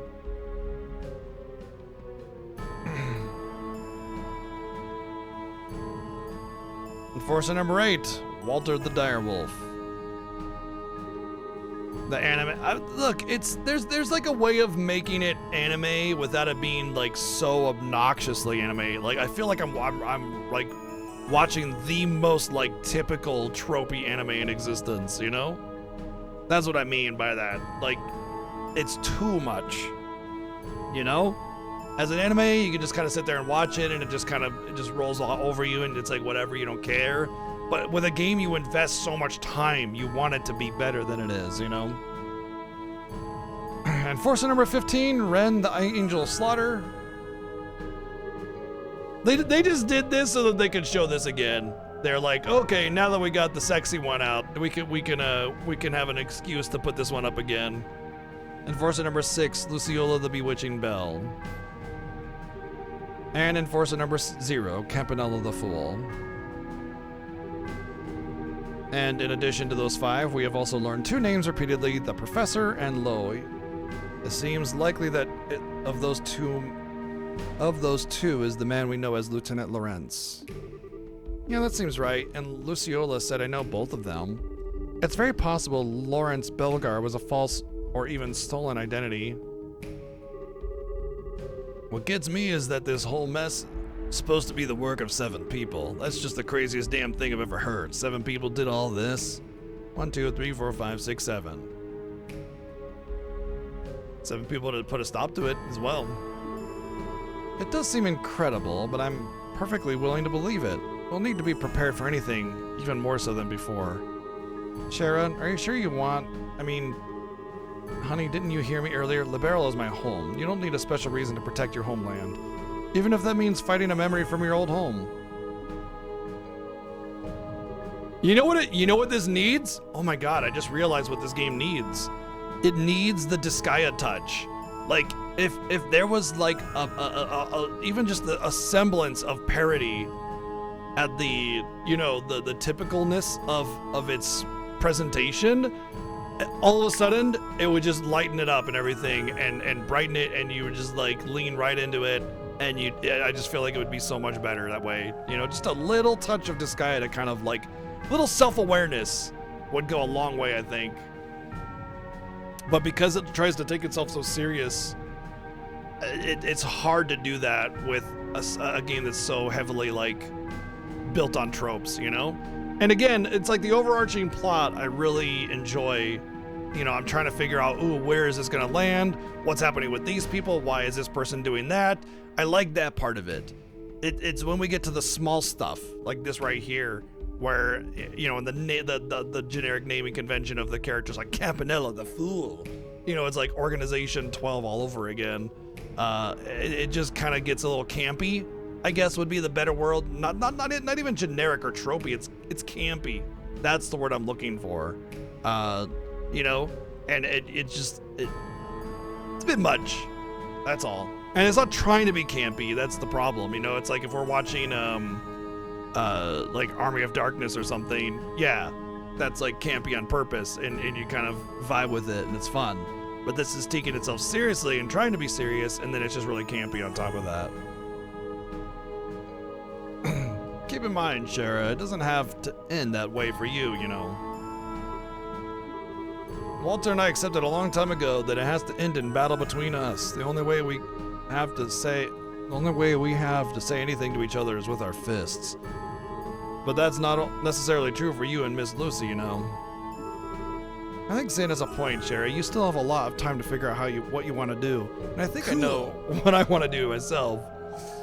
Yeah, cool. Thank you, Plain Isaac, for 123 bits. I feel this appeals ultimately more to those who really like anime. I do like anime, though. I watch a lot of it. Its writing style and really wearing its heart on its sleeve is in that kind of thing. Not saying better for worse, just as is. Yeah, of course. Like, I'm not saying it's like you can't enjoy it. I'm just saying like that's what gets to me personally as the current observer of it, the current player. So like, okay, here's I guess here's my problem with it.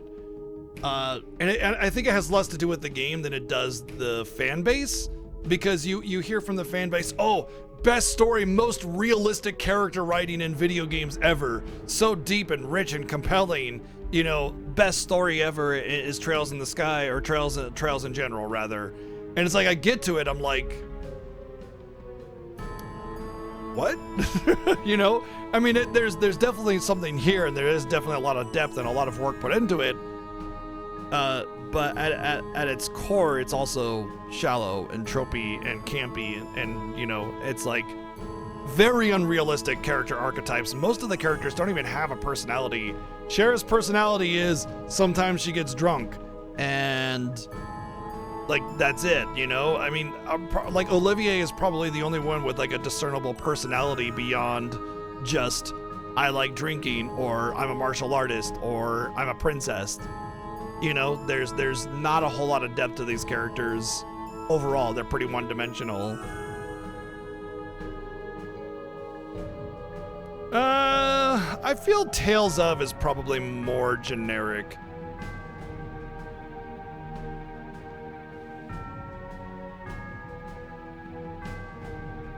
I've read a lot of books. Maybe that's why I'm a little more judgmental. I used to read books like regularly. I spent more time in high school reading books than I did paying attention in class, usually. So, you know, complex stories are in my blood, I suppose. Maybe that's why I see this as having a lot of potential but not quite delivering. But again, I also want to reiterate that, like, I think most Trails fans would like say that the Trails in the Sky is definitely a lower end of the storytelling quality, and it's only going to get better. Like, so I'm still going to get through the Trails games. We're going to play them all. It's going to happen. But, you know, I right now it's kind of like I'm waiting for that moment where I really vibe it, and I think that's going to happen when we start to get to Crossbell and stuff. It's a reason why you just think it's all right. There is amazing lore and themes to the game that are relatable, but when it as a franchise gets so hyped up, it sets an expectation bar. This is where I think it is. This is why where I think it is all right. That is why where I think it is. This is why where I think it is all right. Yeah, something like that. I don't think I understand what you're talking about, but yes, I think like that kind of realization of like the whole community setting the expectation is what's gotten me so kind of like a little jaded about it or whatever. And that's like one of the reasons why when I talk up games that I really love, like Xenoblade or Final Fantasy or something, I'm always like, look, I always kind of like, I sort of take a step back and I say, look, that's my thing. I love them. I think they're amazing, but, you know, play them for yourself and see what you think. Don't have any expectation of it based on what I say. At least I sometimes say that. I don't always say it, but I will like when I realize that I need to say it, I say it, because I don't want people to go in to my favorite games with this like expectation. See, like, here's the thing. I think when you love a thing, you want other people to see it and enjoy it as well, and you want to try to promote that thing as much as possible. Oh, this thing is so good, you gotta try it, you gotta do it. That hype up gets them to want to try it. But the more you hype somebody up about it, the higher their expectations are. And if it could be very good, right? But if your expectations are up here, you're gonna be disappointed. You gotta temper that and go, look, I really enjoyed it. I think it's great. It's worth looking into, but maybe it's not your vibe. So, you know, now my expectations are down here, and maybe I'm just as interested in playing it because, you know, you kind of like approach that situation a little bit more thoughtfully and logically instead of emotionally. So I'm still motivated to play it, but my expectations are here now, and now I'm kind of impressed by it, you know, because the game quality hasn't changed, right? So whenever I go into a movie or something that I'm like, oh my god, I can't wait, I have to like take a step back and go, look, it could suck. I shouldn't just assume it's gonna be great. It was the same thing with FF16. I tried to make sure that I didn't go in with crazy expectations, so I didn't just blindly love it simply because it's Final Fantasy. I took a step back and I said, these are the things that I don't like about this game, and I'm not going to assume that, you know, it's going to be amazing just because it's Final Fantasy. And I ended up still loving it, and I probably loved it because I tempered my expectation to make sure that I didn't, like, get overzealous about it before I even started playing it. Because, you know, I don't love Final Fantasy 16 as much as a lot of the other ones I do. You know, it's still like a 9-10 game, right? But, like, if I had overhyped myself, I might be a little disappointed by it and think it's a lot worse than it is. You know what I mean? So you got to temper your own expectations and temper the expectations of others when you promote something that you love. It's the same reason why if Half-Life 3 were to come out tomorrow, it doesn't matter how good of a game it was. it would still be a disappointment to everybody. Nobody would like it because the hype behind Half-Life 3 has built up so much. It's catastrophic. It's huge. It's too much. Everybody would be let down, you know.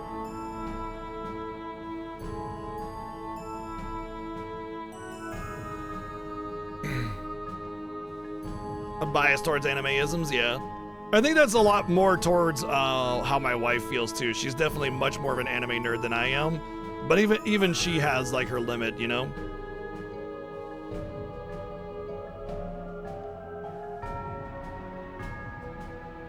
Yep, same, Dragon. It's the same reason why when a game comes out that I know that I want to play, I just stop. I don't see anything else more about the game. I stop the video and I go, tell me the release date, give me a pre-order. That's it. I'm done. You know, I'll write it down on a list to remind me.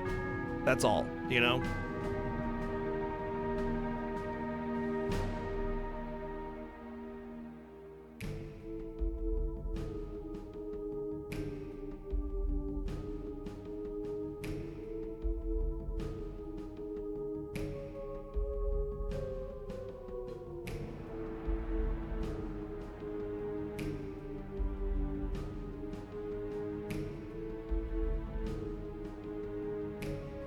Why you think you can't wait too long for a release? I don't think that has much to do with it.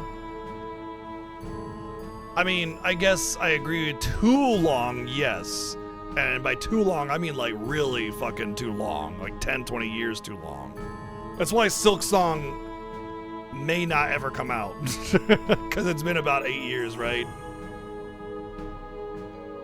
For good measure, hopefully, I wasn't setting expectations of being too fan. Oh, no, Mr. J, no. Nobody here has done anything like that. No, everybody here has been very reasonable. Even like big fans of the series have been very reasonable about their interests, and they haven't come in and been like, "Oh, you're terrible. You don't understand the pure majesty and genius of this writing, and you're just not a real RPG fan." Oh my God, that reminds me. What was it? A friend of mine was streaming this game in this series, and he felt pretty almost identical to how I feel about the games. And that's why he got them for me. He's the one that actually got them for me. These games, a lot of the Cold Steel and everything. He got these games for me specifically because so many people talk about them, and he wanted me to experience them, and then talk to him about how I felt about them. And he expected I'd feel about the same as he does, which I do actually. But we were just talking about this like last week, and he said a lot of people were coming into his stream telling him that he wasn't a real RPG fan because he didn't particularly like care for the games that much. I mean, he thought they were okay, but he didn't absolutely love them. And so people were saying he wasn't a real RPG fan. And it's just like, really? Like, that's, yeah, okay. As if like the what's the expression? As if like the peak of RPG gameplay is this. It's not, by the way. I mean, the real, like, if you want to get objective peak of RPG gaming, it's Final Fantasy, and there's no contest. The sales speak for themselves alone, where any Final Fantasy game has outsold any other RPG by like 10 times on average, you know? Like, it's, come on, it's Final Fantasy. Like, please. But you can have your own opinion and your own preference. You have your peak, and the rest of the world has theirs. You know, it's fine. Look, whatever. A lot of things in Legend of Heroes are built over multiple games. That's not the issue at play here, Quetzalcoatl. That's not the issue. Has too much fan service, ironically. I don't know about fan service. It's more overwriting. That's the problem with this, and that has nothing to do with like multiple game character stories or whatever. I haven't experienced that, so of course I can't really comment on it because I mean, this is only the second game, right? What I'm talking about with overwriting is like way too much over elaboration. It's called purple prose. Too many adjectives and descriptors and you know, too many lines. Every time you meet a new character, everybody has their own little formal exchange. It's overly formal. Estelle is what you call a Mary Sue, where everybody in the world loves Estelle. She's the perfect Hiro-chan, and everybody loves Hiro-chan. And like, there was this one girl that was like crying because I came into her room. Oh my God, Estelle, you're okay. And then her mom was like passed out on the ground. Like, who knows if she was ever gonna wake up again. It's like, yeah, my mom. Like, ugh, right? Oh, gosh darn it. You know what I mean? Like, shit like that is just egregious failures of quality writing. And that's just like an objective standpoint from like writing, like technique, you know? And it doesn't to say that every line is bad and every scene is horribly done, but there are some major storytelling faux pas in this game. And of course, like, once again, I want to reiterate that, like, I'm sure like Trails in the Sky is the low point, and that's okay. I'm still enjoying the game, and there's still a lot of factors about the game that I enjoy. But as far as like the fan like hype that you get, these are definitely not living up to it, for sure, definitely. And again, I'm tempering my own expectations about what this game delivers, and when the series will start to pick up to a point where it's like I can start vibing with it a little bit more.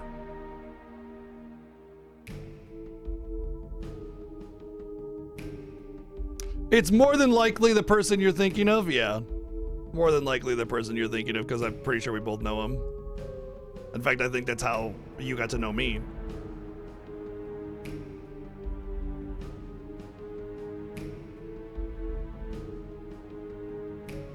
From the bits and pieces I learned about you here, basically expected you to tear apart this game. I mean, I don't know if I'm tearing it apart, but I'm definitely trying to be objective in my analysis.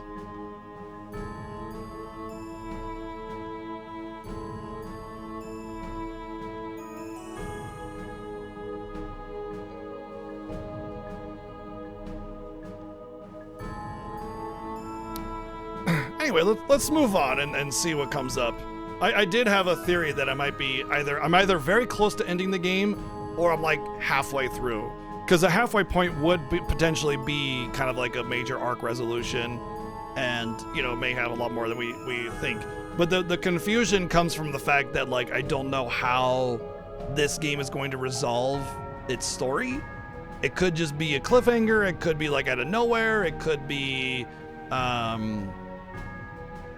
arbitrary, or it could be at a major moment. We don't know. I don't know anyway. I think I know what I want to do with myself. Hey everyone, I realize it's kind of late, but there's something I need to show you all.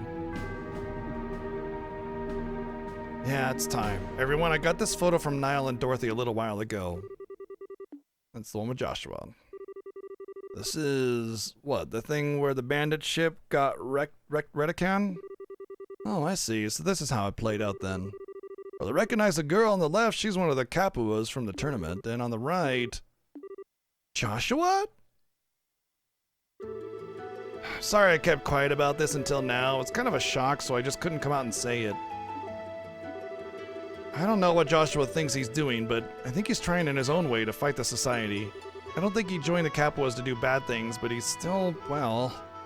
We understand, Estelle. Besides, his lower face is covered in the photo, so I certainly can't say for sure this is Joshua Bright. No, sir. We'll keep this internal to the guild for now. Thanks, Aina. But Estelle, are you sure? You finally found a clue about Joshua. Yeah, I'm sure. My connection to Joshua isn't going anywhere, so not so long as I remain myself, you know? Now that I think about it that way, I'm not going crazy over it. We're walking down different paths, but I know our destination's the same. So I'm going to keep going my own way for now. If I don't, I'll never become the kind of person I need to become.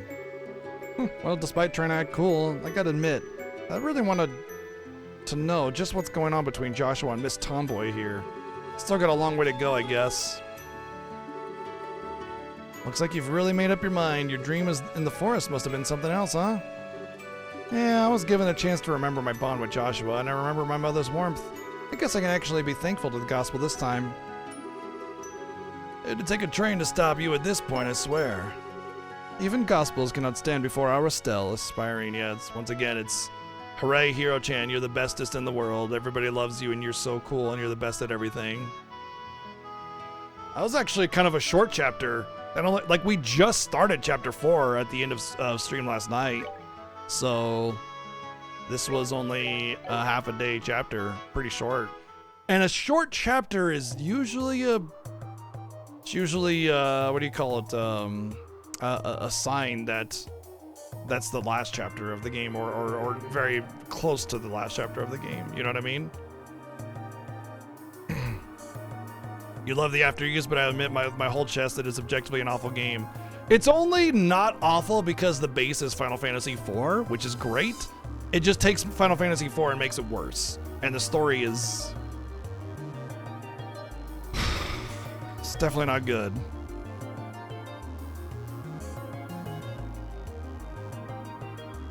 I will say, if you're gonna play After Years, at least do the PSP version with the 2D visuals. That's way better.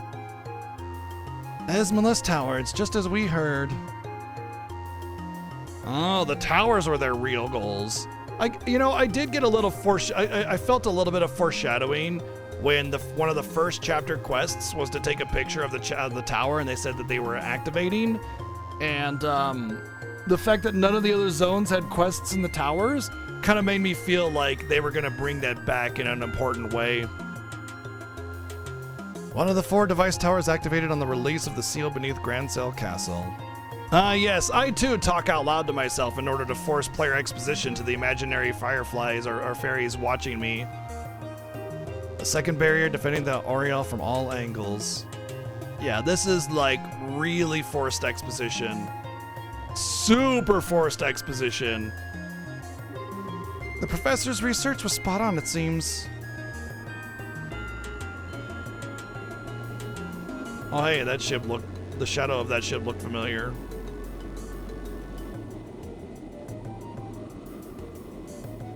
Oh, you know what? No, it didn't. My initial thought was one of the ships from Xenoblade Chronicles X, actually, so never mind. Yo, sorry to keep you waiting. Hope we didn't tire you too much with the delay. Oh, Walter, Campanella, this is a surprise. I was sure it would be Lo who met me here. What turning of the wind is this, I wonder? Lo is accompanying the professor for the moment, so as much as it may not be my place as a mere observer, I came in his stead. And I ain't got much to do at this point. Right now I'm just killing some time. How unusual for both of you. Though interesting, Lo is accompanying the professor. They are performing the last experiment then? Apparently, a big fancy plan is heading into the big leagues, looks like. The Archaisms and Jaegers are almost ready. Once we have the beta in hand, we'll all be quite busy, I suspect. Yeah, this really feels like it's coming to a head now for the current story arc. Either that's going to be a half point or it's going to be the end of the game. But I mean, this being a Trails being a Kiseki game, I can't imagine it's only a 40-hour game, right? Because that's about where we're at. It's about 40 hours. The last experiment, they mean to go up against the legend, I take it? Even the professor and Lo are going to struggle with that, I imagine. Maybe. We're talking about hijacking a creature of legend after all. Ain't quite like throwing pictures around or shaking the earth. But hey, Campanella, this ain't like you. Oh, what's this now? You're usually happy tagging along with the professor. If you ain't doing that, especially when things are this interesting, that means something even better's come up. So spit it out already. Why, Walter, I'm hurt. Have you so little faith in me? I trust you as much as your number. What overflowing camaraderie, Walter. Such slings, such arrows, you two are so cruel. Well, in truth, I would love to sit back and watch the fireworks unfold, but as it turns out, I have a bit of work to do. I'm off to gain us permission to use the Ark. Shit, seriously? Well, the Trails in the Sky... Damn it, is doing the thing. Trails in the Sky remake is just first chapter. So they'll be... If they're gonna do a remake project, it'll be all 3. We're finally busting that monstrosity out. This mission gets better every day. The Crimson Ark, the glorious. I find it hard to believe we would use such... Do we intend to turn this nation into nothing more than a smoking crater? That will be up to the professor and Lo. So I'm afraid I must depart as soon as we're done. I so look forward to hearing about our experiment when I get back.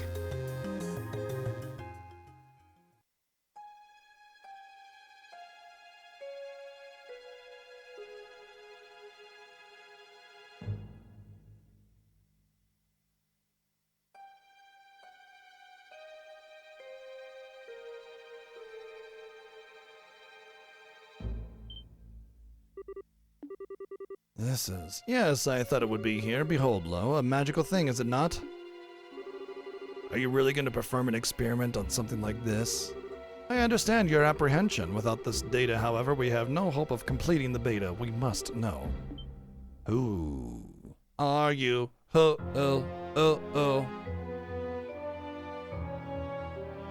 Oh, it's a Dargon. I like how a lot of it isn't loaded in. Oh, I see we woke you. Your first time in the waking world of mortals in 20 years. This is the first time we've met. Allow me to introduce myself. You may call me George Wiseman. Well, it's actually Weissman. George Weissman? Sure. I am one of the Agnius, caretaker of Ouroboros. Begone. This power which hangs about thee like a mist, familiar it be somehow, but thy eyes betray thy purpose, and those windows I see a soul twisted and bent, incapable of joy unyoked from bringing suffering and agony to thy fellow man. George has a German pronunciation. Would it be Georg, I guess, then? Georg Weissman?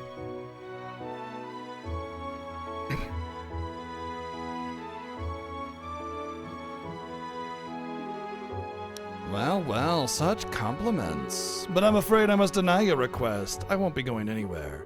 After all, we've business regarding the treasure of Eidos. Show him.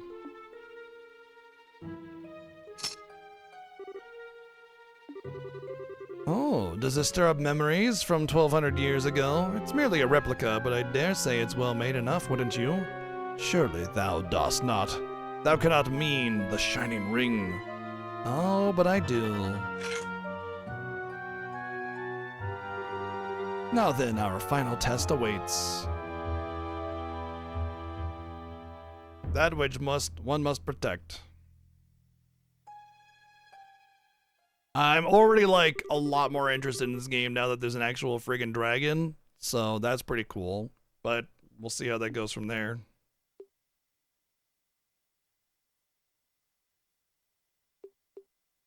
Great! All right.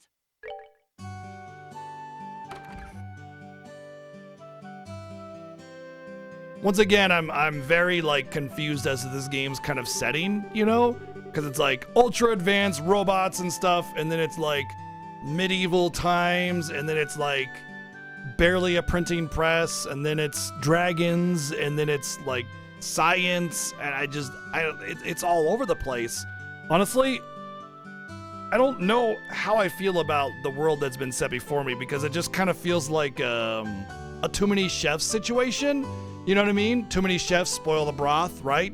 The expression is that like if you have one chef, they have an idea of what they want in the broth. But if you bring in another chef, the other chef is going to be like, yeah, but we should add this, you know? And then another chef is going to be like, yeah, but we should add this. And then another chef is going to be like, yeah, we should add this. And if you have too many chefs, you spoil the broth, and then it just becomes a muddy nonsense flavor that just tastes like nothing, or just everything and nothing all at once, because you're not having a balance of harmony of flavors anymore. You're just having everything thrown into a pot, right? And so it's like when you know Lulu said in FF10, it's like when you want everything, you'll end up with nothing. And it's almost like that's what they wanted. They wanted airships, but then they wanted bipedal robots, but then they wanted like, you know, I don't know, like corner stalls and you know, town criers and bell towers that are active. And then they also wanted, you know, cell phones, but then they also wanted castles and keeps and queens and kings. And then they wanted swords and knights, and then they also wanted, like, science and magic, and also dragons. It's just, you know? Yeah, but still, I mean, bipedal robots are not 1900 Europe, okay? Like, I'm just gonna throw that out there, all right? Nor are tanks with EMPs, you know what I mean? And I get a lot of it is like magic and it's a world with magic, so the technology is different and the paths are different and the tech trees are different. I get that. It's just, it feels like there's every RPG anime-ism, including the content, you know what I mean? It's like, when are we gonna go to space next, right? I just feel like, you know, Gundams in the upper atmosphere are gonna happen pretty soon. Oh, true. Good point, Mr. J.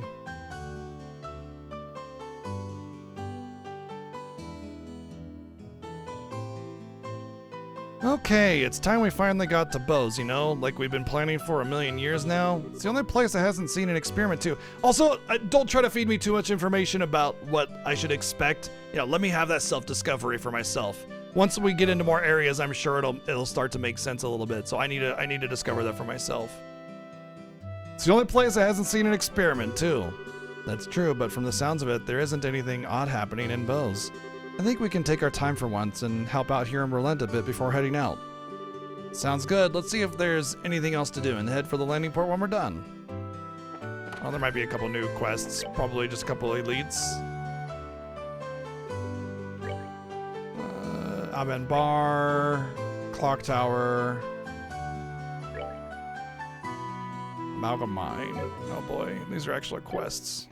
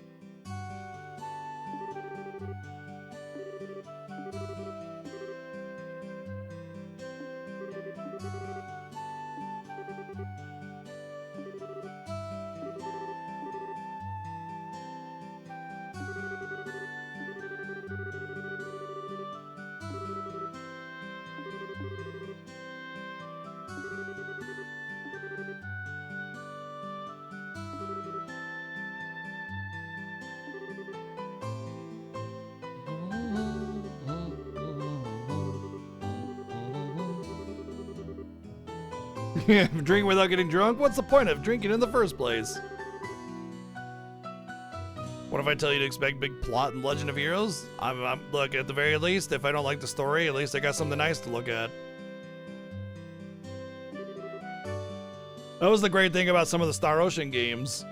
Story is absolute trite garbage, but then you have like massive fan service.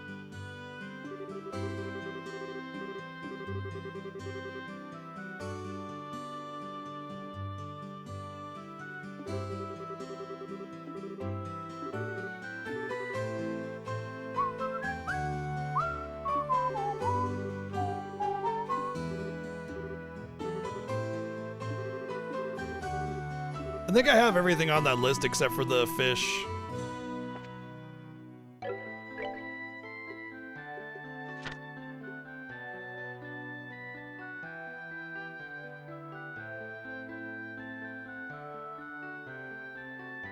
The only one listed is the pearl glass. Location with lots of reeds. I only know of one river fish.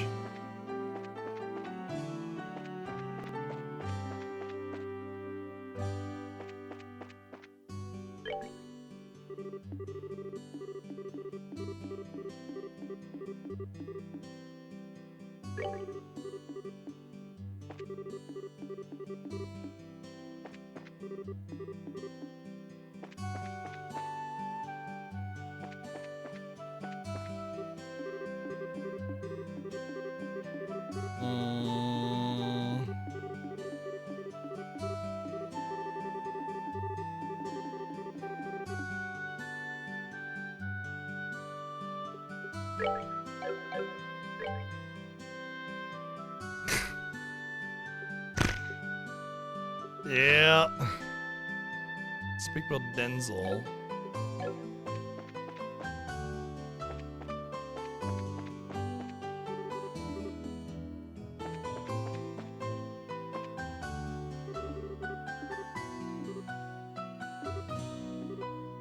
I was really excited for Miria. What can I say? And then she never left my party.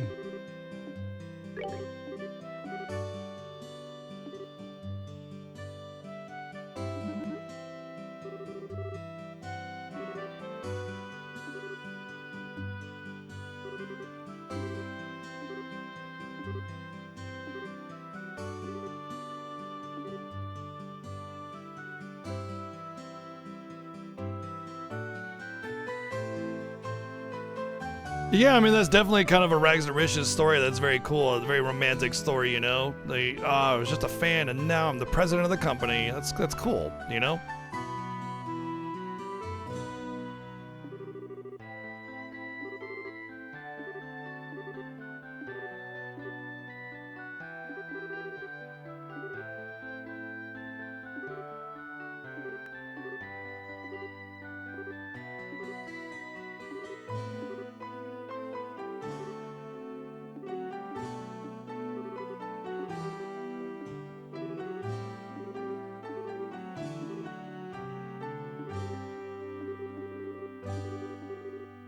I don't know if I'm keen on doing these quests. Like a lot of ingredient hunting.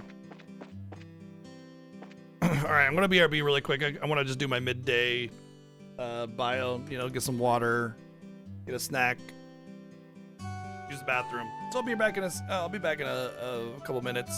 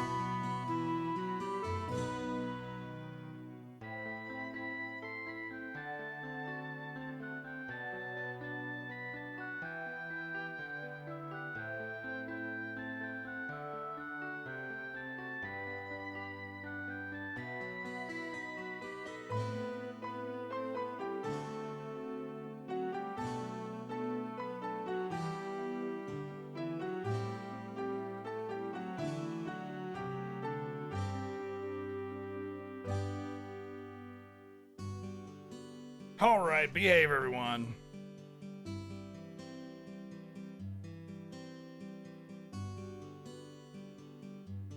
It was a bad looks high school boy who sat in the back row looking out the window until he got a harem of space alien women. Oh my god. If an anime starts out with, I was just a normal high school kid, except I turn it off. That's it. That's I'm done at that point, you know?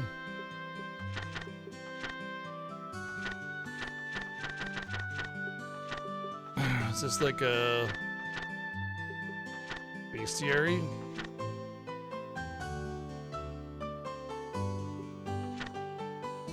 I missed a couple monsters here and there. Missed a lot in Ruan. Missed nothing in almost nothing in Zeiss. Oh, I missed a lot in Zeiss. Grand Cell I missed a lot. Rolanda missed a lot. Bose, we haven't gotten there yet. Bose 2. Okay, this really tells me that the game is actually, this is the last chapter. Because these are the only bestiary entries, and there's only one more that says question mark, question mark. Port Seeker? Yeah. My prediction is we go to Bose, and then the final dungeon is in their little base or something like that. We'll see how it goes. You want a modern port of Gargharv Trilogy that the issue is Bandai might still hold the license for them. I don't know what that is. I don't know what a Gargharv is. Gargabargafargle.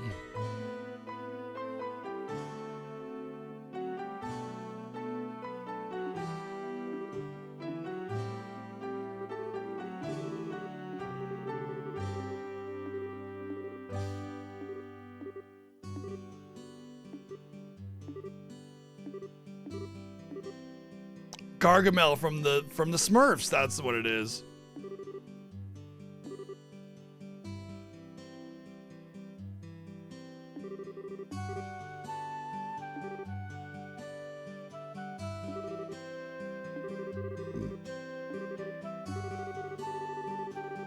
The main ingredient was meat. Meat and fish is still meat. What the Are you serious? He's like, the main ingredient was meat, but you could use fish too if you wanted to. Fish meat is still meat. What are you, Pescapellian or something? What is that, like, where it's like, you're vegetarian except you still eat fish, which is ridiculous? Cause like, what, like, most people are vegetarian for moral reasons. And it's like, fish aren't real animals or something, like, what?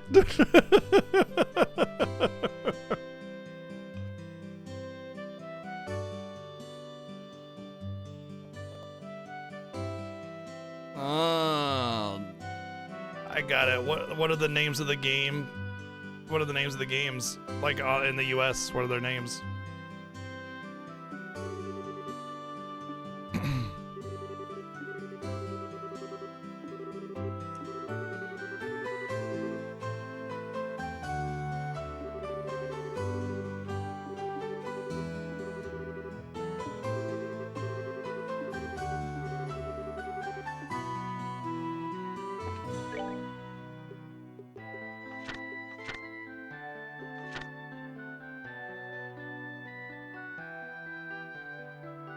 Really?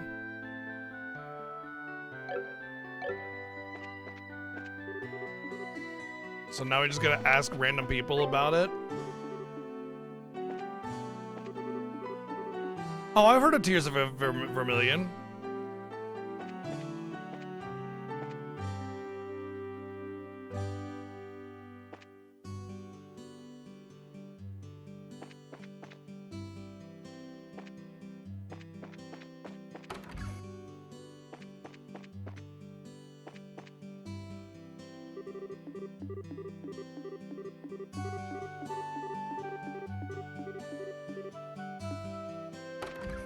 I don't really know if I want to do these quests.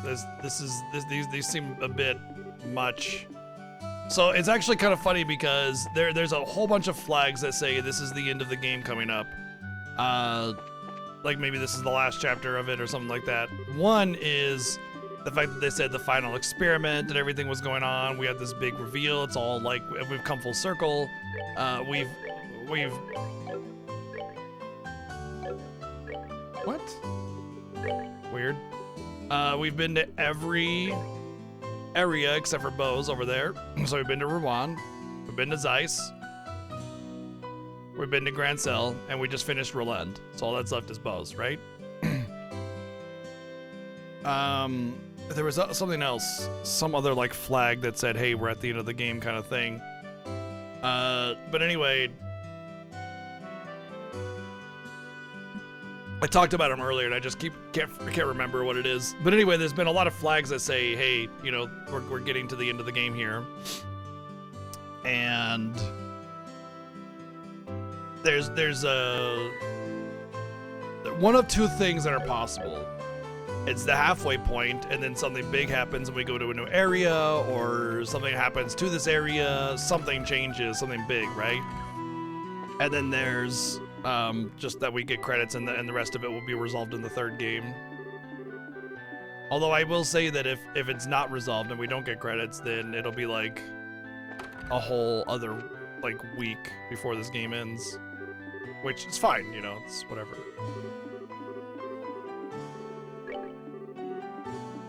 Oh, this is the mine quest. I thought I'd have to go to the mine. I'm glad I talked to him. Oh.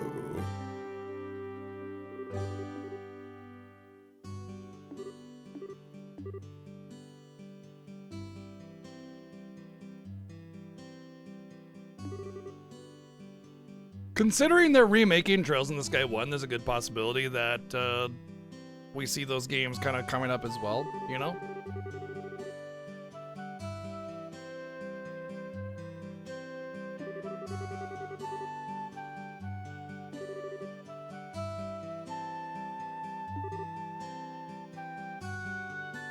Okay, just set it there then. I'm not sure what it is. Thank you.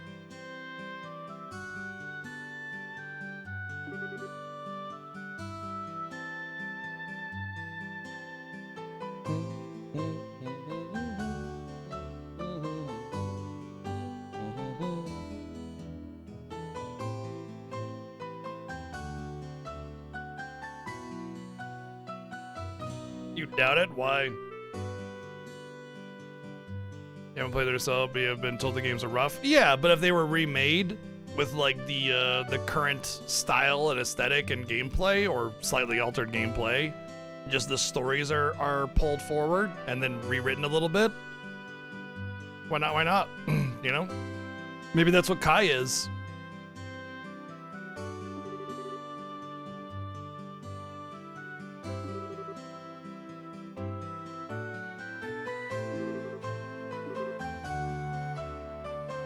I remember Sort of Vermilion seeming, or not Sort of, Tear of Vermilion seeming like it might have been an okay RPG, but the PSP isn't exactly chock full of great games. The best part about a PSP is that you can use it to play PlayStation games on it. The rest of the library is...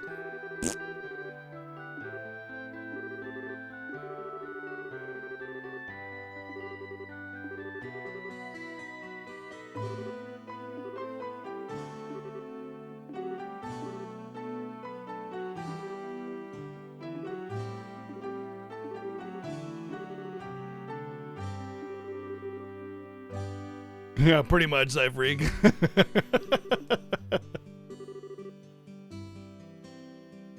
Oh my god, this asshole.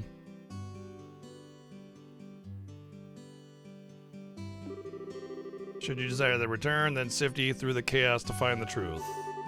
First key lies within the city, search they who sit beside the goddess. Church.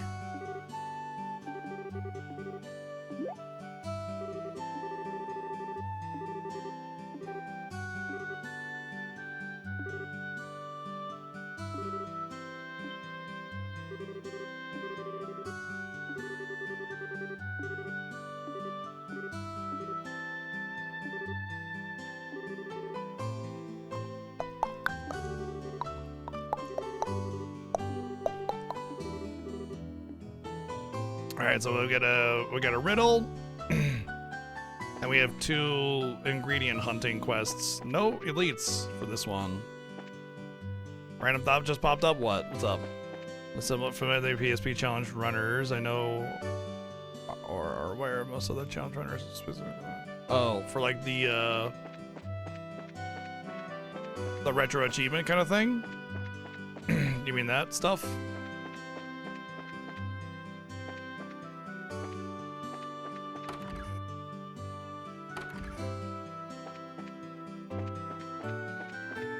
Hi, it's Kevin.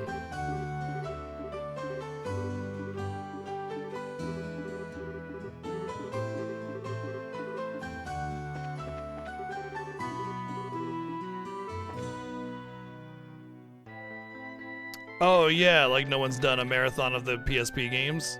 Yeah, I see what you mean.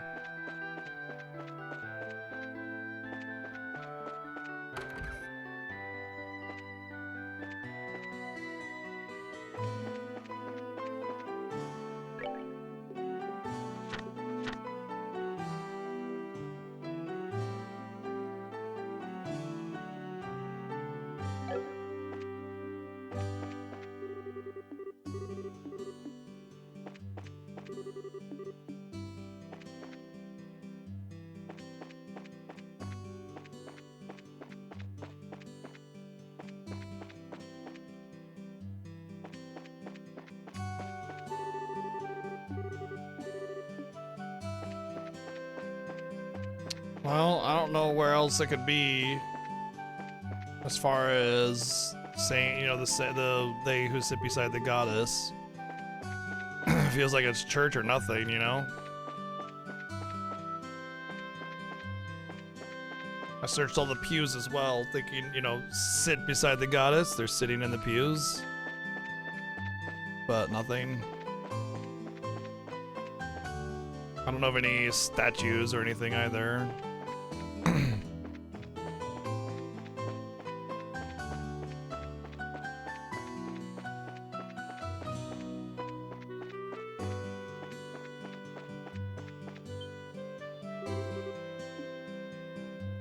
Apparently I caught a bird named Maple Syrup.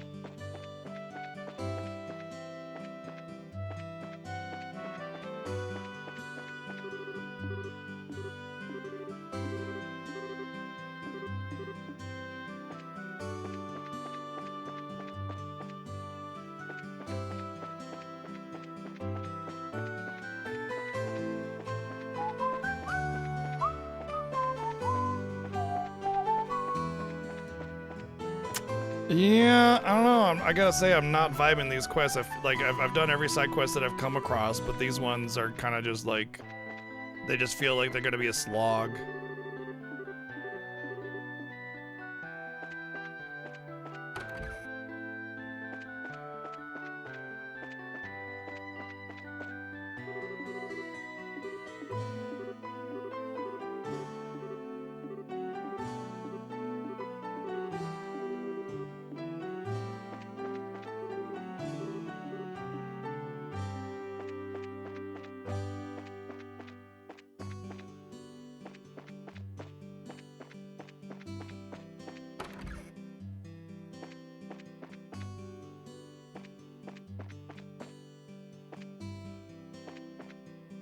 There we go. I was right. I just missed this part.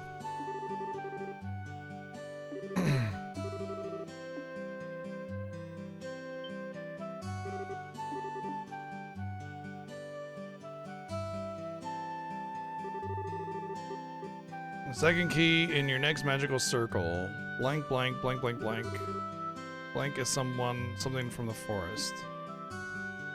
Trees.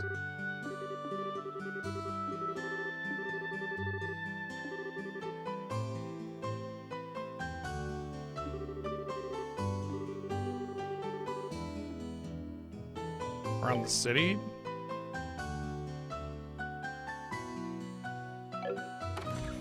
I mean, I'm guessing it's the arrangement of trees or buildings.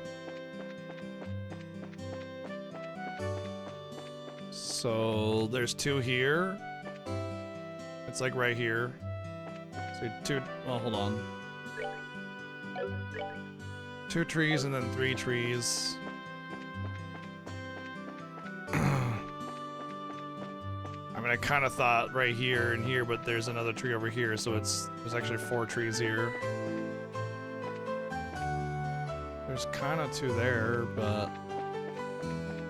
Right, I imagine they have to be isolated, right? They can't have trees near them. But there's also these bushes, I suppose.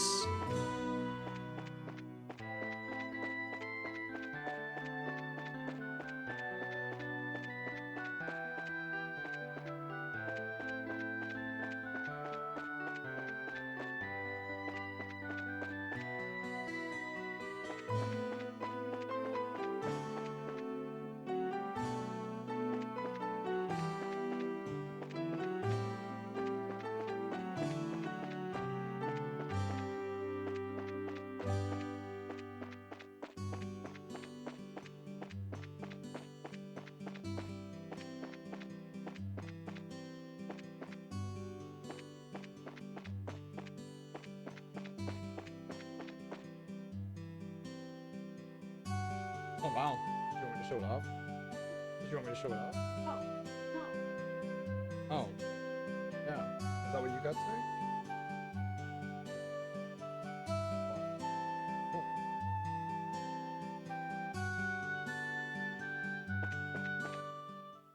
Cool. Oops, we left.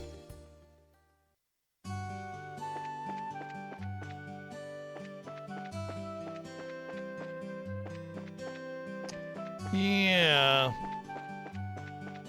I don't really see anything from the forest that matches that sort of pattern.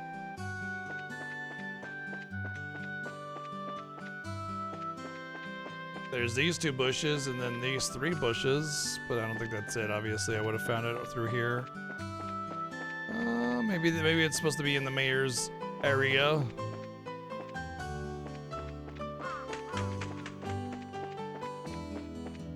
I was also looking at the flower pots as I was going around. I didn't really notice anything.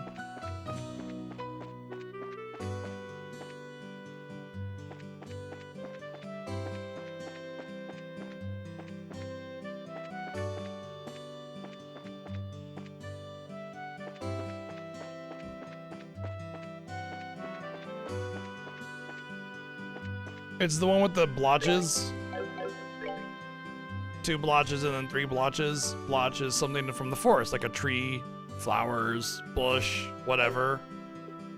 So it's referring to a pattern. I think that's pretty obvious. A pattern of tree arrangements or something, but I'm not seeing anything that has that kind of pattern or arrangement. Like the best I can come up with is these 2, or maybe these 2, and then these 3, but I mean, it's actually 4, and there's actually 4 over here too. So I mean, that's not really a pattern that you can say, oh yeah, that's for sure it, you know?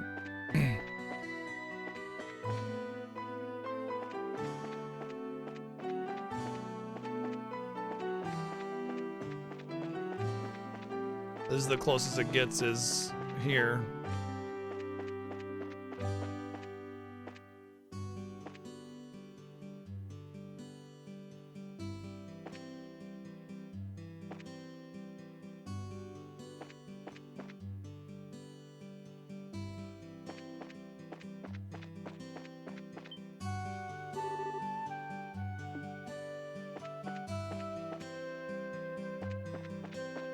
I suppose it could be inside somewhere, but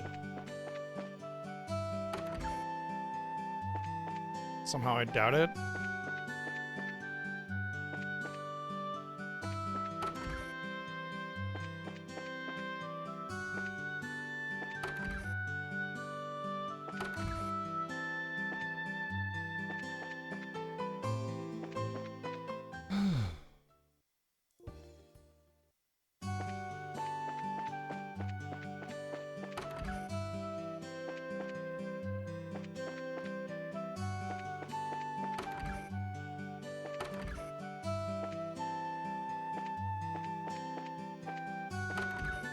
You know, one thing I didn't search is Like stacks of wood, like firewood maybe. Although then again, a barrel is made out of wood, and wood is from the forest as well. So I mean, thinking about it that way, it really could just be anything. Well, I mean, heck, you could even make an argument that stone is from the forest. So I don't know if I can really pull out anything logically from this riddle.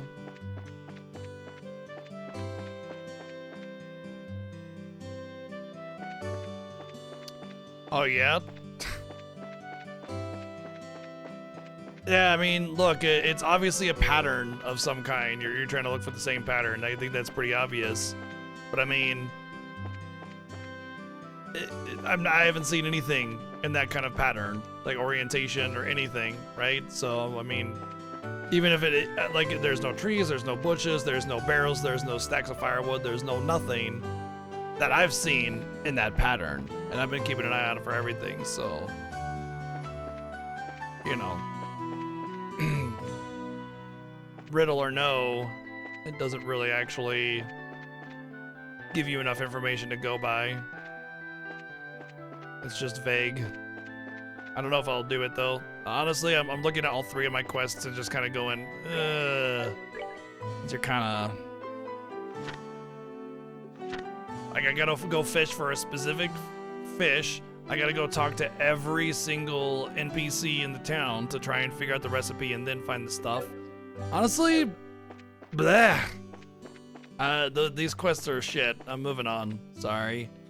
You know, like if you look through my history, I've done just about every single quest. But, nah, I don't like these. They're no good. We're just gonna move on.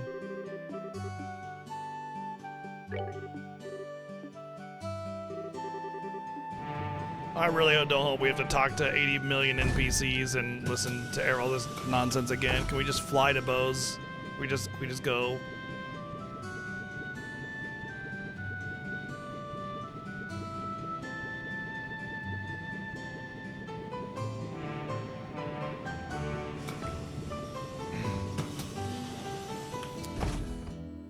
But first, we have to pray at the temple in Bose.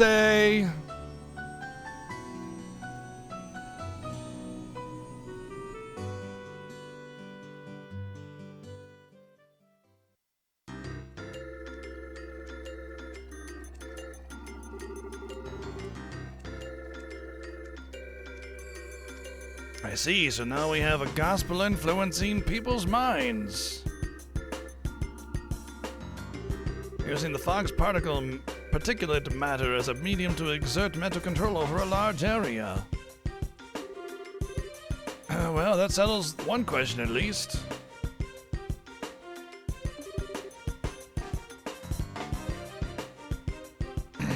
Excuse me, Professor.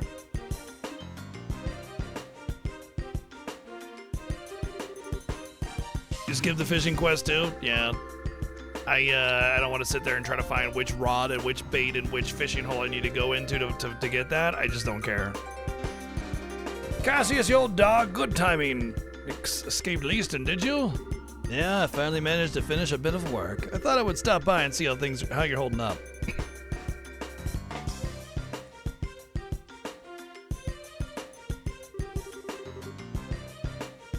What's this? A report from your granddaughter? Wow, good eyes there, man. You could read that far, huh? Yeah, just arrived, express from Roland. Thanks to Tita's report, I'm quite certain of my theory now. The riddle one is BS? I figured as much. About the gospel, I'm assuming. Well, yes, though it's ultimately still a hypothesis at this point. You've gone over it again and again, both on paper and with Capel, so I'm reasonably sure of this. Shall I go over it? Absolutely. Right then.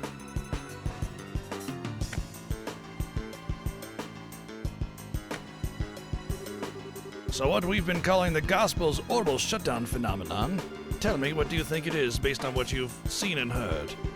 It's an effect that occurs to any orbal device located near an active Gospel, chaining from one device to another. And it renders these devices inert while the Gospel is active. That's how it seems to me, at least. Half right, half wrong. What you're describing is closer to the orbital art anti-sept. That shorts out the internal cord circuits of an orbiment to temporarily suspend its functionality. The phenomenon generated by a gospel, however, is fundamentally different. It steals all the orbital energy formed in an orbiment down to the very last joule. So it's more of an orbital absorption phenomenon then. Yes, to make a comparison to a combustion engine, it's like siphoning out the petrol. But wait, unless I badly misunderstand physics, that means the gospel should absorb and store all that power, correct? Good eye, lad, you've noticed a very important fact. So I've measured a gospel after it absorbs energy, but the gospel does not actually hold any of it. Not even a single EP's worth. Interesting how they're using the in-game terminology to describe it. It is possible the energy is being vented into a wider environment? Nope, not at all. The energy disappears completely, utterly, and quite impossibly thanks to thermodynamics. Furthermore, these new gospels Estelle's group has been encountering, every time they're encountered, they cause unbelievable phenomena that even our best orbital engineering can't explain. It's unclear how they're causing such effects, but I can say one thing with confidence. And that is, they're too small. I can say with absolute certainty that any device enabling such massive effects could not fit into the palm of one's hand. That's like microchips, right? You know, computer chip versus a microchip. No. Computers will always be room sized. You'll never hold a computer in the palm of your hand ever. And then say hello to smartphones. Like if you brought a smartphone to like NASA scientists in the 60s, like their jaws would drop, right? Like they'd just be like, this is impossible. You can't actually do this. But even if the society somehow possesses technology centuries ahead of our own, nothing that small could contain that much potential energy. I think I'm starting to see what's going on. You're saying the Gospels must be terminals then, access points of some sort? Exactly. The only function a Gospel unit itself has is an ability to manifest an abnormal warp to in a local orbital field. Yeah, pretty much, Zyfriga, exactly. Absolutely. And it's just kind of funny because it's like, back then they would say the same thing. That is utterly impossible. I don't care how many centuries of technology you have, that's impossible. And that's why like today is such an interesting time to live in, because technology was at its infancy, 70 years ago. And so their mindset was, that's impossible, you can't do that, right? But then we did it. And then the next thing that we said was, well, this next thing, that's impossible too. You can't do that now that we know this. And then we did it, right? And now that we're living in this like kind of post-technology era in a way, when we think about something being impossible, we're like, well, let's test that theory. Let's see if we can. What would we need to do? Can we do that? So yeah, I mean, I'm certain some things based on physics will say, hey, no, you can't do that. But I mean, then there's a lot about science we don't know, so. Only an idiot would say, no, this is not possible.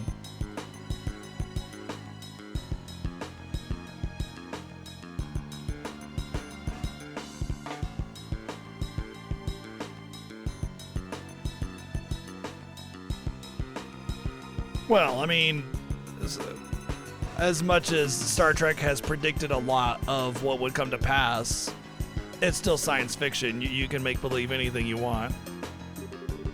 That warp then resonates with any local orbital device, expands and draws energy from the devices. The energy then disappears through the warp. Well, no, it does not disappear, it is sent elsewhere. And whatever is located elsewhere is capable of causing the impossible effects we've seen. I hope I'm misunderstanding this. I'm afraid you get a passing grade here, old friend. The Society can use the Gospels to draw out and spread the power of whatever this thing is. Spreading the influence of a mysterious force. No wonder the Society named them Gospels. In that case, the nature of this thing bothers me.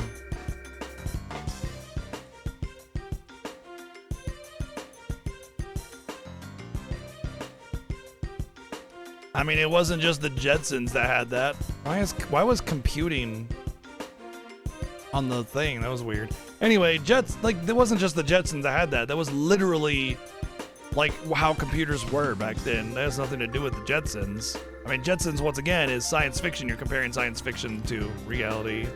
I'm comparing reality to reality.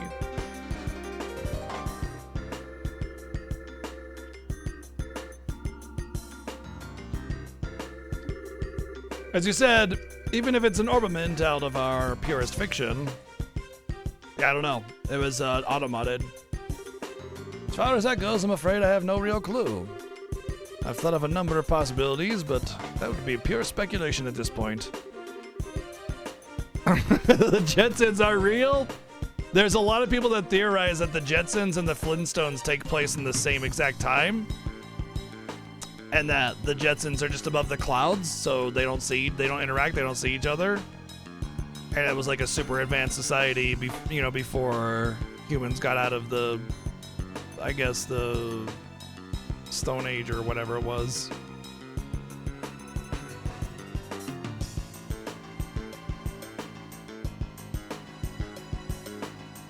Now, Cassius, I will ask you the same question I asked you 10 years ago.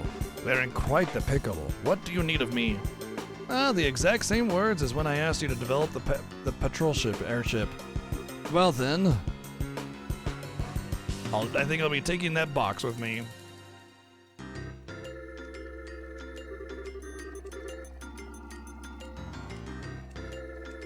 Deep into Jetsons lore. The key, I think, must lie in this warp the gospel creates. Russell, can you develop some kind of plan or method of stopping the resonance, the spread? Thought you'd ask that. I'm just about done with my current invention anyway. I'll get to work as soon as I'm done with that.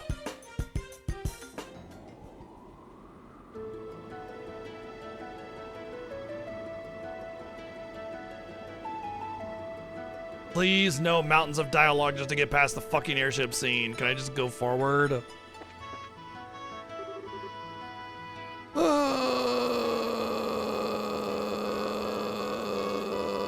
Why every trip is so annoying. Yep. Olivier being a creep again.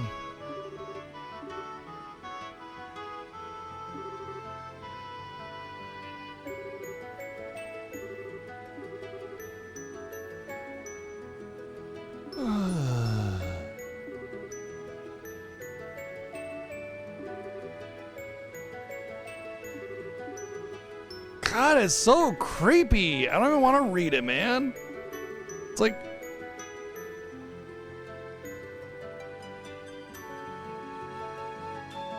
It's not a no-no word. It's just the automata is picking it up for whatever reason. I said it. I already said it was computing.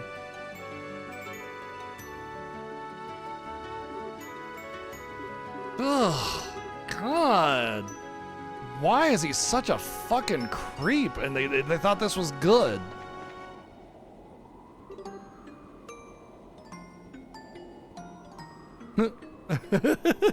Computing too lewd. Computing. I can't say that. It's too hard to pronounce. Computing. Okay, you could just use a different word though. Do you know that, right? Like there are other words, we all like lead speak. It sounds like you're intentionally trying to censor a word that you think other people would find offensive. Just use a different word. Processing power. There you go. You're welcome.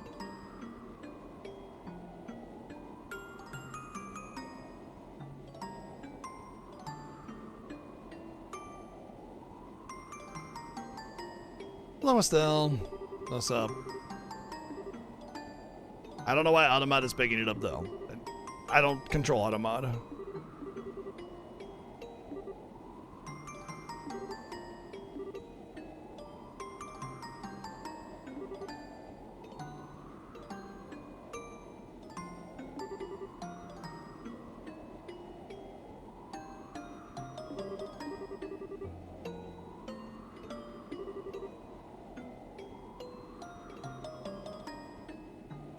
Oh, very old non-orbal art. Interesting. I wonder if magic does exist in this world. Ugh. God, they're just gonna have everything, huh?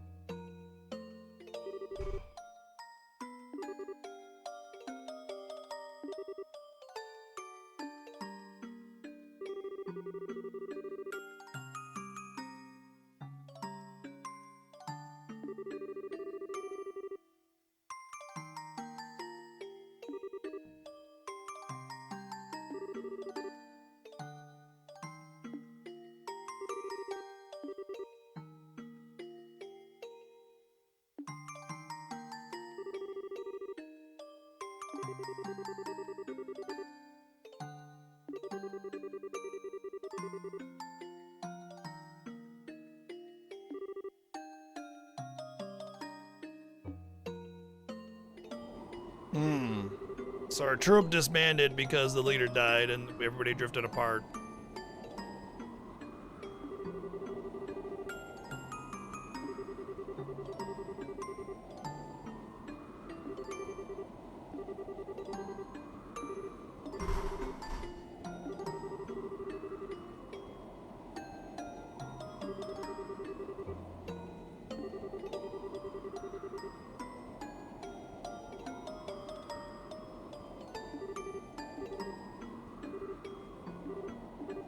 Oh, we're probably gonna have a conversation about everybody's little, you know, antithesis or whatever. For her, it's her troop teacher, mentor. For Zin, it's gonna be sunglasses guy. So we're probably gonna talk about their like thoughts on it, their motivation.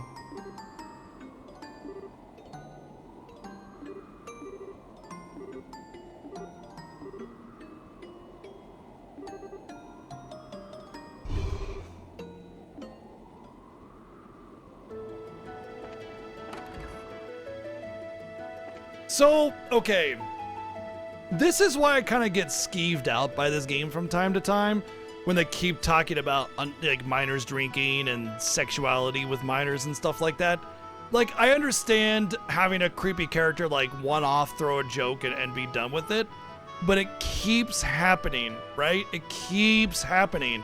And what that tells me is that the writer is basically saying, I like this, but I have to pretend it's a joke. And because they keep being pushy with it, right? Doesn't it kind of feel like that, like they're trying to endorse it? That's what I get. It feels really creepy, the way that they keep laying on that. And it might not be the original writer. It might be the localizers are the ones that kind of injected that in there. Yeah, the writer's poorly disguised fetishes. Well, yeah, exactly. And it's like I said, it's one thing if it's a one-off joke and somebody said something a little too creepy and then you like whatever, it's gone, right? But the constant reminder of it, the constant use of it, it's like the skit where it's like, we should totally kiss unless you don't want to, you know, whatever, we don't have to kiss unless no, I'm just kidding unless. But I mean, you know, it's like whatever. No. I mean, if you want to, though, you know, totally kiss if you want to. You know what I mean? But no. But if you're cool, you know what I mean? Like that shit. It's that right there, and it always keeps happening with like the underage characters. You know, like it's actually weird too because when you think about Olivier and Shara talking, the only two adults in the entire fucking party, just about. And they're almost like, ew, you? Gross. Anyway, Estelle, how you doing? You know, or Joshua, you know what I mean? And they're 15, and it's like, so the 22-year-old is, ew, gross, too old, but the 15-year-old is prime real estate for you? Get the fuck out of here. It's even kind of sort of centering around Tita as well, too, I've noticed. Every now and again. Especially when all the girls are together, they'll just be like, oh, all of you ladies are lovely and, you know, looking scrumptious or some shit like that. And it's like, ugh.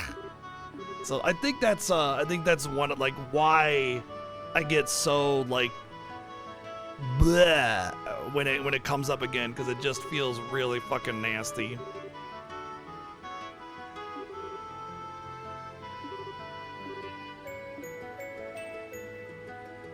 What? I didn't have to have an 8-hour long conversation with Tito. Oh my god. The game is learning. It's nuttin'.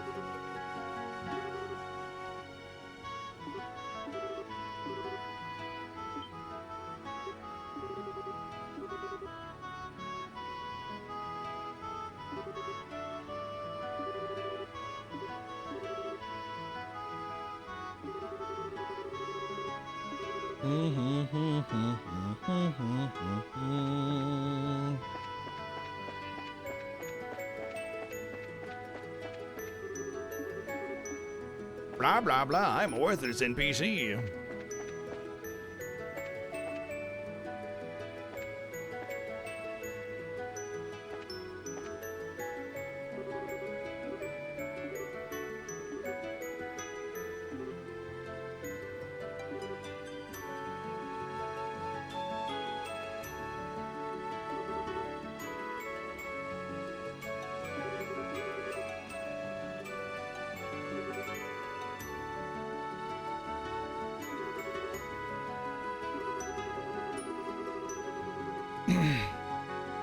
Master Cassius was such a transcendent master of the sword, he was given the title of Divine Blade. Today, though, he can wield a staff just as easily as the sword he spent his life training with. Why do you think that is? He practiced really hard? That's part of it, but more than that is... It is because he can instantly understand and relate the nature of staff combat to his previous experience. Something beyond what we call skill, above practicing forms and reflexes above muscle memory. Think of it as a mental state where you can grasp the true nature of all things and control them at will.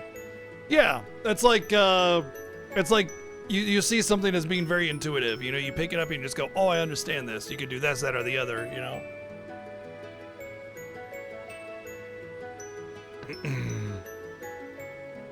You have not bought a game before because although the concept of the gameplay and the demo were good, the dialogue clearly screamed that the writers are cringy basement-dwelling incels.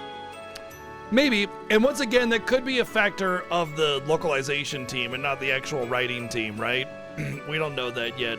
We won't really know until we get to the Crossbells. No, it's Cold Steel. I think 3 is the first one that NIS does. Although maybe we won't get that once we're out of Trails in the Sky at all, actually.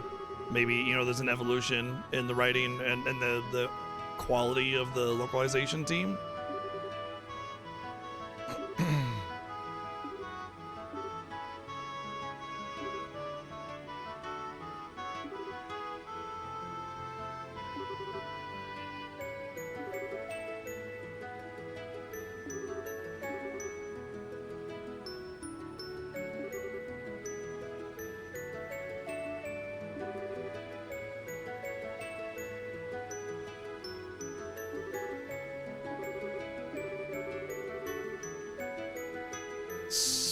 Spirity? What's spirity?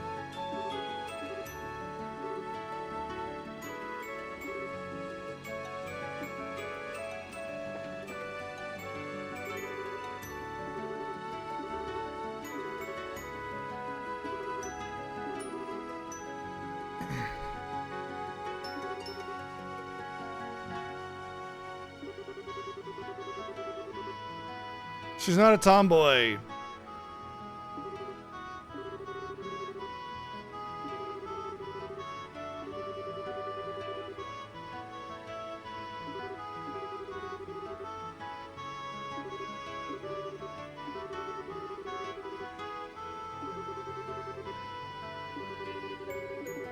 Whoa, whoa, whoa, whoa. That was weird.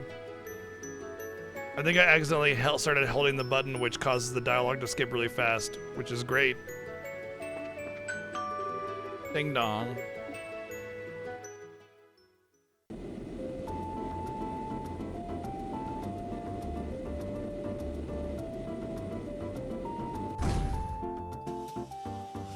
A sim where you run a bathhouse for spirits.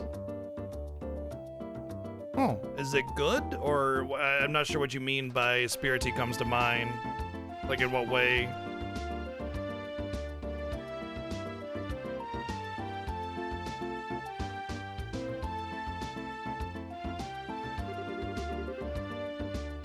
Hey everyone, hello. Good work out there in Rolent. The silver streak, the heavy blade, the immovable, and a rising star rookie all together. Brings a tear to my eye, does? Rising star rookie? Of course, you of course. Your little walking miracle has managed to stop the society in 4 different regions. That's been the gossip anyway.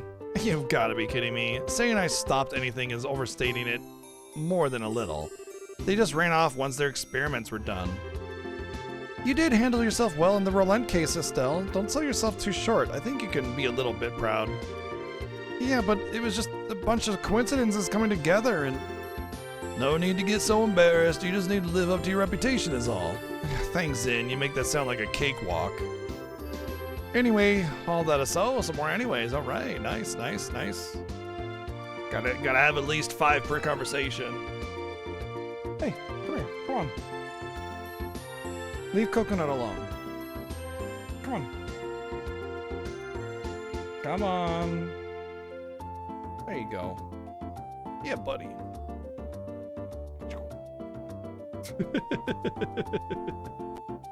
Oh, that's cat static again. Oh, he's going. Okay, kitty cat. You want to stop having like an electromagnetic field there, bud? I really wonder what's causing it. It can't just be a cat's proximity. You know what I mean?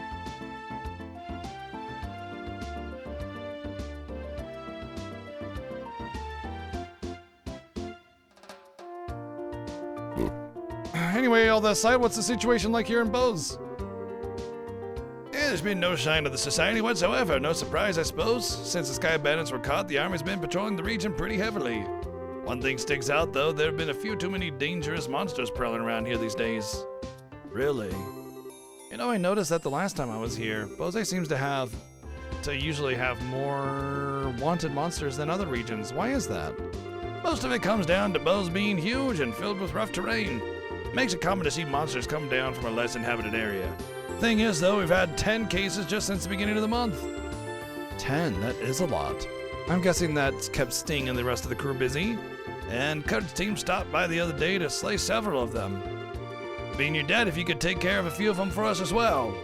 Strikes me as a good course of action. It's possible the society's involved with this. Yeah, and they could hurt someone if we just leave them alone, so we should get out there and take them down. Agate, what's wrong? Yeah, what's up? You're really quiet. It's nothing. Anyway, let's get out there and bring back some monster heads. Pardon me. Yay! It's Annalise, or Anna whatever. Oh wait, no, it's not Annalise. Mayor Maybell and Lila. Why does she look familiar? Good day, Estelle. It's so good to see you again. I'm so glad to see you are well. Wow, it's seriously been forever. I think we last met at the Queen's birthday celebration, right? Yeah, it feels as though it's been ages. I've been hearing all about your exploits in the news, though, Estelle. That goes for everyone else as well. I'm glad to see you all safe. Especially you, Chloe. Are you on school break already? I ended up taking a little time off early. It's good to see you again, Maybell. You two seem, pretty familiar. Well, Maybell used to be a student at the academy. We met before she graduated. And I'm certainly glad we met, too. Aha, I see. And Agate, it has been some time, sir. Hang on, Agate, Mayor Maybell, you know each other? Oh my, yes. I've relied on Mr. Krosner a number of times for various jobs that only he could do. Winky face. And 10 years ago, hey Mayor. Oh, I forget myself, pardon me. Regardless, I simply wish to stop by today to welcome you back. From the sound of things, you're pursuing an international criminal syndicate which threatens the safety of the entire country. An international criminal syndicate. Sometimes they feel more like a society of villains than... But that's one way to think of them, yeah. As far as the city of Bose is concerned, the threat these criminals pose is not someone else's problem, it's everyone's. If I can do anything to assist you in your investigation at all, you only need to ask. Thanks. If we need your help, we'll definitely ask. Hey, we'll be expecting a lot from you, Mayor. Excellent. Now I'm afraid I must excuse myself here. Should anything come up, please come visit me at my residence.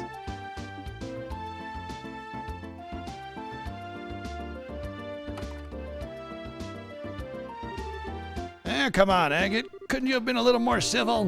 That's who I am. We ain't running a butler service here. Give me a break.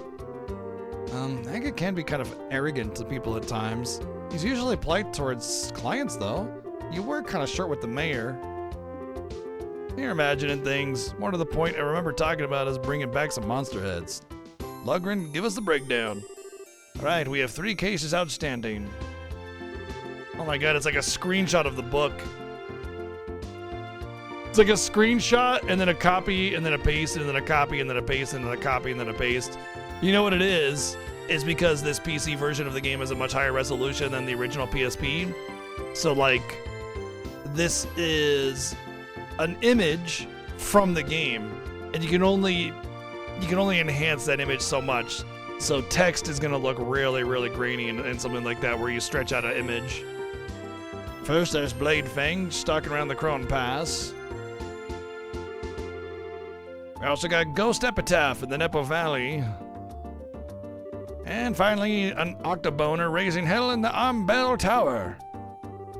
Okay, got those written down. All right, monster slaying, the perfect task for my greatsword. I'll be taking charge this time around. Huh?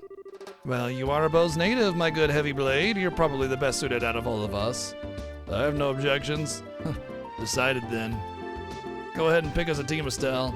Yeah, you're being suspiciously gung-ho about this, you know. But I don't, damn it.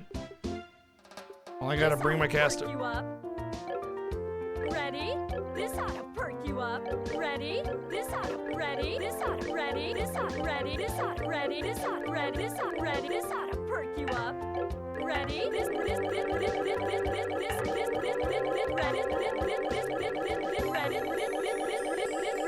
This ought to perk you up. Uh-huh. Ready? Together now.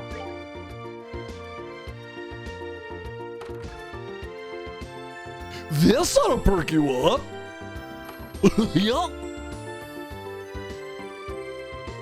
Okay, so if we're going all over the region to find these wanted monsters, since we're out, why don't we stop at Ravenue Village? Pretty sure I made this clear on the flight over. We'll visit Ravenue after we're done with work here in Bose. Ah, you unfeeling Claude. I think Agate has a point. We can hardly go to Ravenue without Tita. All right, gotta bring Tita. Do you have to agree just because of that? Yeah, but we gotta check the board. And another monster, and another monster. Oh, those are the ones we just got, okay.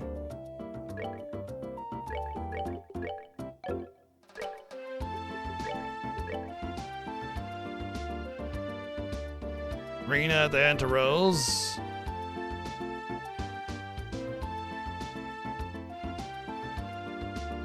Erebonian Embassy. Freedom Hotel.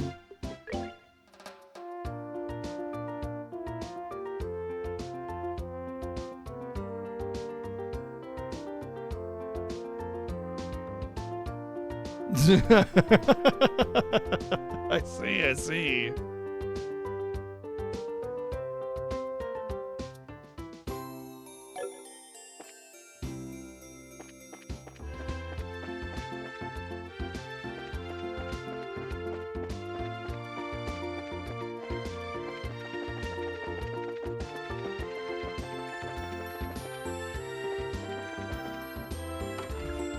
Kirsch Bar, Bose Market,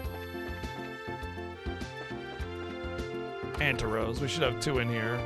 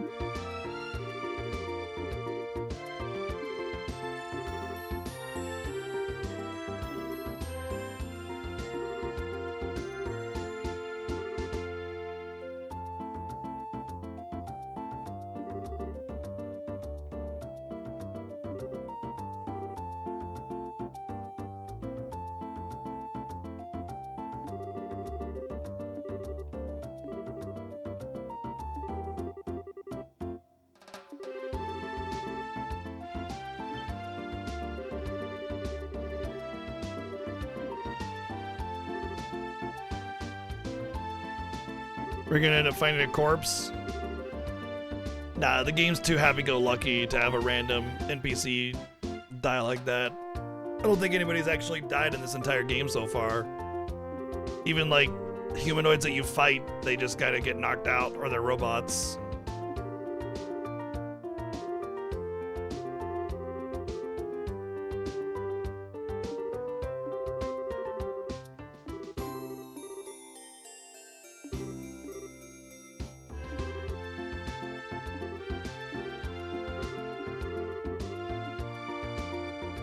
All right, we gotta go save an arranged marriage.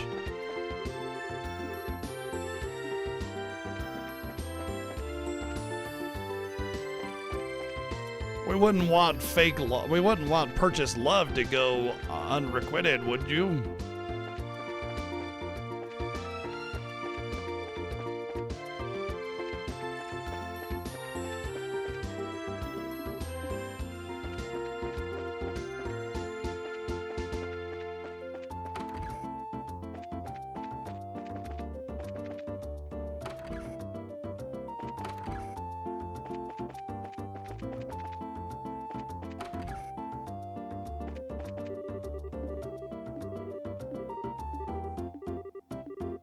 We're from the Bracer Guild, bitch, out of my way.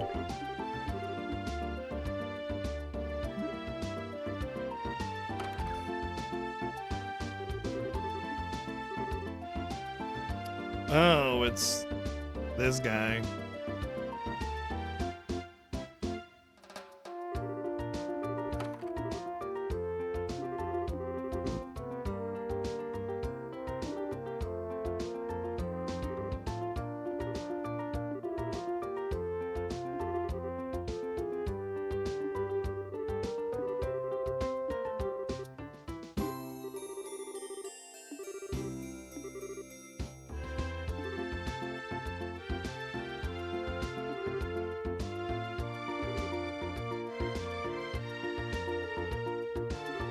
I mean, I doubt that. Just replace it, done deal.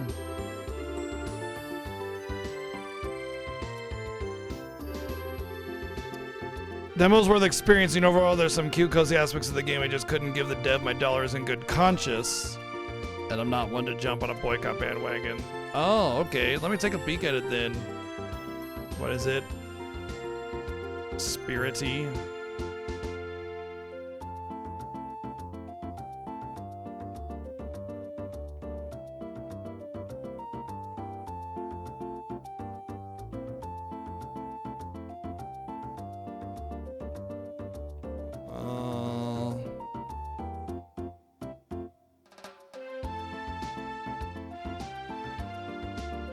I don't see anything like Spirity. Yeah, I don't see anything like that on Steam.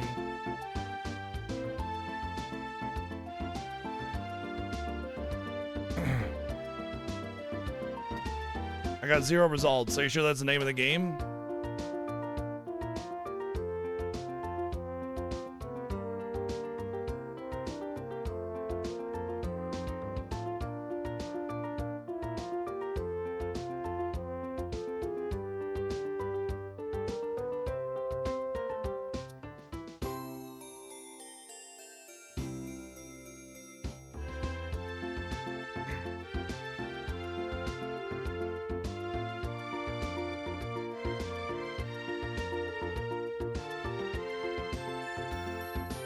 Ah, yeah, 2 T's.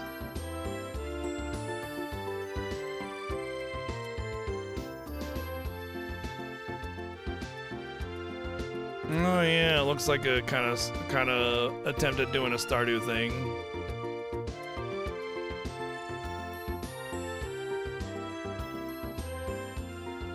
With definitely a unique aesthetic. It looks a little messy, but could be cute.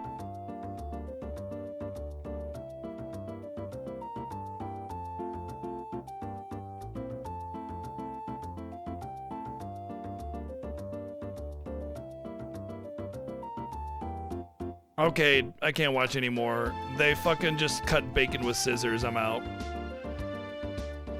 Nope. That's it. Looks a little cute, but I don't know. It seems benign to me, but yeah.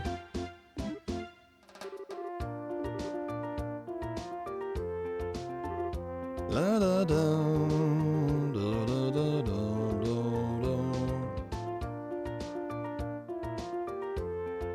Food grade insinuates that you're eating the scissors, or that it's safe to eat the scissors. Oh, this shit again. Lovely princess and your escorts. The bell of judgment draws near. The iron horse's medal is in my hand. Should you desire to recall, you must strike through mind riddles. Your first key is the following spell: Recule. That's looser. Back the inflower.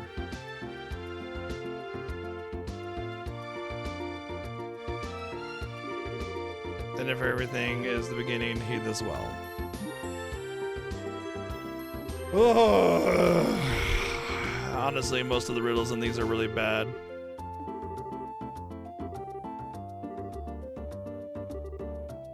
The end of everything is the beginning. I'm guessing that it's suggesting that it's backwards.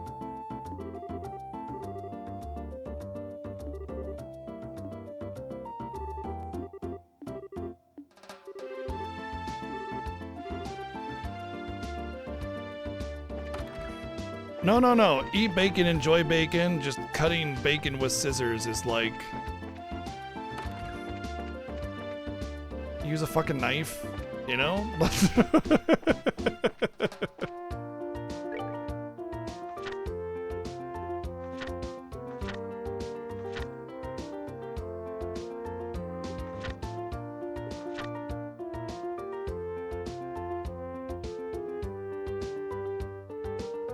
The end of everything is the beginning.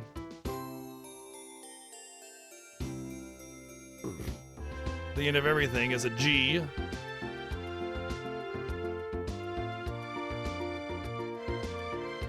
I don't think that makes sense. I just think it's meant to be written backwards, like lucre.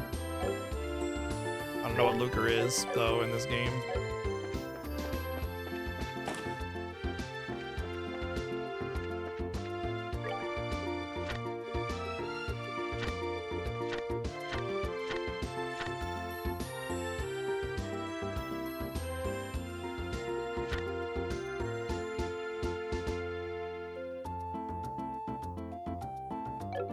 Oh, I missed a quest in the Antarose as well.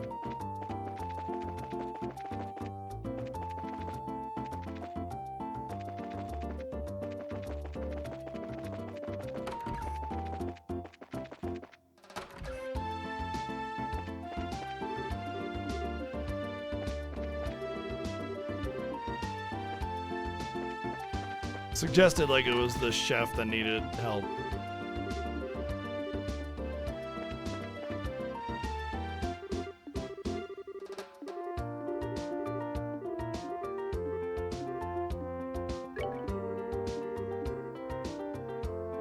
Rare ingredients.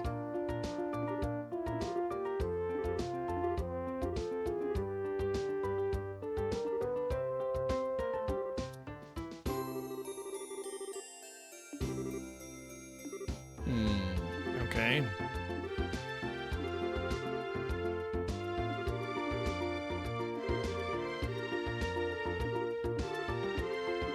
So basically the game is saying fight a lot of enemies.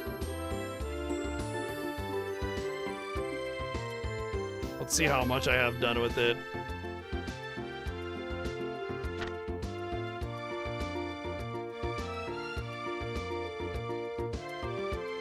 I see. Okay. That, look, I could just go around and do the things and eventually find the stuff as I go through. Sure. I'm not gonna push it. Okay, so we got all our quests started.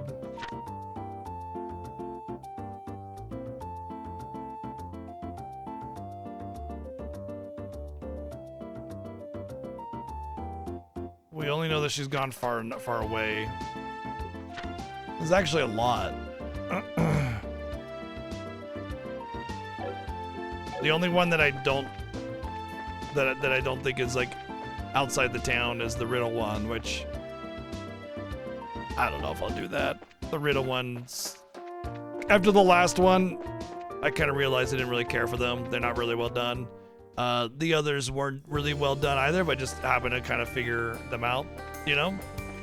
But I don't know. It's like the prime example of it seems easy when you already know the answer, you know? Guess I should probably fight something.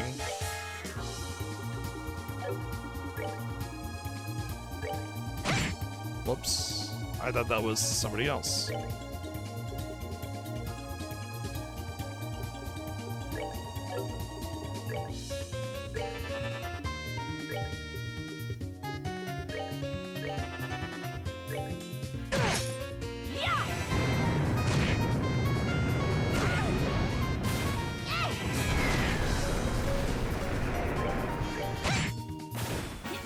Forgot to do something very important before we went off and did stuff, and that is shopping.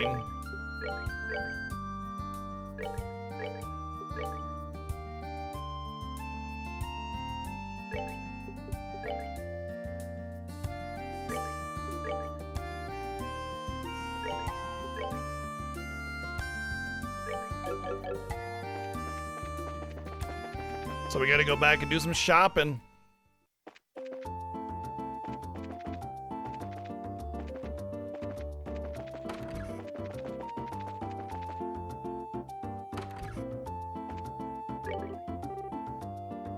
Oh my god.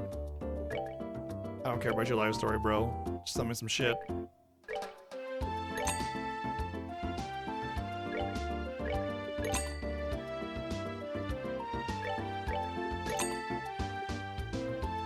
Ogre Buster.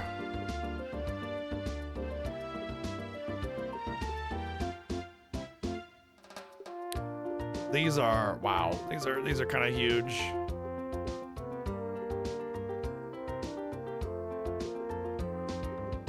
Unfortunately, I need to basically put this on everybody because the amount of defense I get on everybody is like really big. So I just have to sacrifice the stats I get.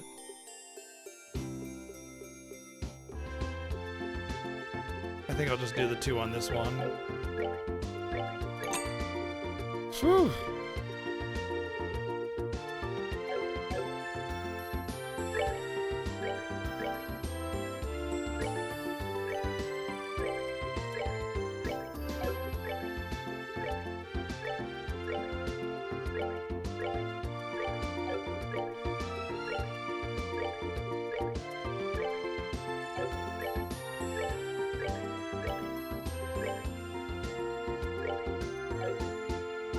Unfortunately, I'm just gonna have to take the hit, whatever it is. Doesn't matter. I don't even want to look at the hit that I'm taking on the stats, just because it was like 100 armor for some of those upgrades. I had to do it, you know. Oh, we can buy 4s. Ooh, EP cut 4. Oh man.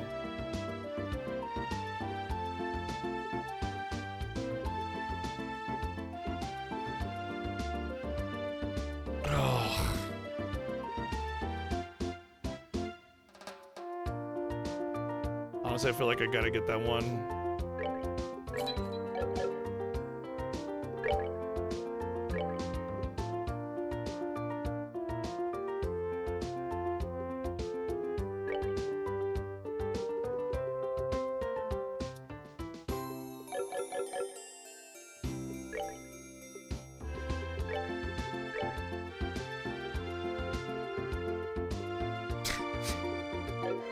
All right, we'll come back.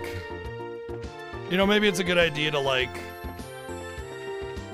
let it kind of settle before I spend too much.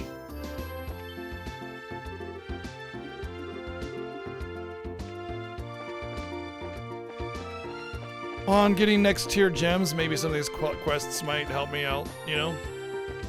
That is one thing that does bug me, is I don't feel like there's enough quartz as like quest rewards or chests or anything. Getting quartz is kind of rare, and it kind of sucks too, because like you can't really buy a whole array of quartz unless you grind endlessly. And so it'd be kind of nice if you could get a leg up on that, a little help, a little aid on picking up more of the higher level quartz or new quartz in a new area, if some of the chests actually got you that, you know?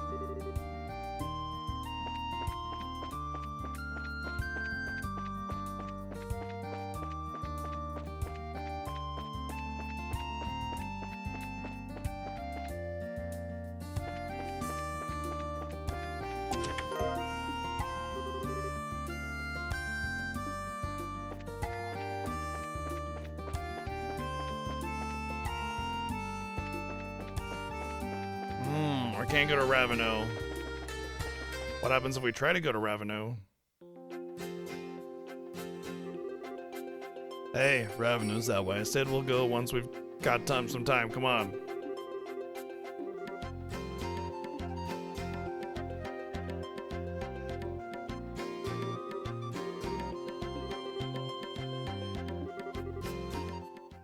So we cannot go to Raveno. Got it.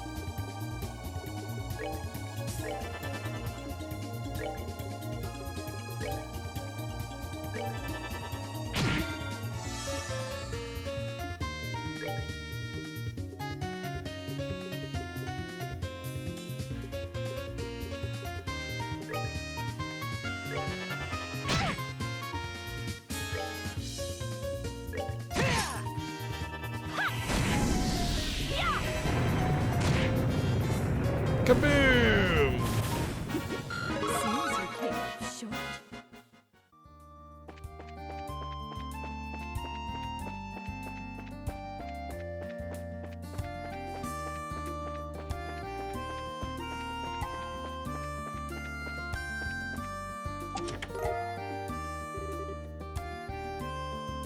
It's empty, but if you planted a seed and kept coming back to water it, you might be able to grow a potato or something. What?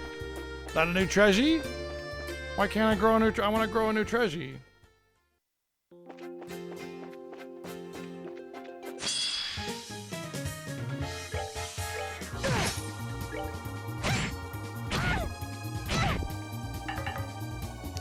Oh yeah?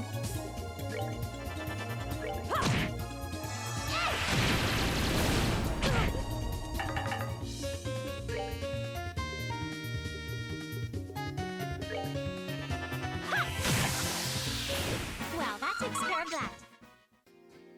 Looks like they applied seal to me. Or. Oh,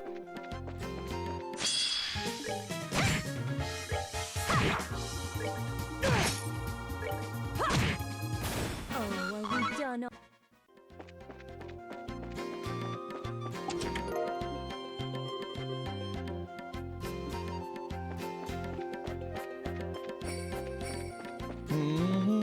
Oh, there's a big boy.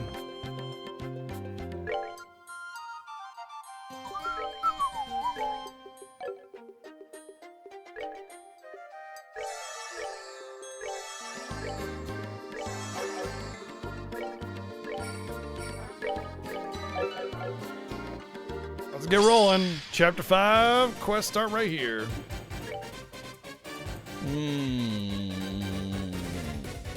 Almost like it's scared? Interesting. Okay, so that's interesting. So I think I understand what's going on then. I think it's pretty obvious. the reason that there are so many like scary monsters in Bose right now is because they're being chased away from something. They're being chased out of their home, and what that means is more than likely that the base for Ouroboros is out here somewhere. What? I did not mean to press that.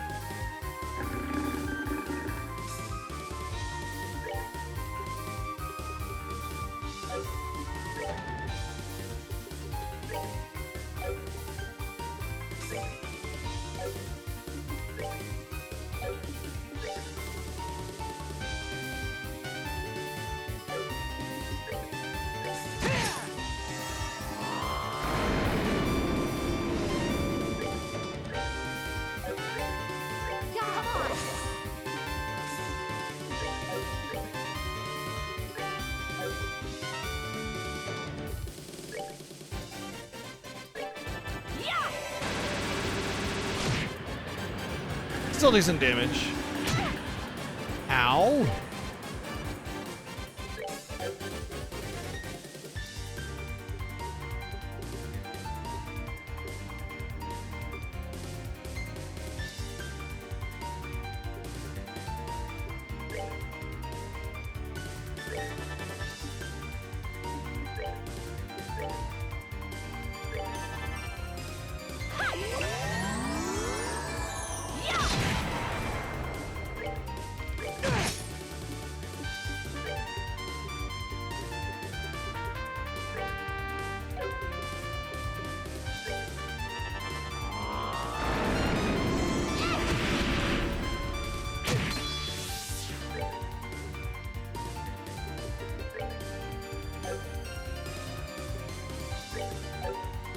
Area of effect on some of these spells is so low.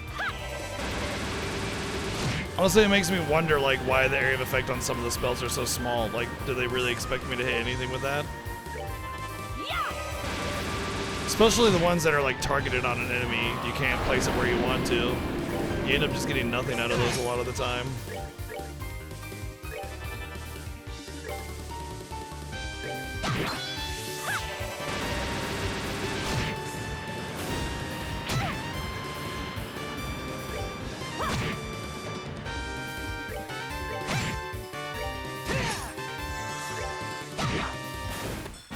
That was kind of easy. I guess it's because it's like story required, you know? They make that elite monster a little bit easier, kind of thing. Or maybe it's just an easy one.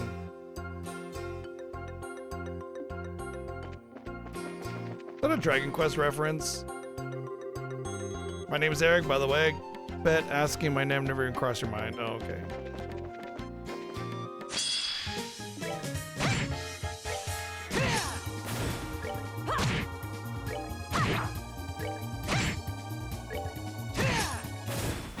You know, I like that knockback is a mechanic, but sometimes I feel like it gets in your way more than it helps you.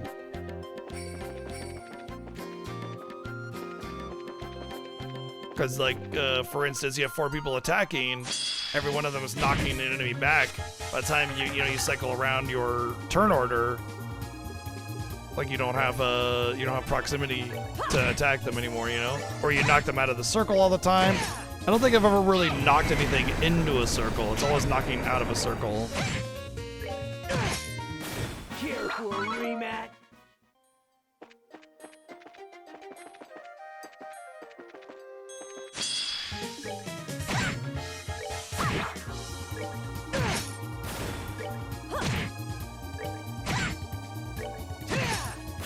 Care for a rematch?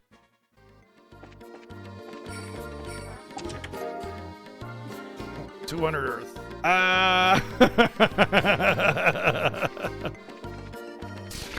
It can be seen as screaming or just like saying ah because it's like the mouth of the box is open, saying ah.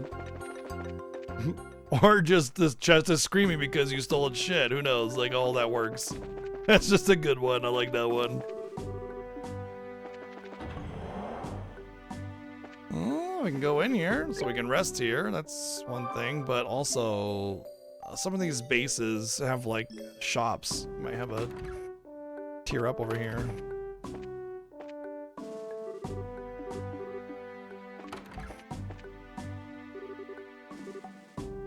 Oh, it's Felicity. Oh, we found her.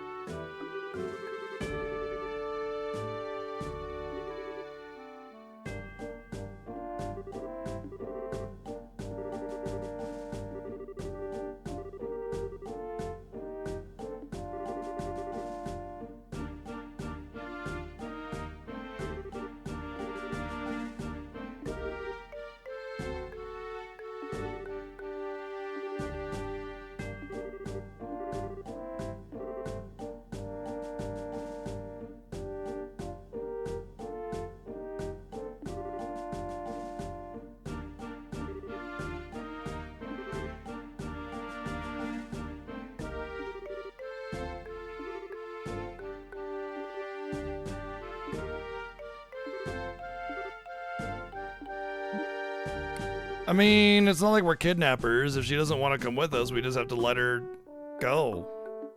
You know?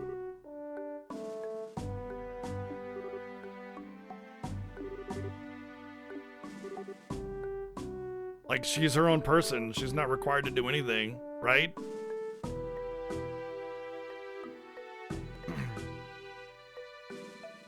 The only way that we could actually get her to do anything against her will is if she was underage and we had the go ahead from our parents, and that's it.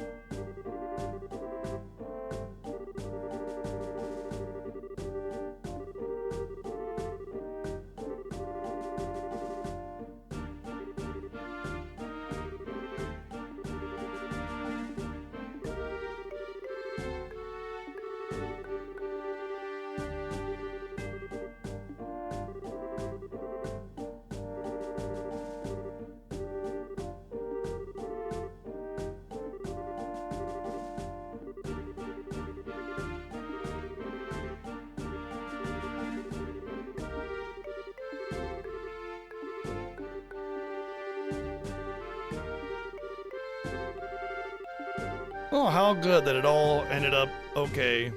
Well, in my favor, anyway.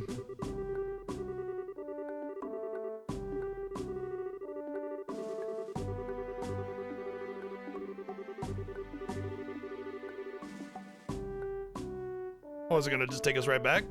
I'm okay with that. Sweet. I mean, I did everything along that road that I wanted to do anyway, so perfect.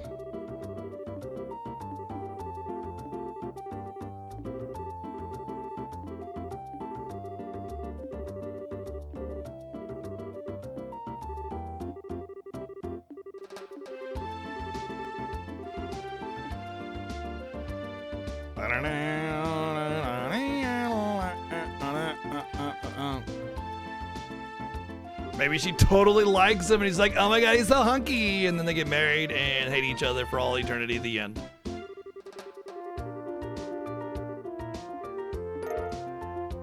Tornado fan. Who's a fan of tornadoes? Apparently this guy.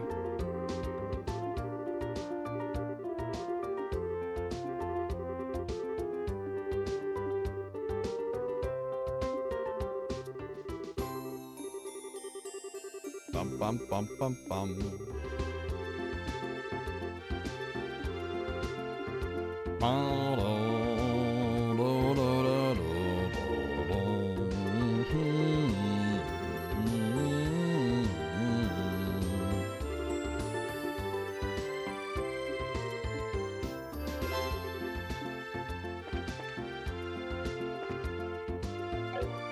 All right, we did that one. Might as well turn it in since we're here. Give me money. I don't want to talk to you. Shut up. Old man smell like farts. Bling. I probably got the +2 for answering the right way on that little dealio. Okay, so everything else is long. We could actually wait to do those a little bit if we wanted to. The riddle one, if I happen upon it. Armville Tower, Nepal Valley, Crone Trail. Wait, Crone Trail? What? Shouldn't I have been able to turn that one in as well?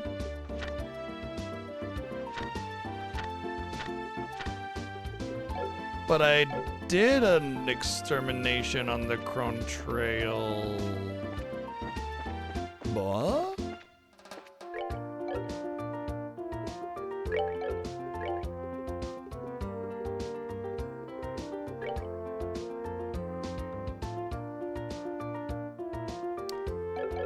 Okay, I guess we're going back on the Crone Trail then. But I didn't I? You know what? No, we're good. We have full HP or whatever, full stats. You know what? There is no. I was gonna say there's that northern path to the. That's to Raveno. We can't take that. Game won't let us go that way yet until we're done.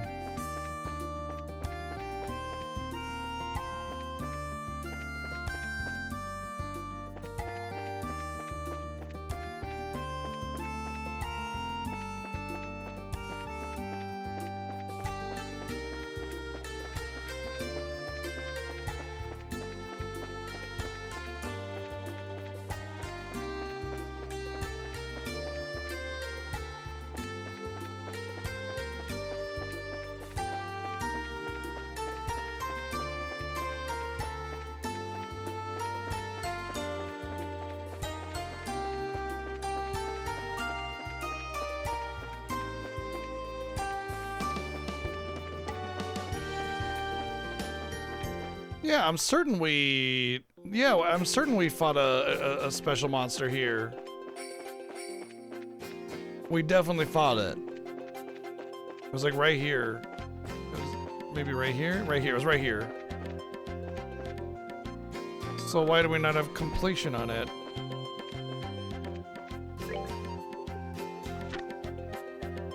Oh, yeah, it says wanted monster slain. Not want monster slain. Okay. I read that and it said wanted monster slain. I thought it said want monster slain. Yeah, wanted monster slain means we did do it. It's just not, we can't turn it in yet because it's part of the main story. And the game wants you to complete all 3 quests before you complete it. And then it'll rank you up or whatever. Okay, okay. We are done with that.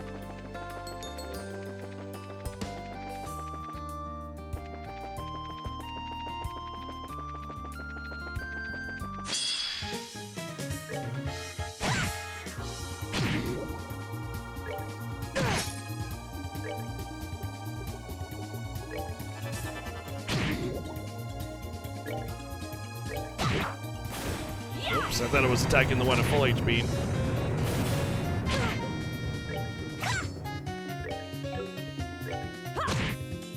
Oh, are we done already?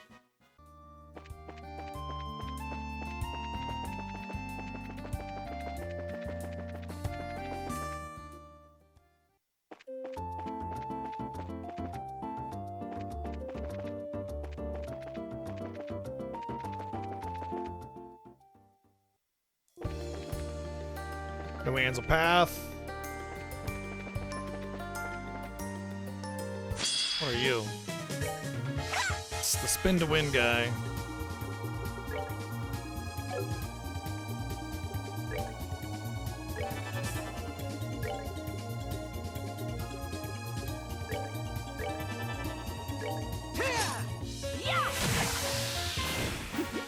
Seems you.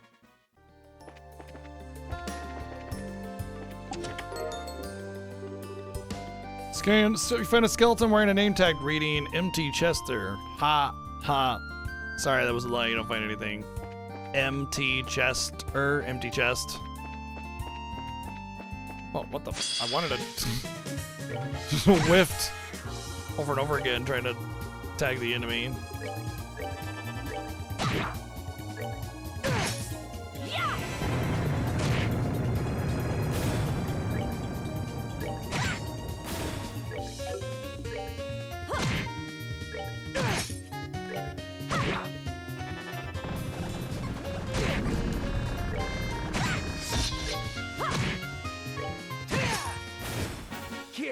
Tanky boy.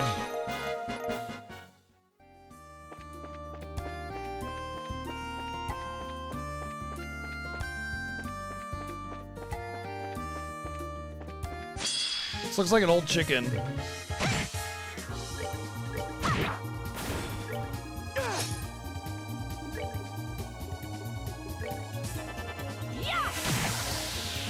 Oh, are we done all?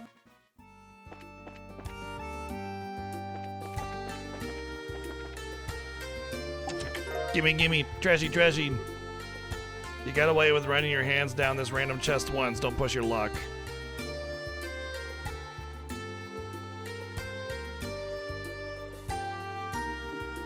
Aha.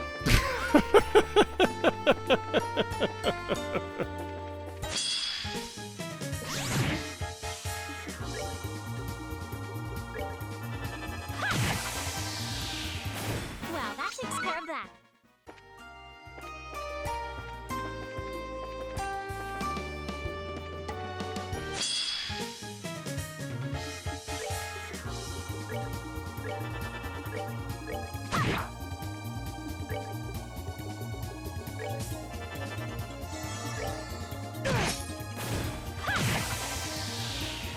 Well, that takes care of that.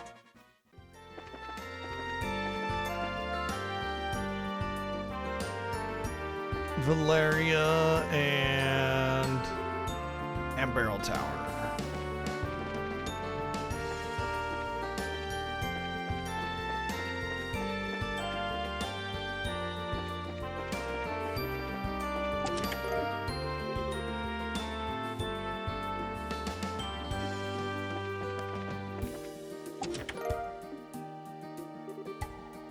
Wow, look at all this air.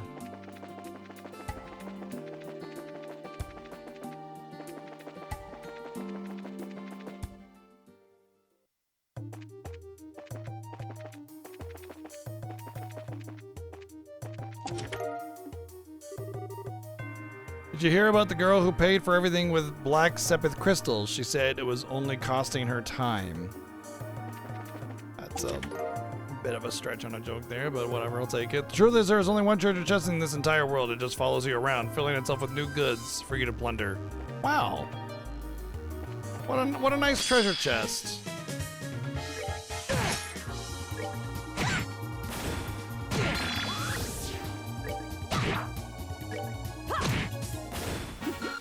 Seems you.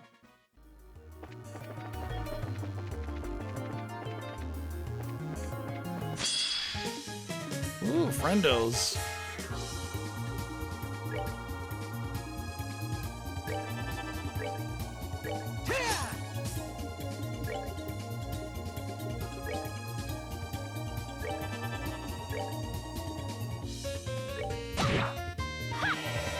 Pretty sure I just knocked that out of the radius again. Should have just left it alone.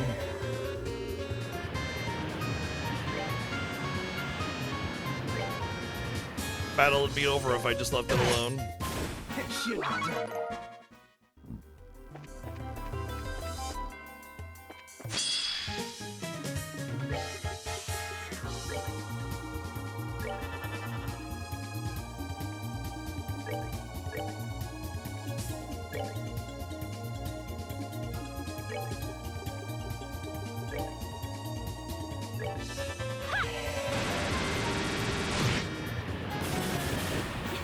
Nicely done.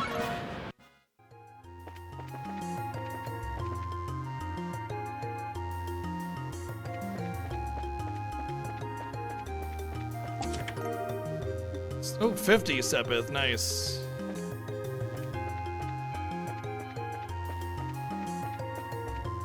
That's actually really good. Unlike the 27th, most of them end up being.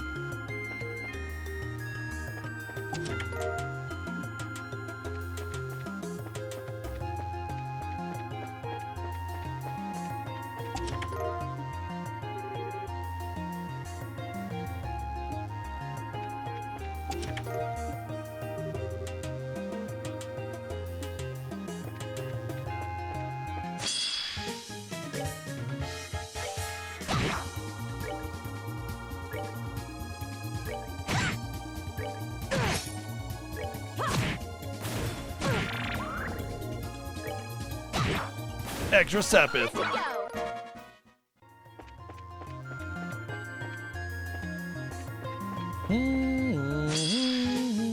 Oh, hey, it's one of them again. Well, I have enough time. Get it? Time? Well, already. You can't do it.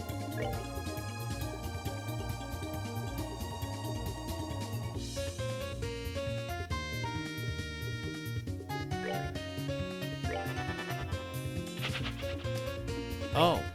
Okay, it just pieced out. Didn't even try to run away. Rematch. The local license you take out board ride in these chests and empty and every.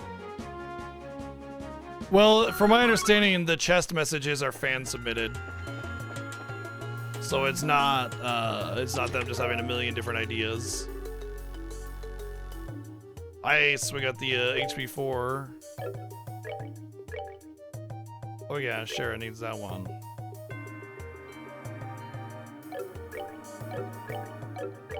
I think it's just Tyrell that I get. Maybe it would do better on her.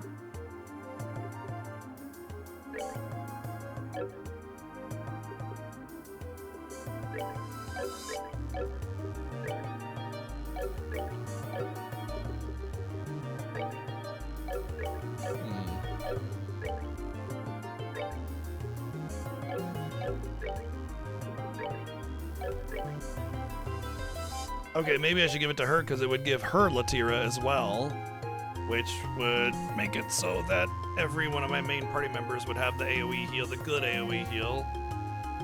That might be the move here.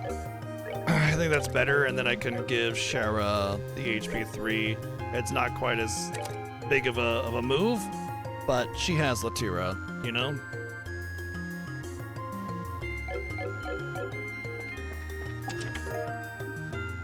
Although I'm getting to the point where my HP is gonna require a bigger heal than the 3000 AoE heal, you know? Okay, that must be where we came from originally. My eyes are very dry right now, so it's hard for me to focus.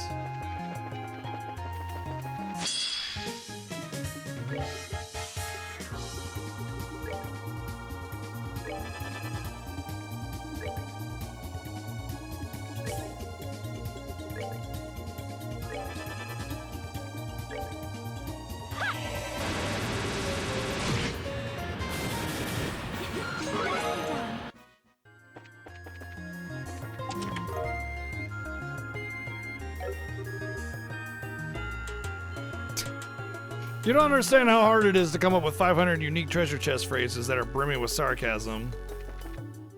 Do you remember the last time you opened the chest? The chest remembers. You haven't played with me in so long. Why won't you play with me?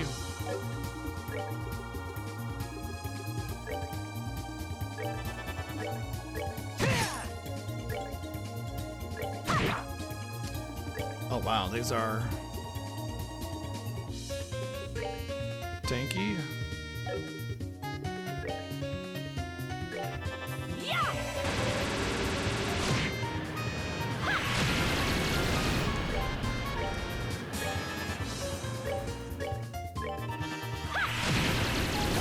No, just magic.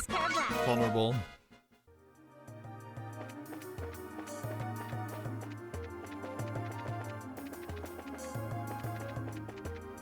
Ah, I went the right way. It is also the monster way, but it's the dead end way as well.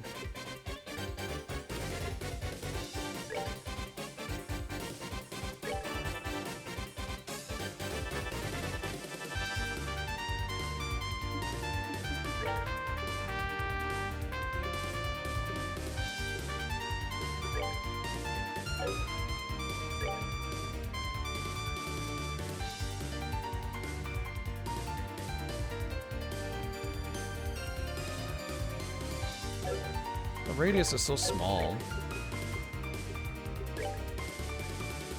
That's better.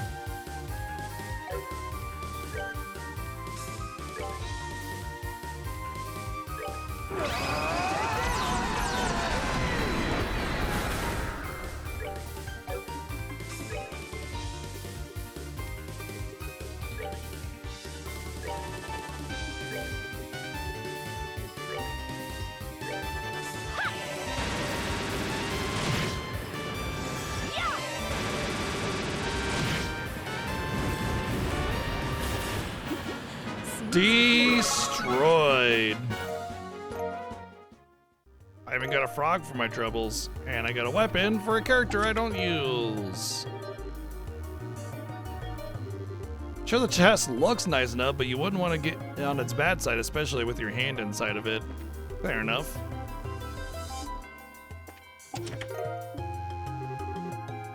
How many years does it take for a story of heroes to become a legend of heroes anyway? I guess once people start to forget that it's reality, then stories turn to legends.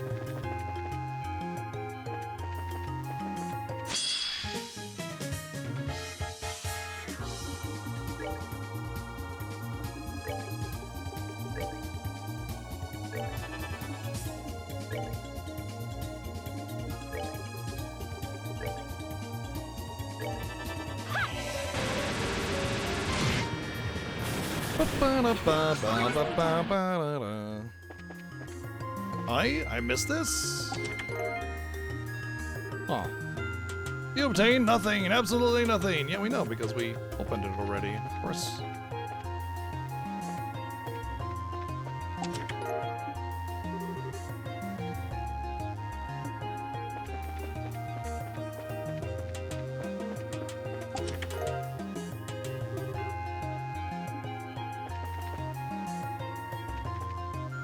I'm guessing these, the opposite side will link up with this one up here.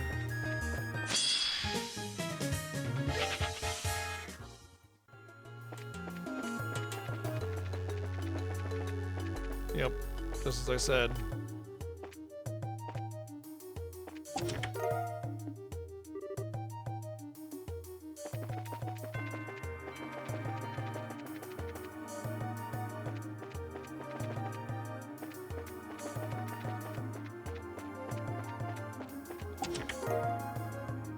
Proxy puppet?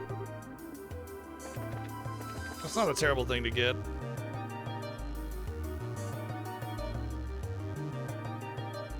Let's take all the typos we accidentally left in the game and launch and shove them all in here. Pretend they never happened. It's a good one, I like that. Star rabbits. You sneakily crack the lid of the chest and take a peek inside. Sadly, no treasure. Chest fairies flying around in there. No items either. Alright, let's see what we got from our boots. Mechanical footwear with small springs in the base. Oh, that movement is good and lots of agility. I lose quite a bit of defense, but I'm gonna take it. Stell needs the movement. Sure, her defense is pretty good, so I think I can take the hit.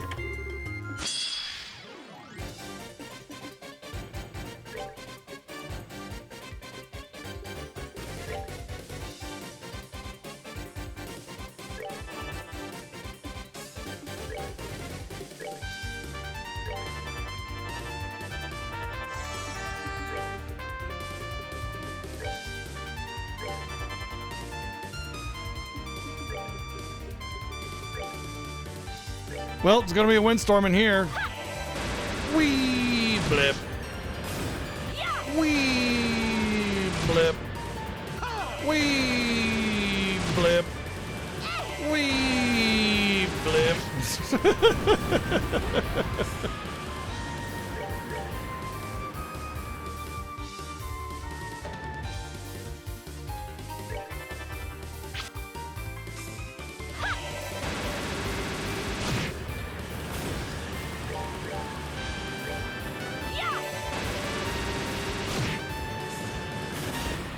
Well, I provided no challenge.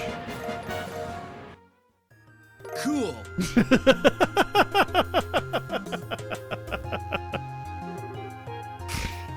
Thank you, Tiger, for the 123 bits. You kick the chest open, but all you get for your talented footwork is a stubbed toe. You don't have like boots that can take a kick it like with some kind of solid tip, then you're doing it wrong. Are these dude-only boots? Yeah. I mean, I feel like I should put these on him. I mean, obviously they're better. It's not the reason. It's just because he's not going to be a permanent party member. So if I forget about him for what's his name, Jin, I guess it's not that big of a deal. I'll probably get better. Wait, where's? Oh, there he is. I was like, where's the elite enemy? Okay.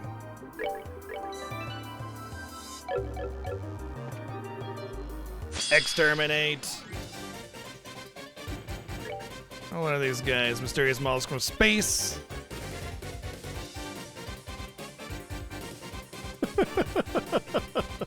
Steals life and splits when injured. It is acting a bit oddly. Okay, remember how I said that this game is kind of like a Too Many Chefs thing? There's so many different time frames of technology. There's mecha, and then there's like knights in shining armor and dragons, and it's just all over the place, right? Which is actually kind of weirdly done really well in Star Ocean in a weird way, because it's like you're going to an uninhabited planet. Anyway, I said, after I like went off about like all the different things that it has, I was like, what's next? Are we gonna have like space battles or something? And then, oh, now we got the space. Now we got space in there. They're aliens, you know, like, okay, now we got this going on. I don't get it. It's all over. Alchemist, thank you for 2 years. Damn, dude, thank you.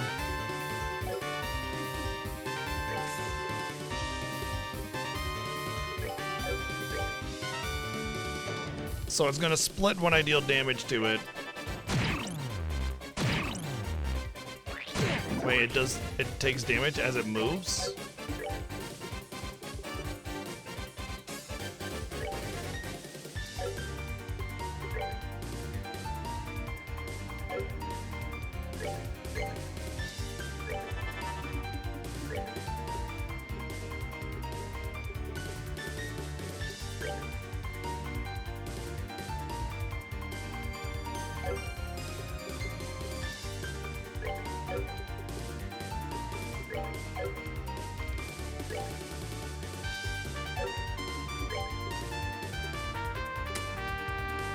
Nothing really solid to use here.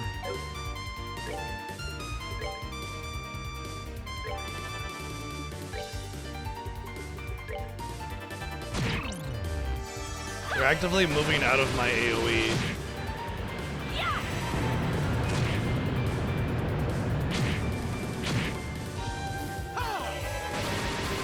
They are definitely acting weird. I think I'm starting to make me think that this is part of the storytelling here. Is that these monsters are like, while, you know, challenging monsters, they're like acting weird, you know? And so you don't really get a huge challenge from them because of this weirdness. And then you'll report back on the weirdness later on.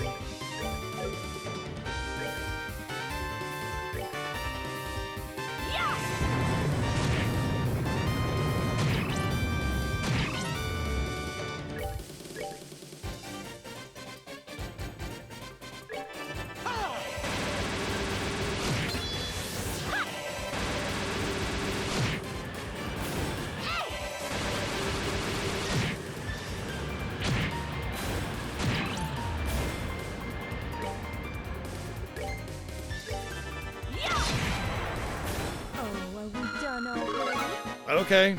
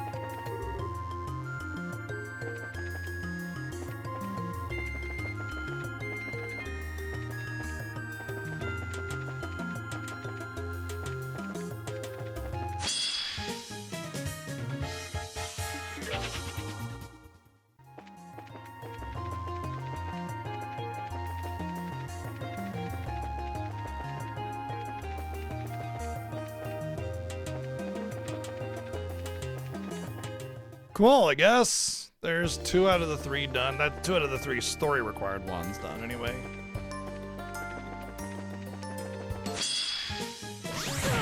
Won't take no for an answer, huh? Too bad. You shall be denied. I don't know if there was anything else. I think that was it for that side. Valeria.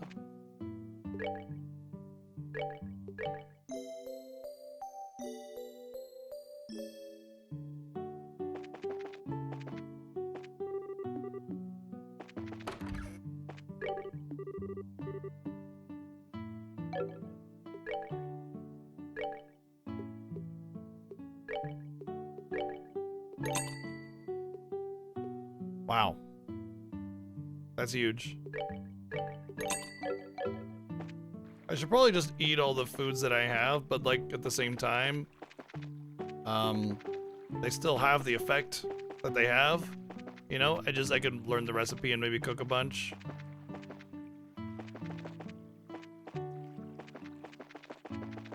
All right.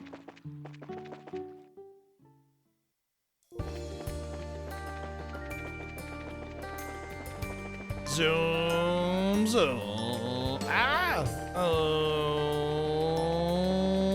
Check map. So we did the Ambarrel Tower. I guess towards the Hakan Gate then would be the last one. And then as far as my missions go,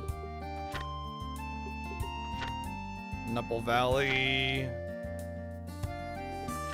the Riddle, and then crap. Okay. So I'm not vibing very much with the side quests on this area either. Nepal Valley, though, I don't know where that would be. Here. Oh, that's to the east. There we go.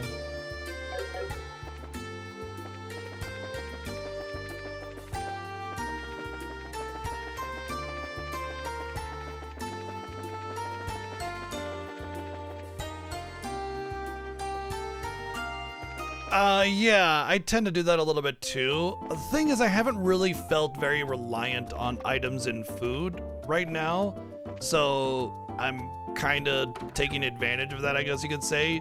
You know, like if it comes down to me needing food, I'll use it, you know. But so far, I really haven't been in a position where I felt like I needed it, you know.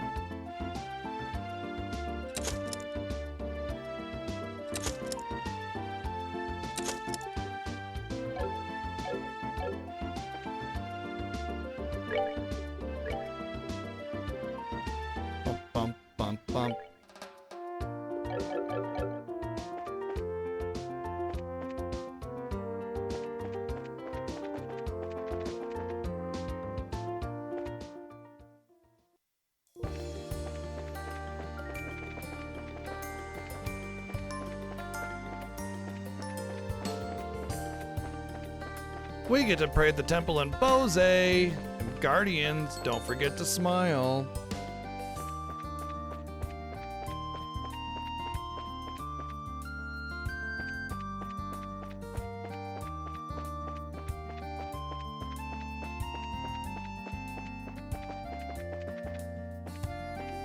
Taking this a little slower because I think there's an elite. No, it's in the valley that I need to find it. Never mind.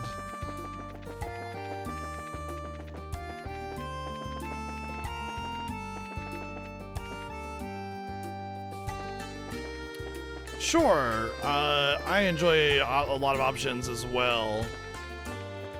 And the fact that there are options that you can just completely straight up ignore is pretty rad. You know, that's a sign of thought given to those systems, you know?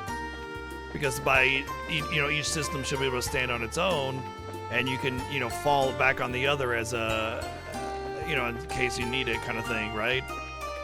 Like, items should never be required, but they should be big assistances, unless it's like the beginning of the game. You usually want to, have a little bit of reliance on items.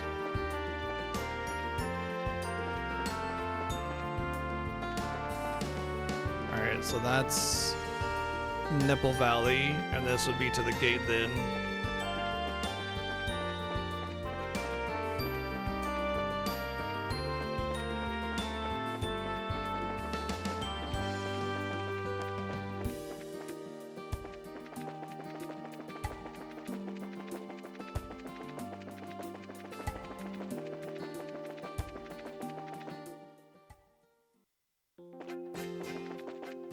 You know what I find the most, like, kind of slightly annoying about this one versus the first one?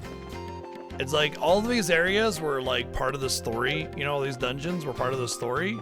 And in this one, it's only side quests, but every single one of these areas is just copy paste from the previous game.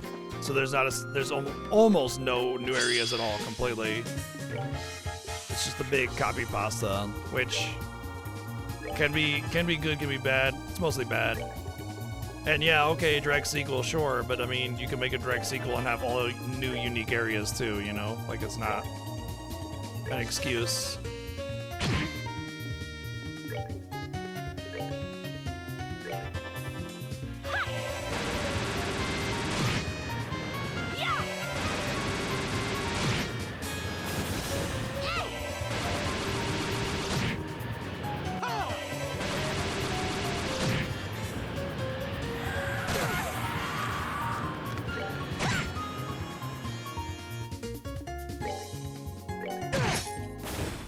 Should have done that.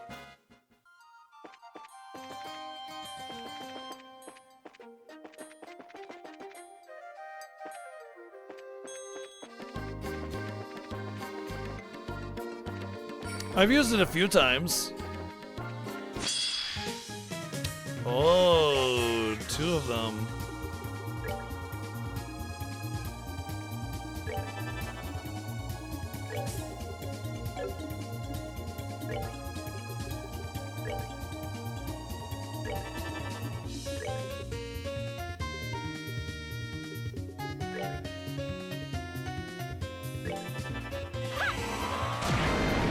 Oh dear.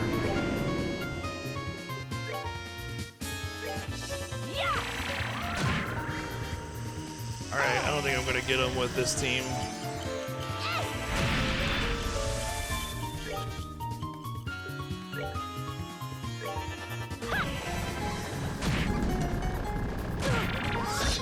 Whoa, he actually came at me. There's 3 of them.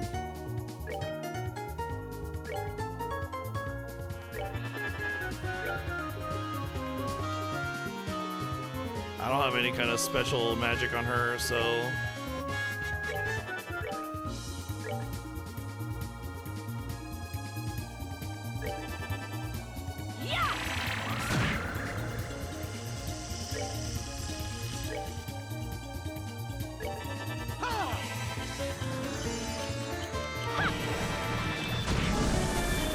Yeah, got one.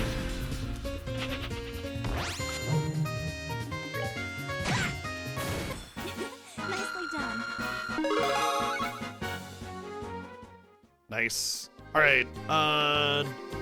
That kind of makes me sort of want to change this around a little bit, like this, and maybe give me an action 4. I mean, why have I not put this on? Hello. And that should give me Clock Up. Oh, it gives me Clock Up and Shadow Spear. Shadow Spear by itself is enough, you know? Like, I don't need anything beyond that. Gosh, he could just be upgraded in general, so that's an upgrade. That's an upgrade.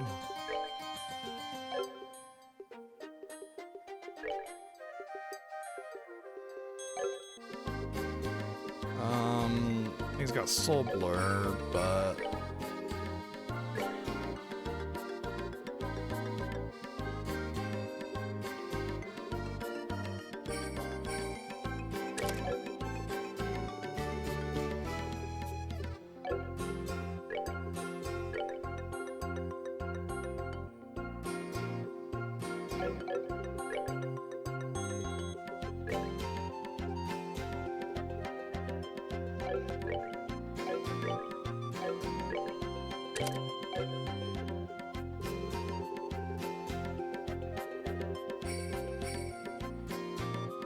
Oh, now she's got dark matter. Nice. So it's EP cut. That was the problem.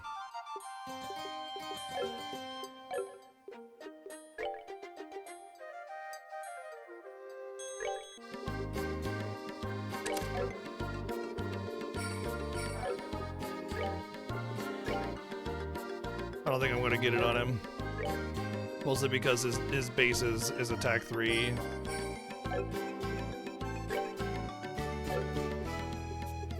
It's fine.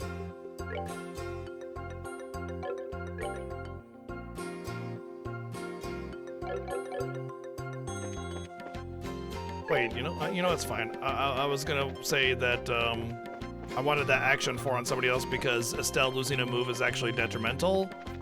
But I'm thinking about it now, and it's like I don't really care about Estelle's move.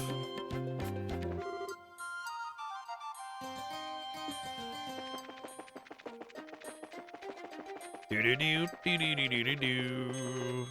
Hey, big boy. All right, we got our buddy. Let's tango.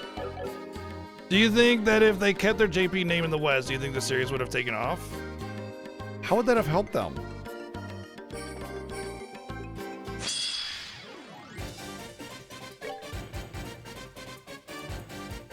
Fire.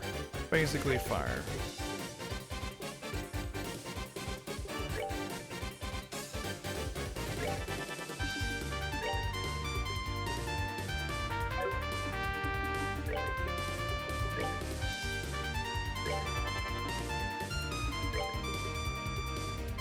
I mean, it would only make it more convoluted. It would do nothing to help them whatsoever.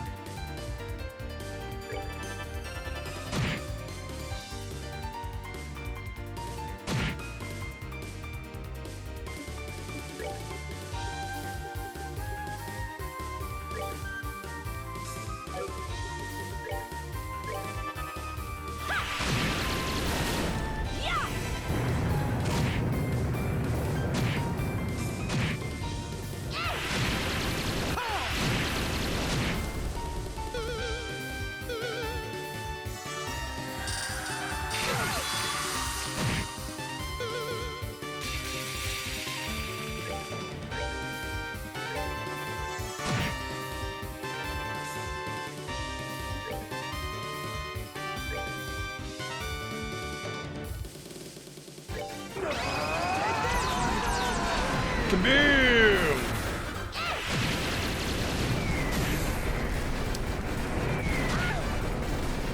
Okay, I'm gonna die to the little shit enemies because of the debuffing.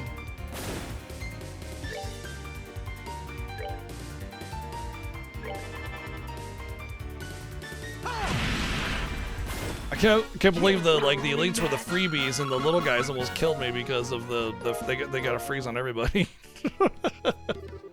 That's the last one. Still though, didn't they seem kind of odd? They were afraid. All of the monsters reacted strangely. Some were bizarrely ferocious, others were panicking. I also noticed that. I wonder what it could mean. Agate, something up? Just thinking this might be a warning about something. A warning? You mean to something Ouroboros is doing? Can't say for sure, but something like this has happened before. Day after day, the monsters were all riled up, and then bam, right after that. Right after. Enough about that. Point is, animals have better instincts about this sort of stuff than humans. He didn't finish his thing. Like, he just said, yeah, that's a great example of this thing that happened. You know, one day all the monsters were getting riled up. And then, you know, like, why even make a statement about that if you're not gonna finish your little what do you call it? You know? And it's like, it wasn't like one of those he thought about it and maybe he didn't want to say it. It was like, yep, they all got riled up and then bam. Bam what? You know, bam. Bam, bam, bam, boom, bang, boom, bam, bam. No, I don't know. Boom, bang, bing, bang, bam. Maybe tell me what that's supposed to mean. Hey, didn't I get that one? Oh no, that's you go like, I think it might be from down here, and then you go through a tunnel.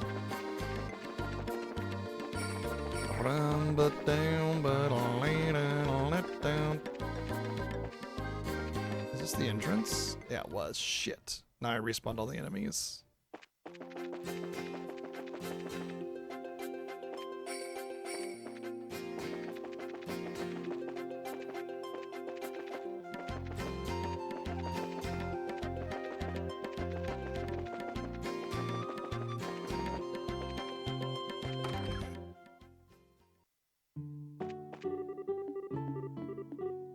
Hi, G.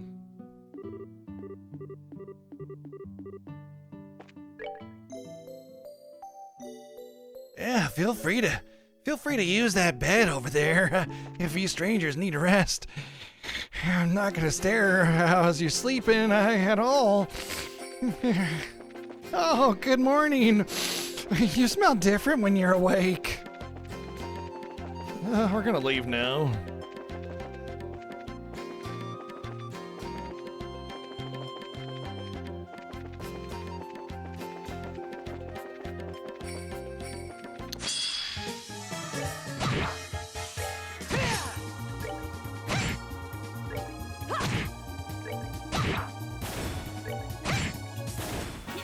Nicely done.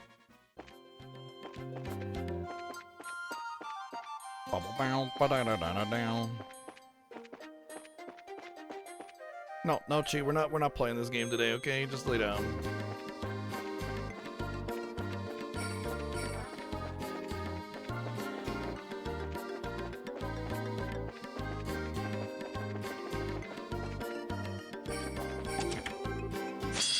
Uh-oh. Monster rarely sighted.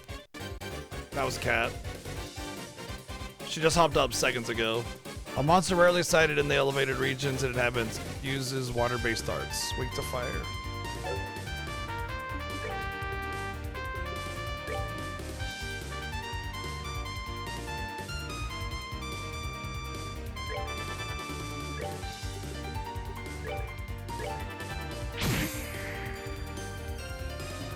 Oh boy, we're getting the freezing going on.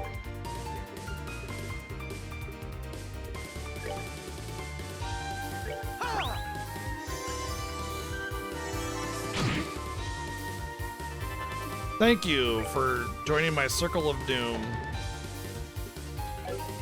Oh no. She lost her fire. Oh wait, maybe she never had it?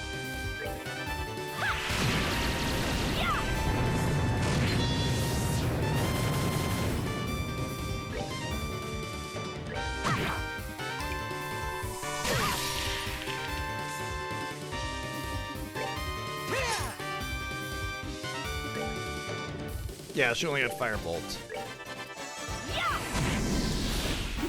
Seems you came up short. Found a Fade 4. Nice.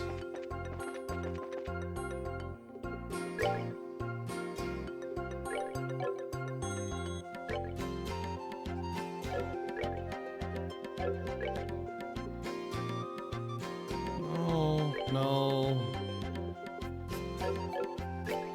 Probably.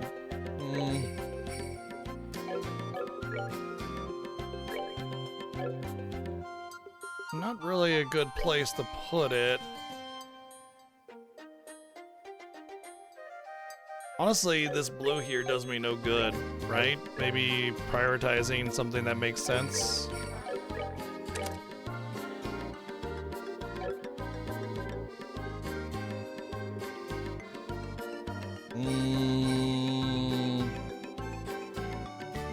How does air and earth get along, actually?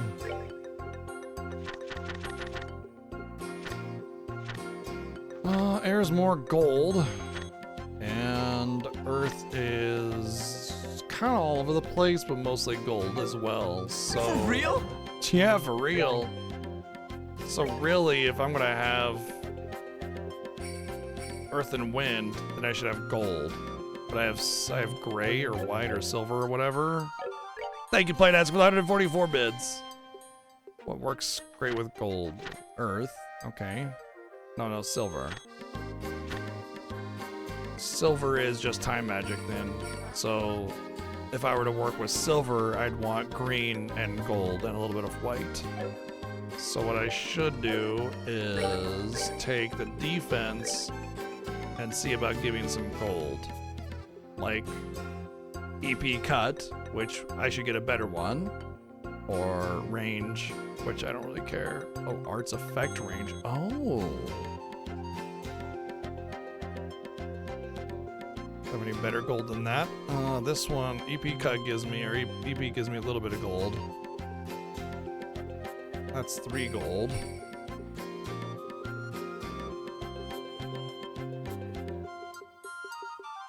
I'll stick with EP cut because it'll remind me to get the better EP cut later on when I get back.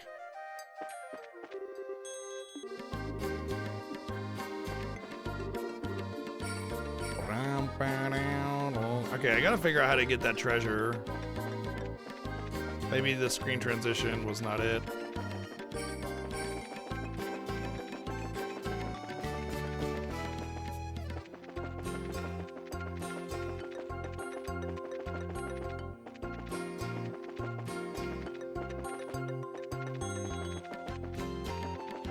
Right, okay, that's a dead end as well.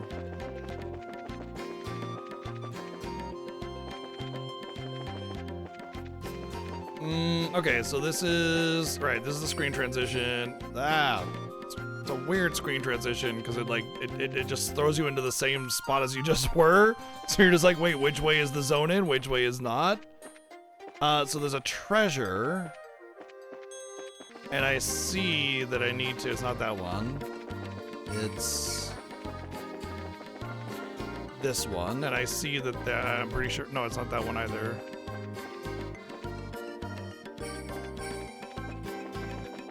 There it is. There's a cave. So I need to find a cave in the side of a wall elsewhere. Looks like right there. So I need to get down there. Which, also there. Here we go. Nope. So I need to go across that bridge, which means...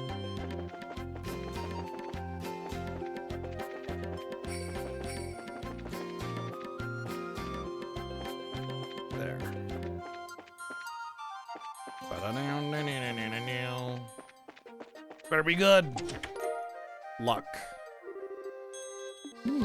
Okay. I did say I wanted some different colors. Increase enemy item drop rate by 30%. Yeah, that's gotta stay. But who's gonna use it, man? This feels like it's something for a big burly dude. I need to put that on him. But I don't have him for this one, so I have to take off something else. I mean, I guess I could put it on Agate for now, right? Like, there's no harm in that. I just gotta remember that he's got it. Yeah. That's one really cool thing about the non-magic users. Their grids, their little arts thingies, orbiment thingy can just be used for utility stuff like that. Cause like, what do you care what spells they have? As long as they have like a basic set of utility, who cares, you know? Which reminds me, I want him to have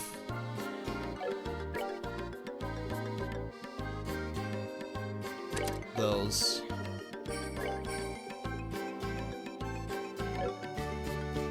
Just so we can do some basic healing.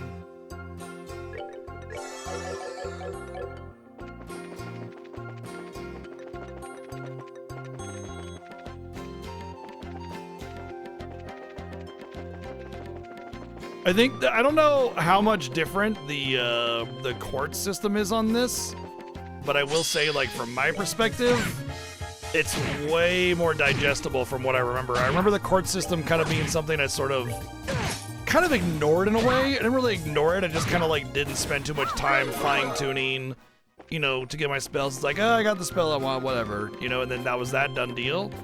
With this one, it feels like I can clearly, you know, see what I'm getting.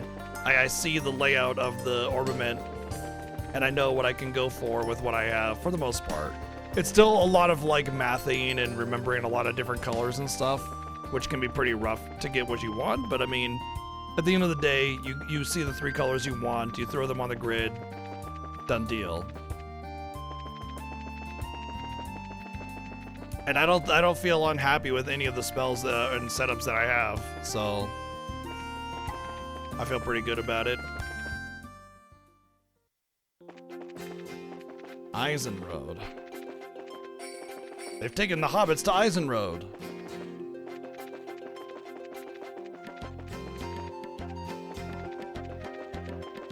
I just see a bunch of jerks on this road.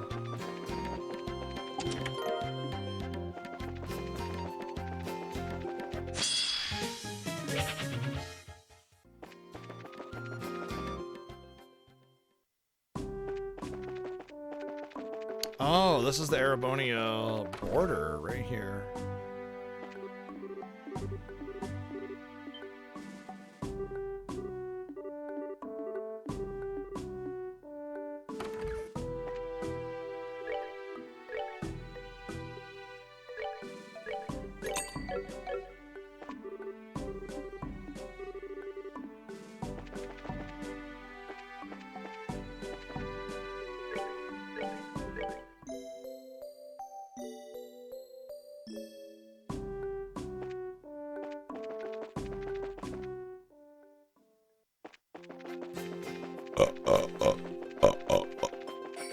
Excuse me, I'm terribly embarrassed. Oh my, oh me, oh my.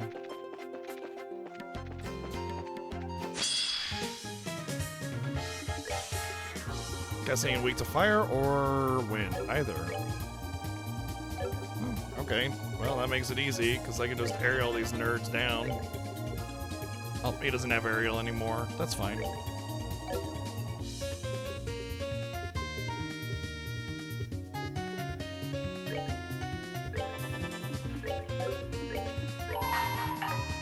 What the fuck?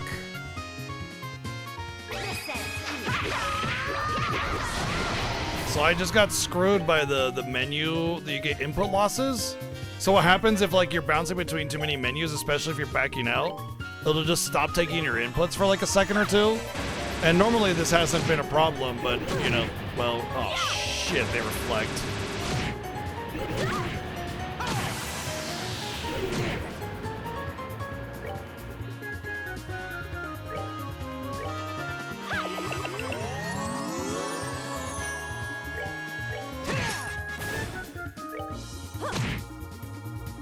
Zero.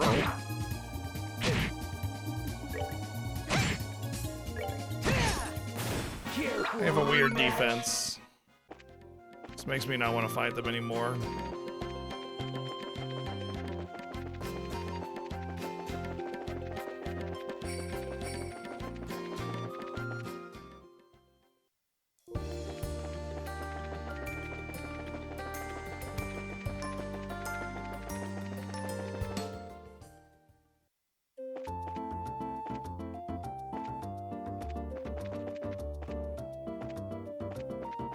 Let me in, let me in, let me in, let me in, let me in, let me in.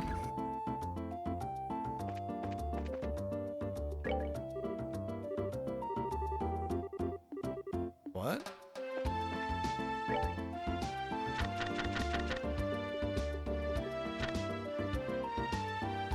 Oh.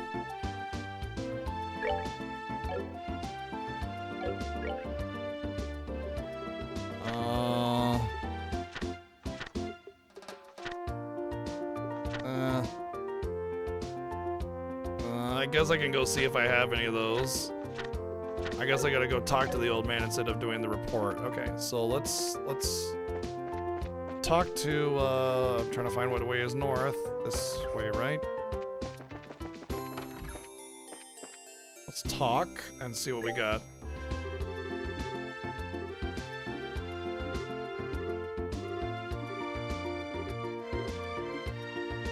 I'll just hold on to it then until whenever.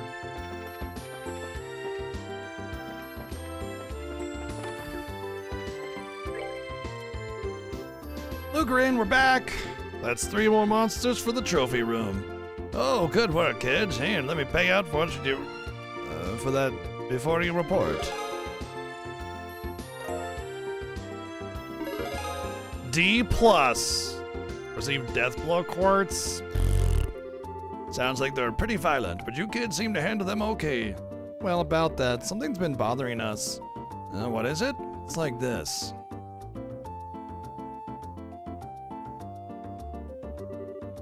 Good day, Mr. Jacob. Ah, if it isn't young Maybell. Are you on your way to services at the church? I'm afraid not. I've got to check in at the market first. I'll be sure to give Idios her full due afterwards, though. A lady who claimed the exact same thing the other day, but ultimately did not attend. Yeah, how do you remember such trivial things? I absolutely will visit today, I promise.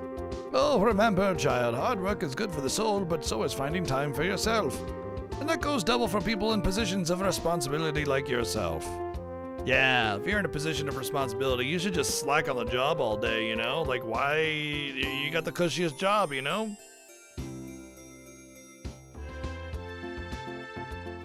I don't gotta worry about that nonsense. I know. I'll find some time for today. I promise, really. But for now, I must ask for your pardon. Have a good day, Mr. Jacob. She seems suspicious, weirdly. Something about it bothers me about her. I wasn't sure about her when she nominated herself for the mayoralty right after her poor father passed, but now look at her, the real face of a mayor. He'd sure be proud. She could serve to learn to relax a little, but... What an Idios' name? What? So the monsters were acting in a way that suggested they were disturbed by something. That does bother me. Yeah, it seemed kind of creepy. Oh yeah, Agate? You said something like this happened here in Bose before, right? Ah, really? Yeah, sort of. It was before your time here, Lugren. Wait, Lugren, you haven't always been here? Oh, I settled here after 100 Days' War. Before the war, there was just the one guild house in Granzel, you see. The other branches were set up after they kicked the Erebonians back across the Crone. Anyway, so I had an onion on my belt because that was the style at the time. Back then, I was a receptionist and coordinator of a Granzel house. Alright, I think Dad mentioned something like this. It was right before that damn war. That's when the monsters were acting so strangely. What do you mean to... What in Idios' name? Ah, shit, I forgot to get my... materias. Whoa. Oh, shit. Man, that is the weirdest cat I've ever seen, though, that's for sure.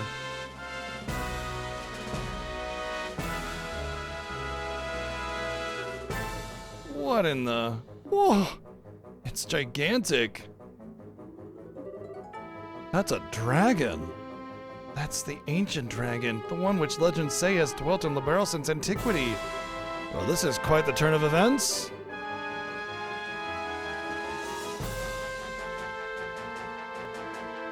It's a hairless cat. This is the society's doing, isn't it? No denying it at this point.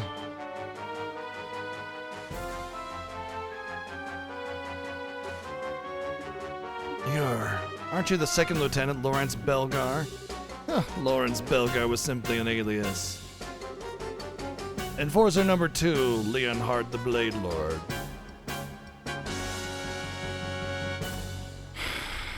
They were like trying to make like legally distinct Squall. Like this is Squall meets Cypher meets generic anime. Like he's got the slightly tilted belt. He's got a necklace instead of the ring, you know, like the Griever. And then he's got Cypher's coat. And then there's just like a general lack of detail. And his name is Leonhart. Squall Lionheart. And some people call him Leon instead of Squall. Like, come on.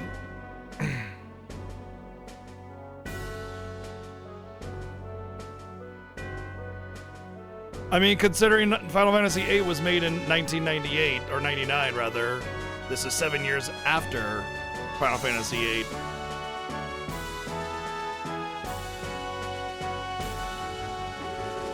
You may address me as such from now on. Leonhart the Blade Lord. Oh, now I understand. Leonhart the Lionhearted, Is that why so many call you Loey or Lion? Oh, absolutely, Captain Nerd. Seriously? Sir, you're Louie. I never choose that name for myself, but many of my comrades do call me that. Call me whatever you like, it doesn't matter in the end. You know, there's a dragon on top of the department store there, right? Like, we're just having this casual conversation, very calm, everybody's just chill, talking about history. Oh, how's your mother? How are the wife and kids? You know, like, it's just, there's a dragon on the department store. Maybe we should discuss the elephant in the room. Almost quite literally. Thank you so much better.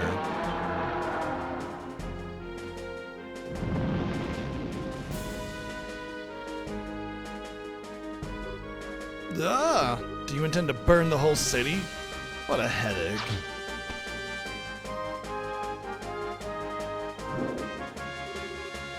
Wait a minute, you?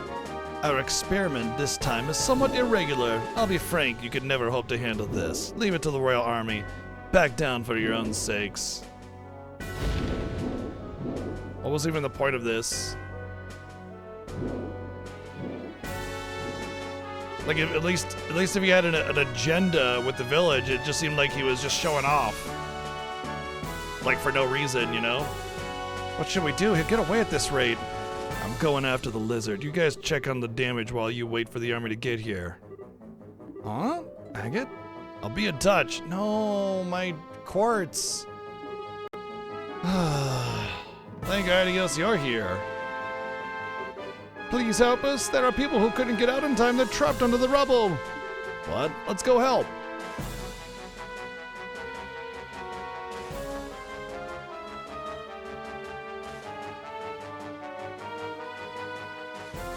Talking as a free action. This is awful. Organize. We gotta figure out how we're gonna do this quickly, but we gotta. Okay, Shara, take Chloe and Tita and help evacuate any citizens who are still in the area. Chloe, Tita, let's get to the west exit.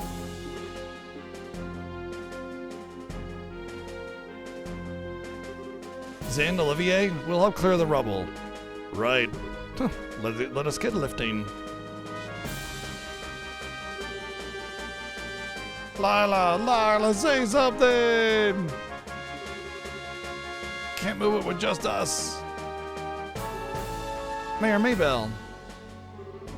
Is she gonna be a stain on the ground? We're here to help. Is someone under there? Lila pushed me out of the way and was... Oh no, I think I can move this on my own. You there, step back a little. It's in your hands. If he was gonna lift it on his own, he would lift it from the side.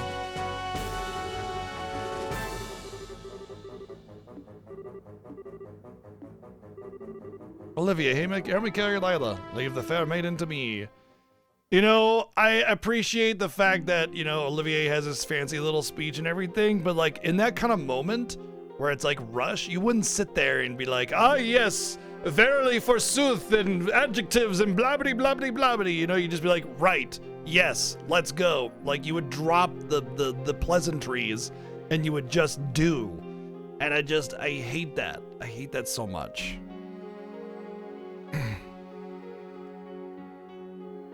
Good work, everyone. I've gotten word that the Royal Army detachment is headed here from the Haken Gate. You can leave the situation at the market to them. To think they'd bring out a monster like that at Lawrence. The second in forts are Leonhart the Blade Lord, so he's our Loey, huh? At least our masked villain is revealed to the audience in full. He never seemed like the kind of man to do something so heinous when we encountered him in the castle, but... Mr. Lugren, have we heard from Agate? Unfortunately not, little missy. The hothead fool, what an Idios' name does he think he's doing? Hey, could that be? This is Bracer Guild, Rose Branch. Oh, you what? Nothing good from the sound of it. Yes, I understand. I'll send the others at once. Right. Keep it together, man. Help is coming. That was the elder of Ravenue Village, Reason. The dragon just attacked Ravenue moments ago. Oh no. The dragon torched their orchards and then flew away from the sound of it. Agate showed up afterwards and helped with the firefighting, but... Right, we're off. Estelle, let me come with you, please. My cannon would probably help against a flying target like a dragon and... Right, I get it. Just safety first, okay, if there's trouble.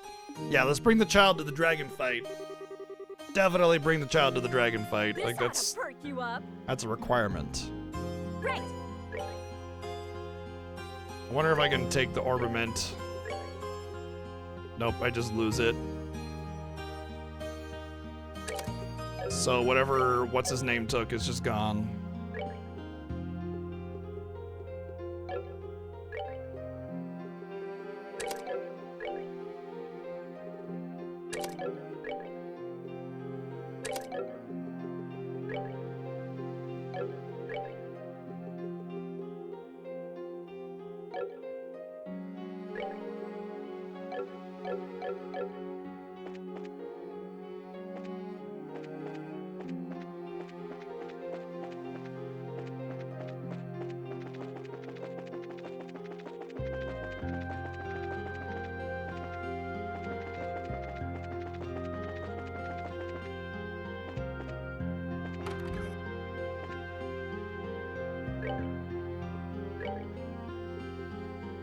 Wanted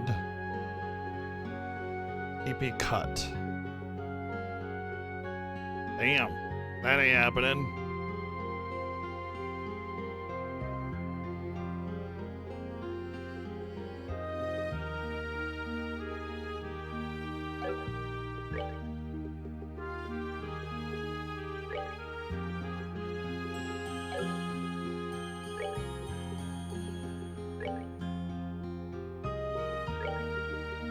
Oh, you can only trade Sepith for Mira. You can't actually money. You can't actually like convert it to other Sepith. All right, that's fine. That's fine. I can get that EP cut anytime soon. Then that's a shame.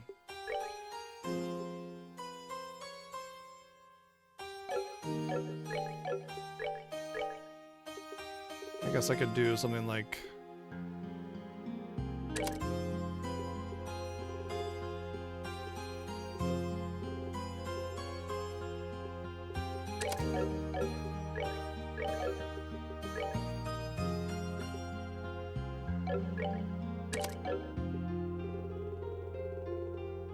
That'll work.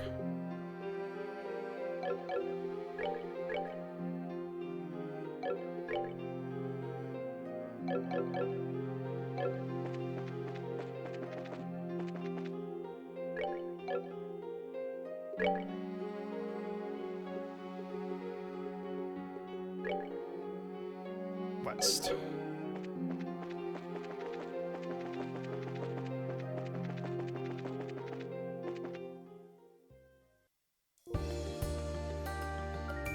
Zoom, zoom, zoom, zoom.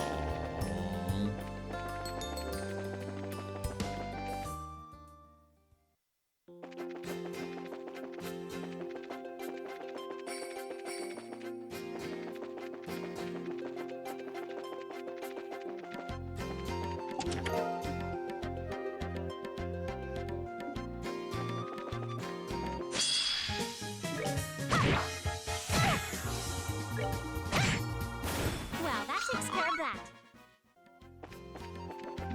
Well, the good thing about fighting with Chloe is that she will gain a lot of levels very quickly. Because of the Suikoden style XP. No way.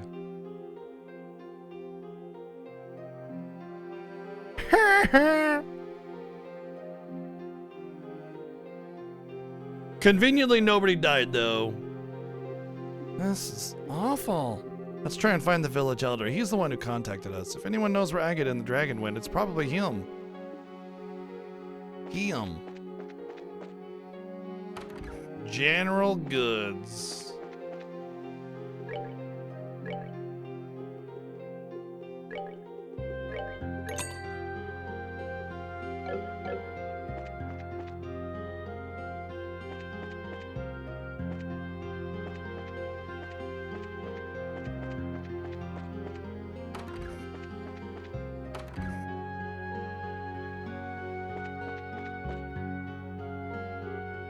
Sir. I remember you. Have you come all the way from the Gilded Bows? That's right. Do you remember us? Well, even the army showed up for that abandoned mess. Be hard to forget any of you after that.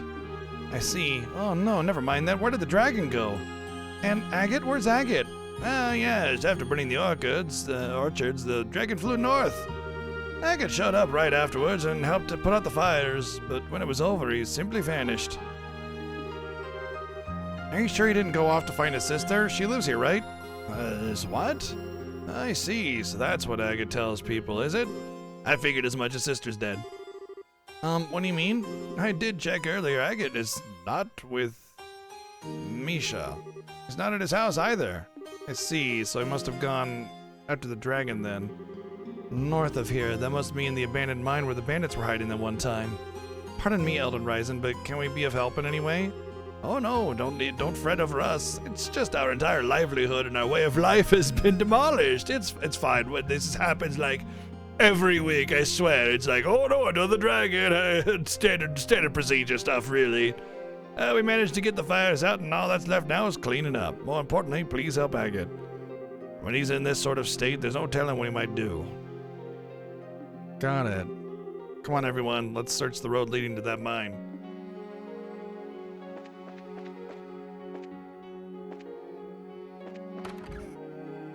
As in the invisible dialogue, yeah.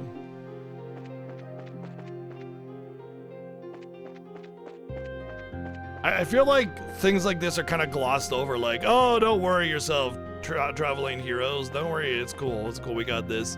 Instead of like, oh dear, oh, well, I don't know if we'll make it through the season, you know, like all of our revenue for this crop is gone, and you know, they just kind of gloss over. It's like, oh no, it's no big deal. Well, we got it, no problem. Instead of, yeah, no, we're pretty fucked, but I mean, there's not really anything you could do. So there's a graveyard here. No other town has a graveyard, which means that there will be a story sequence where we see that his sister is one of these tombstones. I'm guessing, let's see. This one seems like it might be it, but it also kind of feels out like in the way a little bit. It's gonna be this one, or maybe this one. Don't know. But yeah, oh no, it's this one.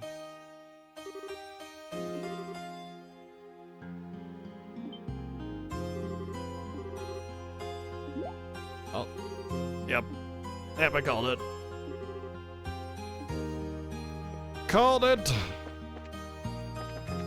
But yeah, no other town has a graveyard, which means there's gonna be a cutscene here. And it means it's important, and you know, there's gonna be dialogue around it. It's obviously his sister's dead now, we know that for sure.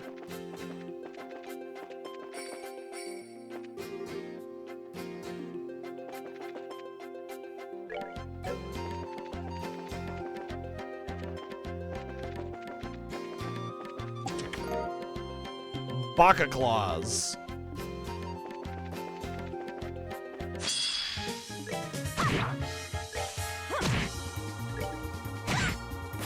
Well, that takes care of that.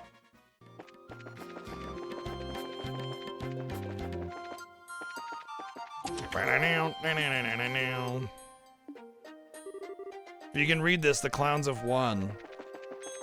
Terrifying. Truly, truly terrifying.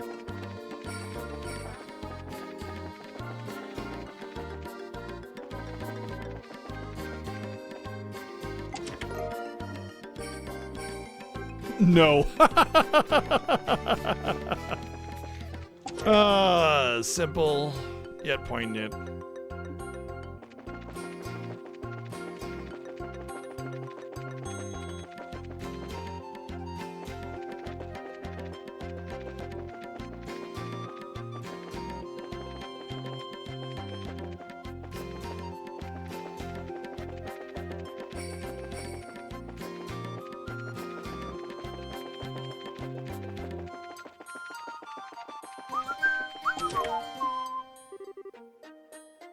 Take. That's all you ever do. Why not try giving back to an empty chest sometime? Look, if you want me to dump my garbage in your hole, then so be it.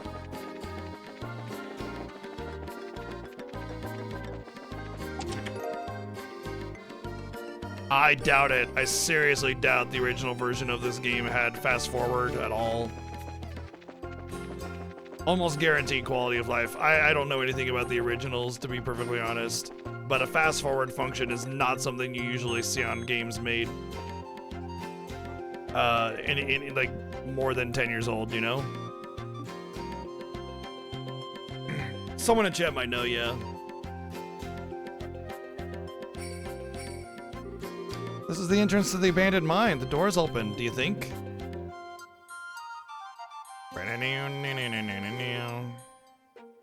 There was not a thing in the launch version of this either. Oh, wow. Very interesting, yeah.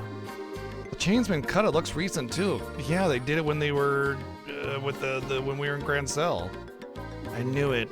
Definitely Agate's work. Looks like he went inside. We have to hurry and catch him. You played it non-fast forwarded? I mean, I'm only really fast forwarding the monotony. I'm trying not to fast forward normal stuff, you know?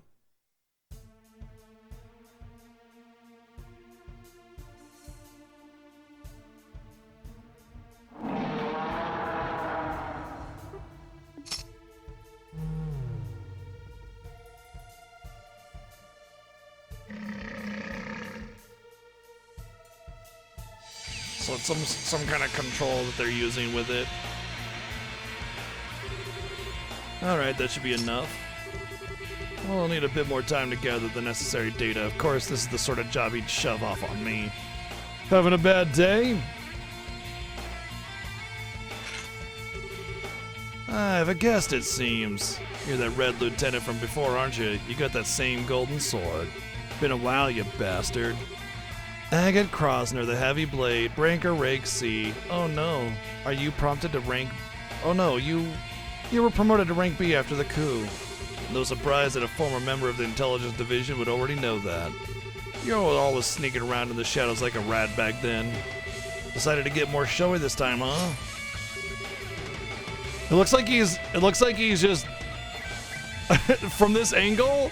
He just looks like he got a tiny little sword. Whatever, I ain't interested in arrests or anything nice like that today. I'm just gonna slice that smug look right off your face.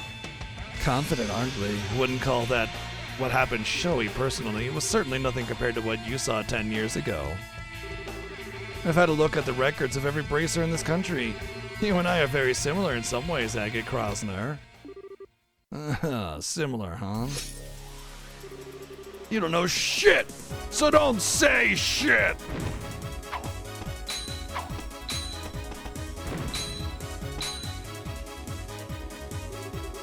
You should know from our last encounter the difference in our abilities. On top of that, I have a dragon right at my disposal. So what could possibly drive you to engage me alone? Think I'd give a damn about my chances of winning? Can't stand you. I'll take any chance I can get to kick your ass. Unbelievable. This is the extent of your power. I won't even need the dragon. We may be similar in some ways, but there is one crucial difference between us. That being the reason we take up our swords. The hell are you? I wield mine to discard my humanity and walk the path of ruin. You only wield yours in a desperate attempt to fill the emptiness within you. Swinging that lump of iron fills the void within you. For a brief moment, your rage lets you free from your grief. But in the end, you're only deluding yourself. Shut up. Should you continue to hide behind your delusions, you will never move forward. As you are now, you are neither fit for enlightenment nor the path I follow. You will always remain incomplete. Shut the hell up! Was that Agate's voice? The way it's echoing, I think it must be a big open mining pit. Come on, let's hurry. Nah, it's cool. Take your time, find all the treasures, you know. Dead end. I don't think there are any enemies here. I think I can just go full-on treasure hunting.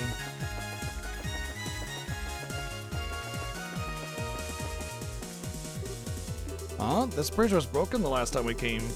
I believe I remember hearing that an army repaired it after the bandit incident.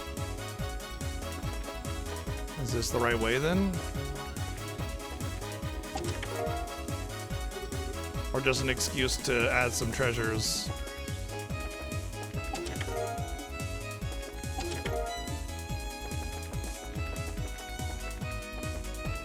I'll take excuses to add treasures.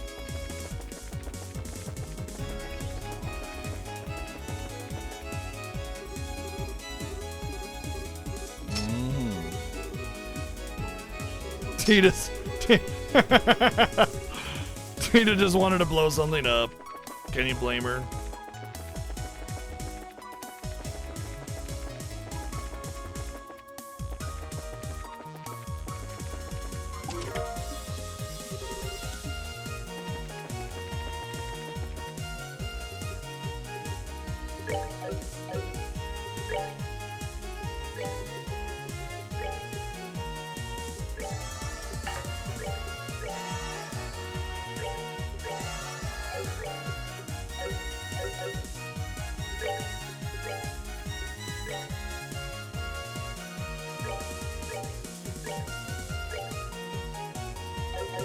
Man, she has such little HP. She's also 13 levels lower than me.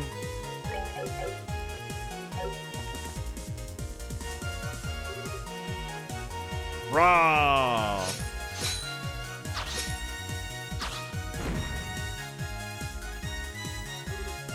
Damn you. Careless is the one mercy I can offer you. I'll end this quickly.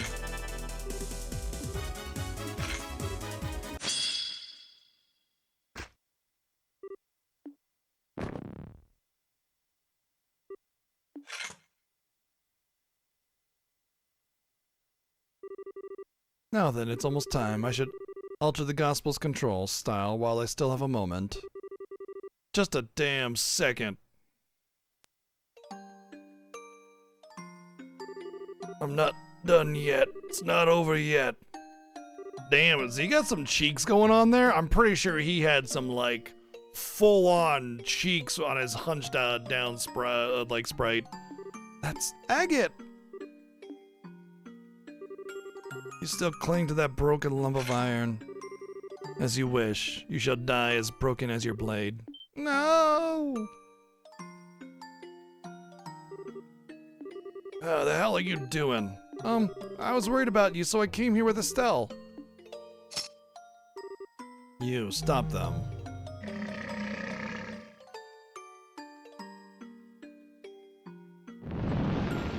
Whoa.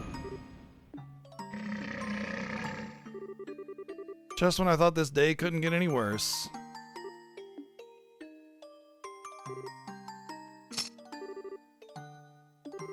You idiot, you think plays will work on him? Just run away. The granddaughter of Zeiss's Professor Russell, Tita Russell. I've heard you were a child genius, but no genius would ever behave so recklessly. In truth, I'm not fond of harming women or children. Still, I'll do what I must. Now be a good girl and move. You son of a bitch. I won't move. I won't. Agate's always saving me, so I have to help him back. I have to. No, that's not it. Not just it. He's blunt and he always looks annoyed. He's always treats me like a kid and calls me things like short stuff, but he's really very nice and he's always watching out for me. I don't know why the cats are like swarming me. I feel like I'm about to be eaten. He means so much to me. I love him. So I won't move no matter what. You're a very brave little girl. Though I can hardly believe you care that much for such a blockhead. Seems you aren't the only ones who wish to challenge me, so I'll take my leave for now. Hey, leave my dragon alone.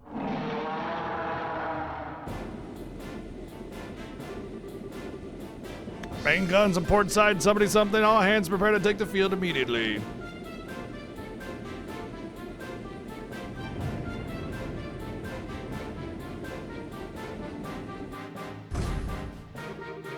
Ah, they finally show their faces. Now we can begin the final experiment.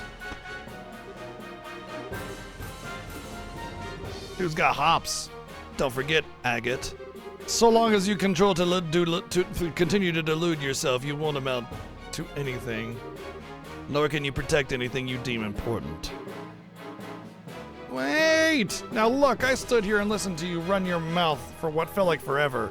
I am so not letting you get away after all that. Stelbright, you too should take this to heart.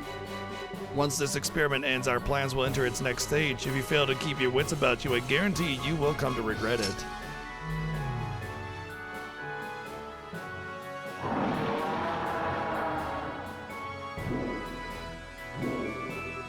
Hey, wait, what's that supposed to...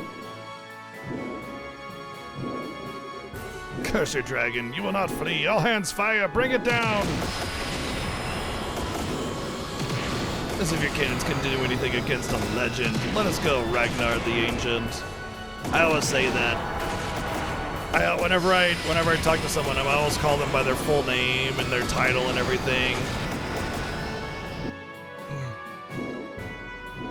His name is like Billy Bob McDoodlefart the Third, heir of the Fart family. I'm always like, hey, Billy Bob McFartface Doodlebug the Farter or whatever. Hey, what's going on? You know, I always make sure to use all of that every time I talk to someone.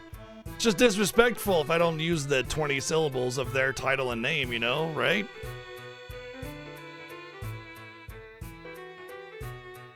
We call celebrities by their full name because if I said, hey, how about Tina, huh? She's pretty cool, right? Tina? Love Tina, right?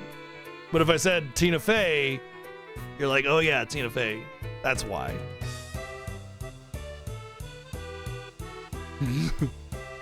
It's BGG02, the Twitch streamer, Lord of Video Games. Thank you very much. Wait, why aren't you chasing him? What are you doing? Does this have something to do with your stupid bracer grudge? Not in the slightest. That monster wasn't even scratched by rounds from a combat vessel. What do you intend to do that cannons cannot? Well, General, even to you, Your Highness, I shall not yield this point. Courage and recklessness are different things. Your Highness, I'm sure you saw the damage to Bose and Ravenel. This has, in essence, become a war. Oh yeah, I'm very humble. I'm like the most humble person I know. A war, yes, you're right. Leave the bread to the bakers, Miss Bright. If this is a war, the professionals will handle it. And if you want my advice, you're better off searching for Ouroboros' center of command. The partnered Lord of Games Twitch streamer. Like word jumble. You're kidding.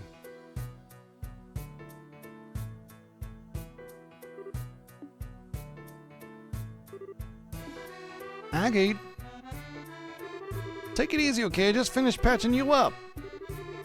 He got like sliced in the stomach, but the bandage around his head is gonna make him feel all better, I promise. You are the heavy blade, Agate, yes? Cassius tells me you're quite an active young bracer. Don't care what the old man said. General, listen. Leave them bread to the bakers, war to the professionals. Are you seriously saying that? Of course I'm serious. Unlike bracers who exist only to protect citizens, we must protect the country as a whole. We must protect Libero's soil and those who live upon it. The army is the only instrument that can protect Libero's soil and those who live upon it, huh? Don't make me laugh. Whoa. Agate, calm down, please. You're always too late. You idiots move like slugs. You just worry about keeping everyone in step. Can't do shit without orders. You can't even protect the thing you say you will. Can't do it now, and you didn't do it 10 years ago. Who the hell could leave it to you? This time, gotta protect Misha myself. Bleh. Is he okay? He doesn't seem to have reopened his wounds. He's simply exhausted, physically and mentally. Let's see, BGGO2, champion of the Final Fantasy Fiesta, king of all cats, and lord of the Moogles, are always sharpening knives. I'll take that. That's fine. I would accept that. I'm amenable to that. Yeah, sure. Yes. But make sure you tag me that every time you want to say something. Otherwise, I just can't acknowledge you. You know, it just doesn't make any sense. It's just like does not compute. Oh, Agate. He was making an even bigger fuss than usual. For now, he needs rest in his own bed. His home is in Ravenum. My ship can take him that far at least. Thank you. Wait a minute, how do you know Agate's house is in Ravenum? I remembered that I met him once before. The little boy from that day has grown quite a bit. It was immediately after the 100 Years' War. Days' War. The day the memorial to his sister and the other villagers was erected. Gasp, gasp, gasp, surprised Pikachu faced.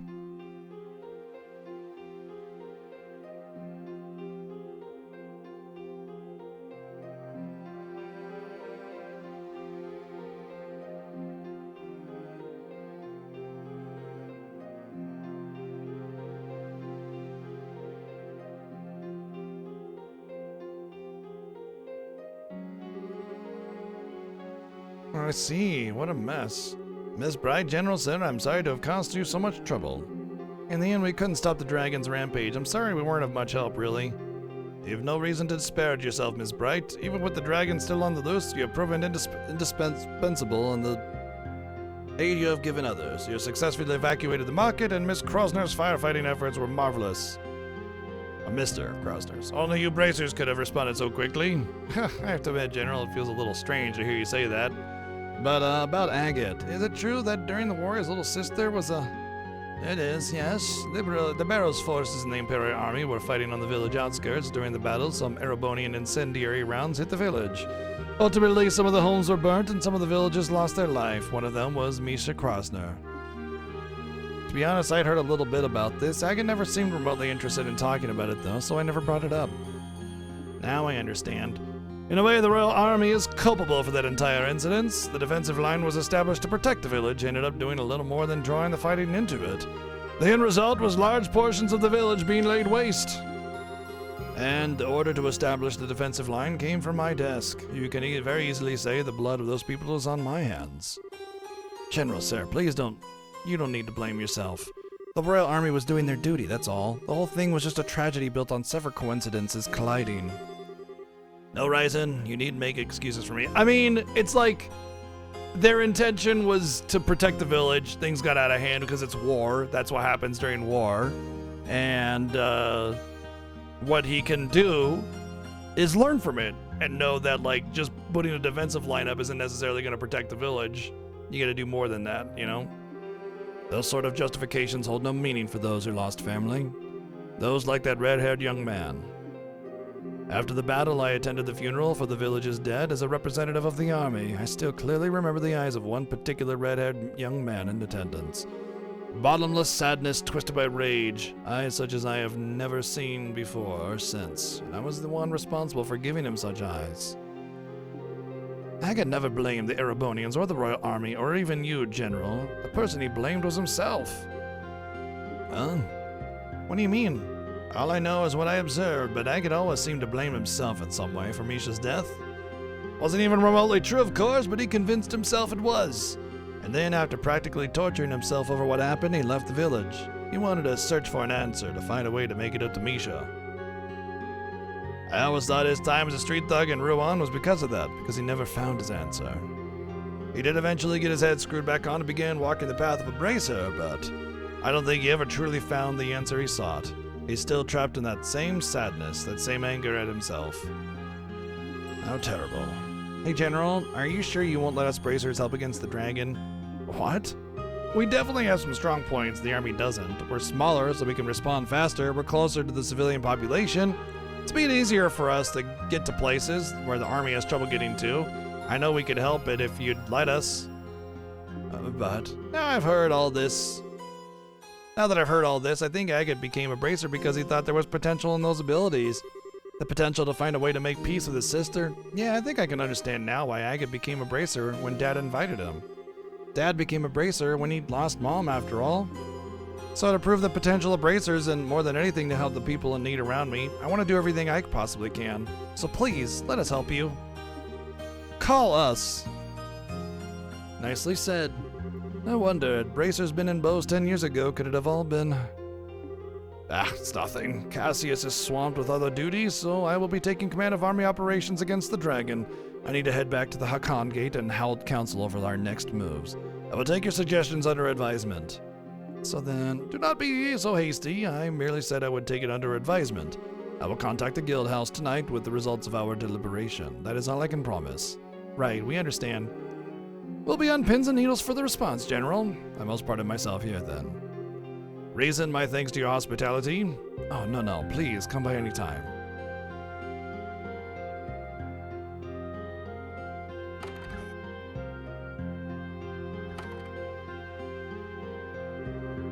Okay, we better get back to Bose. Agate should probably stay here, huh? He's gonna need at least a few days to recover from his wounds. We should let him sleep for now. Yeah, a few days. Let's check in on him before we go and fill in Tita with what's going on. Elder Ryzen, I know now's not the best time to ask, but please take care of Agate for us. You don't need to worry. He's part of our family. Besides, compared to 10 years ago, a dragon is nothing. We should be thanking the goddess no one's died yet. It's either a death flag for somebody, or it's just like yep, this is the happy-go-lucky game where nobody dies, even though these like horribly terrible things are happening. All that happens is just a bunch of empty threats, missed shots, and maybe a few wounds here and there, you know? It's like these like huge, powerful forces that are at work, and all we're doing is just shaking our fist at each other. Nothing actually happens.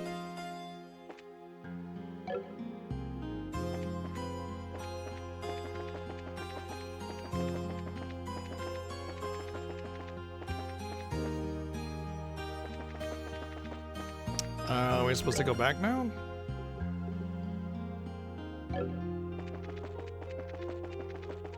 Wonder where Tita went.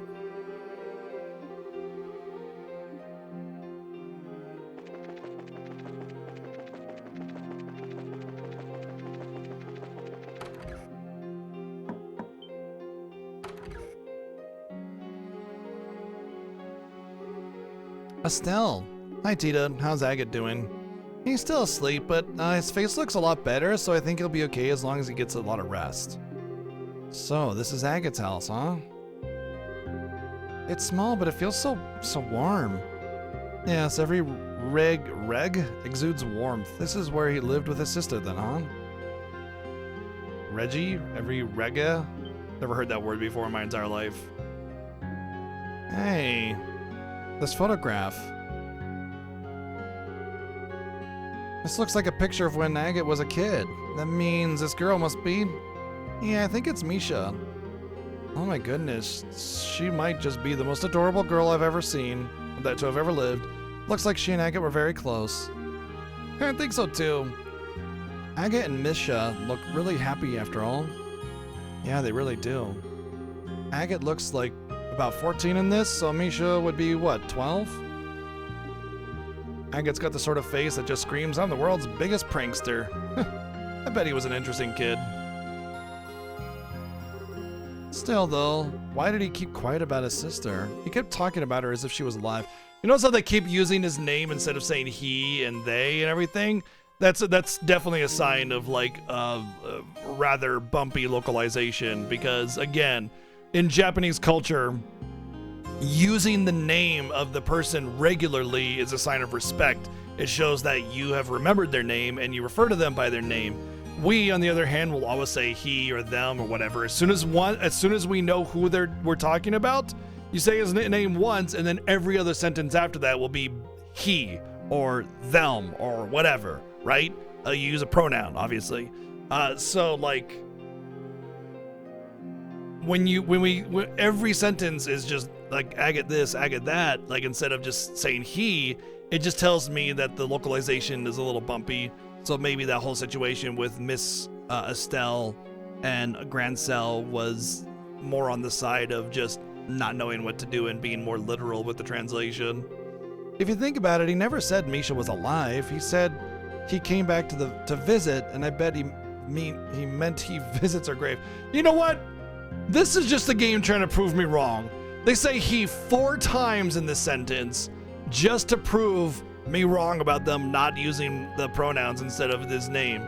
But I mean, obviously, if you used his name right here, it would sound awkward even in Japanese, I imagine. Now that you mention it, yeah, he still should have known he we had the wrong idea about it, though. Why wouldn't he correct us? I don't know, but he said once we're calmed down a bit, he'd introduce us. Once we're calmed down a bit, he'd introduce us all. I think he was going to tell us then. That's right. I bet that's it. Well, we can ask him later when he intended. The forces of timing just knew, I know, right? Tita, we need to head back to Bo's Guildhouse soon, but, Oh, I see. Estelle? You don't need to say anything, Tita. You're gonna say what you want to stay behind to take care of Agate, right? Underestimate me at your own peril, little Tita. I can read the inside of your mind like a picture book. It's a big sister thing. We've got the rest handled, Tita. You can focus on helping Agate heal, alright? We understand. Oh, thank you so much, everyone. You don't need to thank us. There's only one thing I'll ask you to do. When he wakes up, tell him what we just told you, okay? You mean the stuff about the bracers and army working together? Yeah, also I want you to stop Agate from trying anything reckless, physically if necessary. You're not to let him out of his bed until he's fully healed, got it? I'll do my best. Still, everyone, be careful.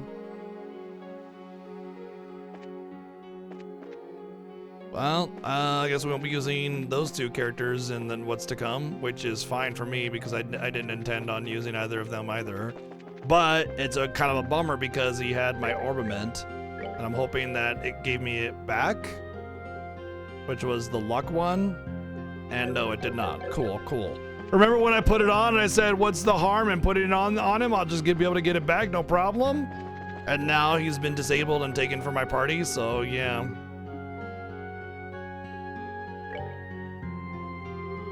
Right then, let's get back to Bo's before the sun sets. Good idea. We'll probably hear back from the general tonight, so we better hurry to the guild house. This feels like end of chapter. Another really short chapter. Like being able to clear 2 chapters in a single day is kind of huge for this game. Although I imagine if I didn't have to read all the dialogue out loud, it would go much faster.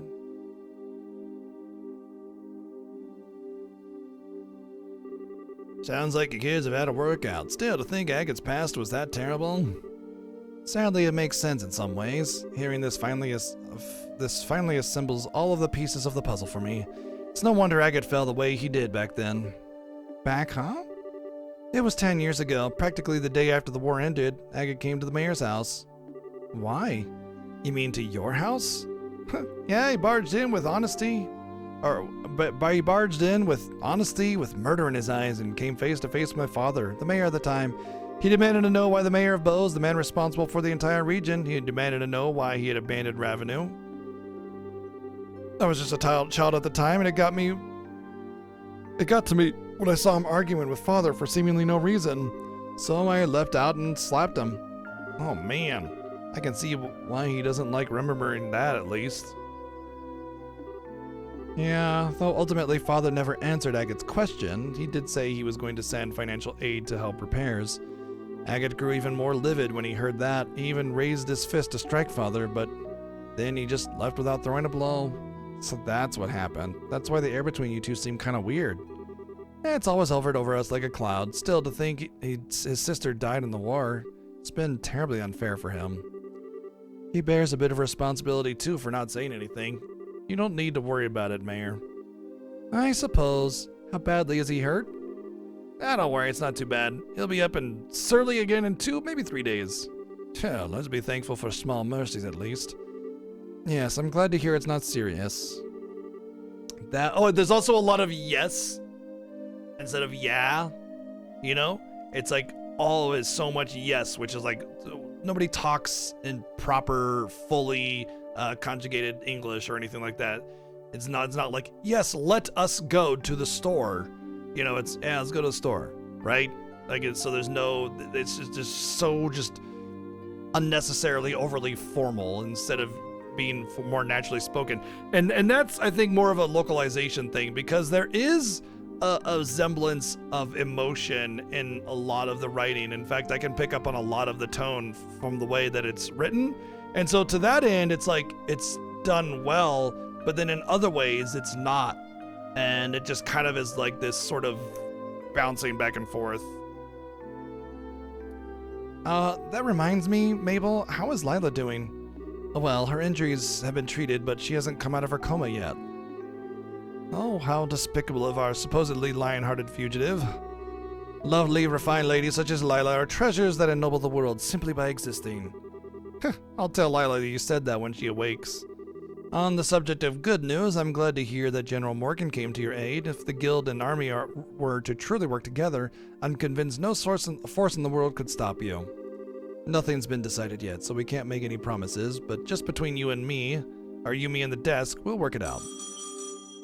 Ring, ring, ring, ring, ring, banana phone. A lot of characters are nobility for some formality. Even nobility doesn't talk like that, you know, or fancy people or whatever. Like, the stereotype is that fancy people are just sitting there with their pinky out going tut-tut all the time. And you know, the stereotype, it's like an anime stereotype, and it's not naturally spoken language. Nobody talks like that, you know? Rich, poor, whoever. They all have a sense of, like, sort of a little bit of slang in their language, or just, you know, shortenings or whatever. You know, you watch an interview with like a rich person or a fancy person or whatever. They don't sit there and go, yes, quite, verily, yes, I do say so. You know, like, yeah, that's right, sure, yeah. You know what I mean? Like, just like any other person. I mean, they may not be sitting there going like, yeehaw, rope and ride some cattle or some shit like that, but yeah. I've never, in 42 years of my life, met anybody that says fully worded out yes, unless they're directly answering a yes or no question, pretty much. Like if they're confirming something, like yeah, yep, yes, yeah, maybe, like a throw in a yes or two like that, maybe, but it's every time, just about. You know what I mean? And it's everybody, every character, right? That's the problem. This is Brazier Guild, Bow's Branch. Oh, these are like little, these are just little things that you can pick out of the dialogue when you're deciding whether or not you think, like, when you're trying to decide if the localization is accurate or correct or well written or whatever. Those are like basically little red flags in the writing, you know, like when somebody says big brother or big sister or something like that. When they're referring directly to a person instead of their name, the whole like fully written out yes, and what did I say earlier as well? Something, I forget what it was. Oh, they keep on saying like their name instead of he, him, her, whatever. Those are all like red flags for localization issues. It's just like a factor, you know?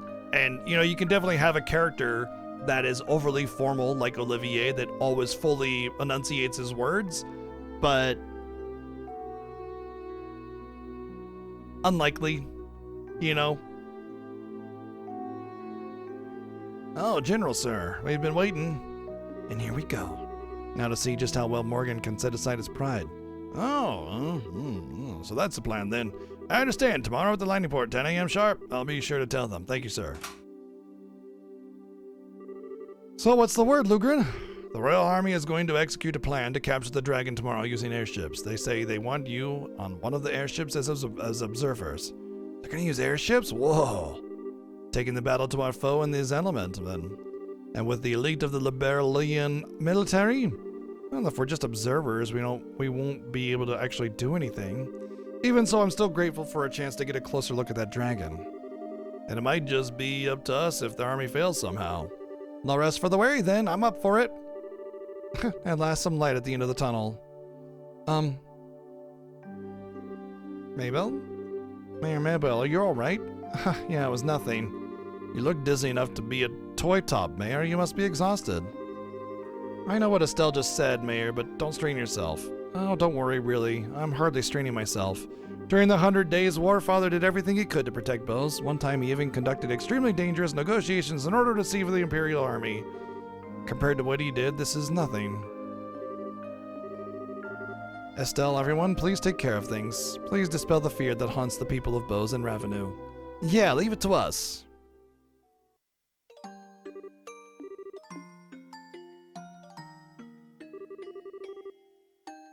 Are you looking forward to your birthday? Got a present that I'm sure it'll make you super duper happy. Something I like, huh? You gonna make something tasty for me? No, why would you think of food when I mention a birthday present? Presents should be things that last, you know, something you treasure forever. Food can be a memory that you treasure forever. Oh man. My wife made lemon curd.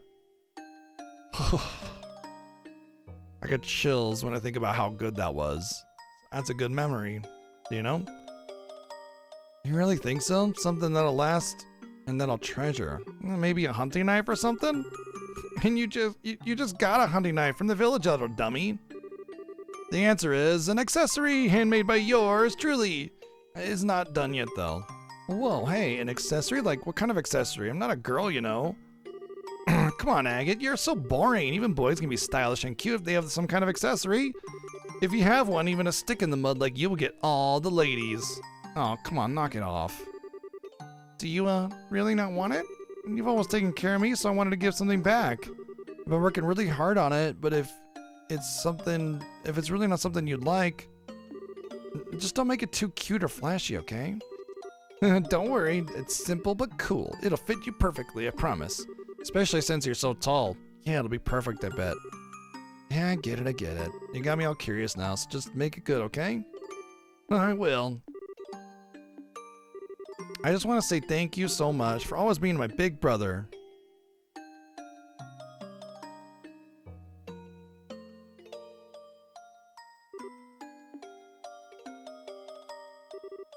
A dream, huh? This should be good. Misha? Oh, Agate. Oh, thank Idios, you're awake. Short stuff. How are your injuries? Do you feel okay? Yeah, this is not... Blarg.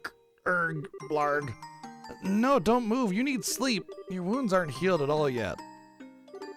Hey, come on. Stuff like this ain't a big deal. They'll heal fine even if you ignore them. No! I promised Estelle. I promised I wouldn't let you out of bed until you were better. Hey. No. I get it already.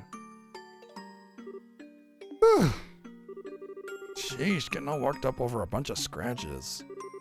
Holy crap, it's nighttime already. Where the heck is everyone? They all went back to the city for a while. They made some kind of promise with General Morgan, I think.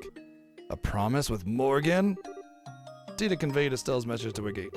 Let's see, so they got Morgan moving, did they? The guild ought to be hearing from the army right about now in that case. The hell, I can't just stay here.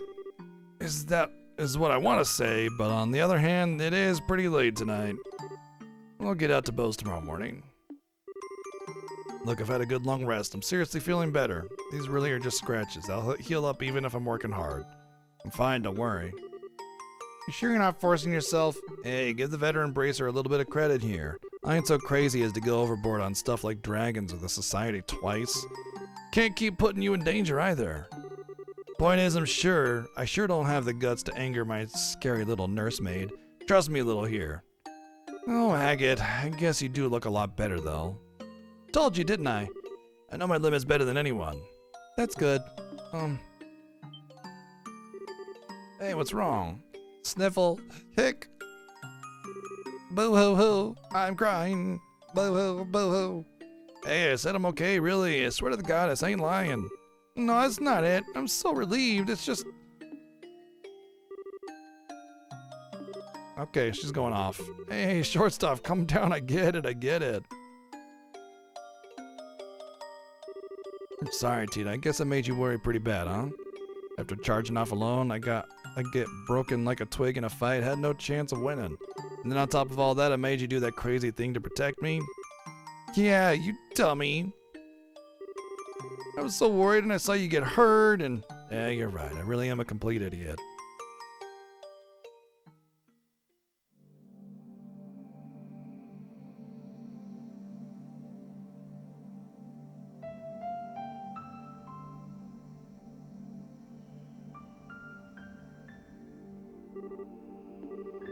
Feel a bit calmer now? The food's gonna burn. I'm sorry, I didn't mean to cry like that. Hey, she sure know how to shock a guy, you know that? That whole thing sent shivers down my spine, way worse than when I fought the silver-haired idiot. Oh yeah. Are you hungry? I made some soup with some things the village elder left. Oh, that's what smelled so good. Right on. Wait, hold on. Why is the kitchen... Huh?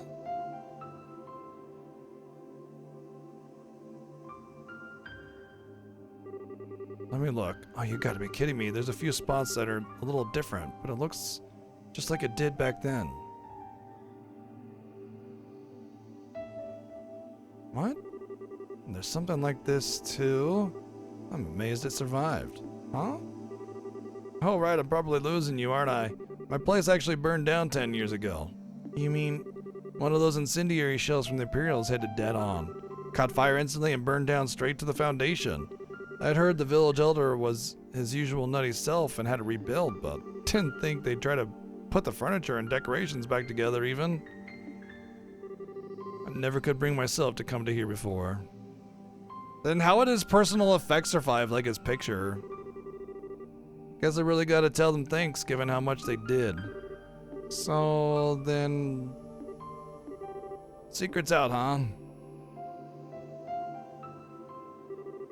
She was making me a present for my birthday. It was a handmade accessory of some kind that she thought it looked good on me. When we were fleeing in the mountains, she ran back to the house to get it, and that's when the house was hit. When they finally pulled her out, she was burned pretty bad, let's put it that way. And even after everything she suffered, she still had the present clutched in her hands. The metal parts were hopelessly melted, but the stones were still okay. Take a look. It's pretty. They ain't even septium, ain't even valuable, just some pretty rocks. Probably something she found by the river. Lost count of the number of times I thought, all for this? It's funny though, you know. Can't blame her for get angry at her for it.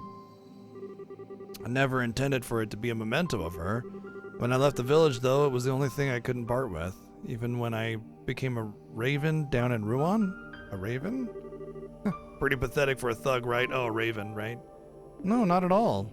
It's pretty damn pathetic. As long as I could hold on to this, I could also hold on to my anger. My anger at myself, my anger at the worthless, spineless son of a bitch who couldn't even save his own sister. I ended up putting all that pent-up rage into every swing of my sword. As long as I did that, I could at least look at like I was keeping it together. Half-baked man trapped by rage and self-deception and unable to move on. It's exactly like that bastard said. That's worse, ain't it? Just a piece of shit who runs away from anything painful. I'm the thing I hate most. Goddamn loser of a dog running around with my tail between my legs. Pathetic. Absolutely pathetic. She's gonna like slap him. I don't really understand how you feel. I don't think I can really try to understand what makes you feel so hurt, but I think I need to say something in Misha's place. Don't you dare make fun of my big brother! You don't know the first thing about what makes my brother such a good guy. I know my brother better than anyone else, and I won't let anyone talk badly about my brother, even if it's you yourself. I know I might not measure up to Misha, but I still know a lot of good things about you, and so it makes me so sad to hear you say such bad things about yourself. It made me kind of angry, despite not really understanding what you meant. And oh man, busting out of the lecture sounded exactly like Misha. You sure are acting grown-up short stuff. Don't treat me like a kid. I was really sad and really angry. Well, you're fucking 12. You are a kid. Sad and angry. I don't know the first thing about myself, huh? You really hit it on the head. Thanks, Tita. You really helped me see it. Ain't no point in trying to judge yourself when all you can see is your own limited vision of yourself. All you can really do is plow on. Anger, sadness, neither have anything to do with it. You just have to go straight on until you find an answer. Maybe then I'll finally understand why I've held on to this thing for so long.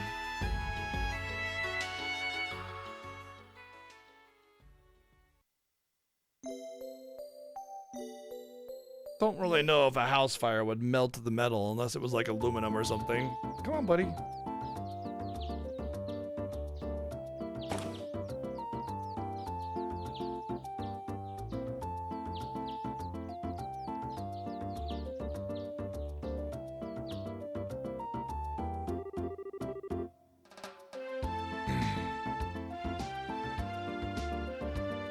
So the market's already being repaired. That's wonderful.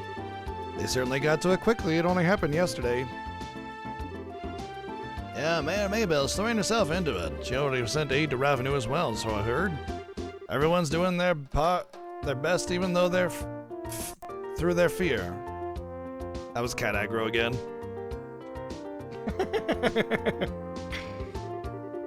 I've heard word from Grancel as well, and Grandmother has issued a proclamation. She has stated that the government will respond immediately to the threat of the dragon and will send aid to the affected areas. That's our queen. Awesome. I can think of certain lords and ministers of Erebonia who would stand to learn from such an example. They're far more interested in attending fancy parties and addressing the concerns of the citizenry. Ironically, I could say a lot of the same about for the Republic. Half the time our politicians seem to spend so much time dancing around each other that they never get anything done. Well, it may help that we're such a small country. Regardless, preparations for the plan against the dragon should be almost complete. Time to go see what the Royal Army can do then. So we should just head up for the landing port, I guess? Yeah, you're scheduled to depart at 10 a.m. at port number 1. It's about 9 now, so you should have time to pick up some supplies. Won't that be a little difficult with the market in the state it's in? Market merchants have been put up in the hotel for now. They're still open for business, seemingly, so you should be able to pick up necessities there. Nothing like persistence. Okay. Bump, bump, bump, bump.